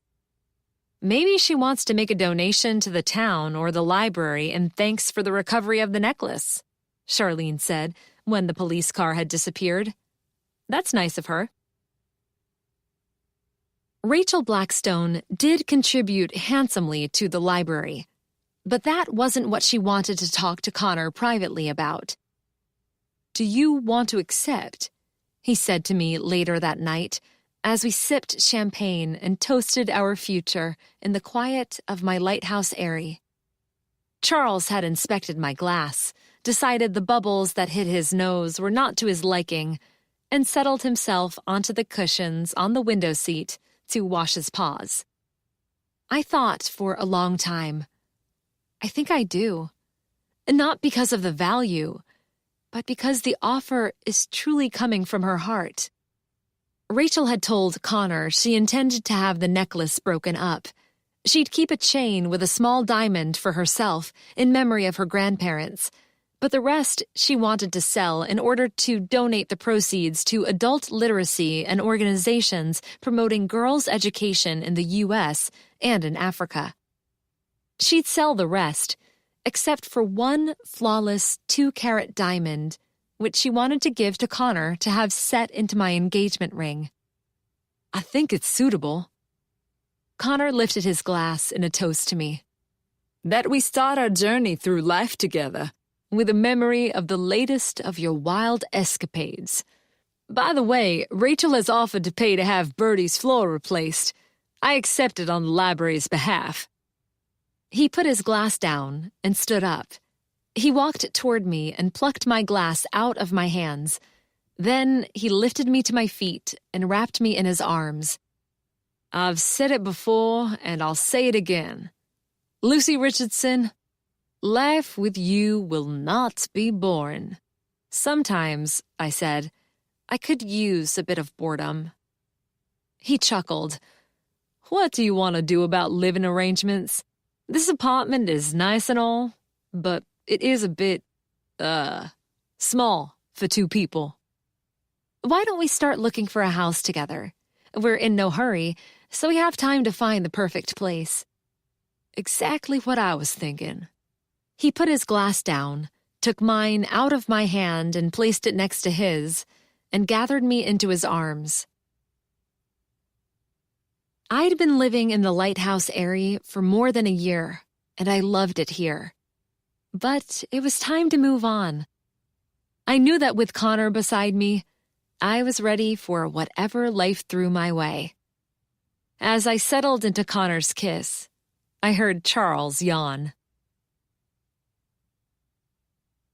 This recording of A Death Long Overdue was presented by Dreamscape Media, LLC, narrated by Elise Arsenault, and produced by Dreamscape Media. Text copyright 2020 by Vicky Delaney. Sound recording copyright 2020 Dreamscape Media, LLC. Thank you for listening. Please check dreamscapepublishing.com for Dreamscape's latest releases.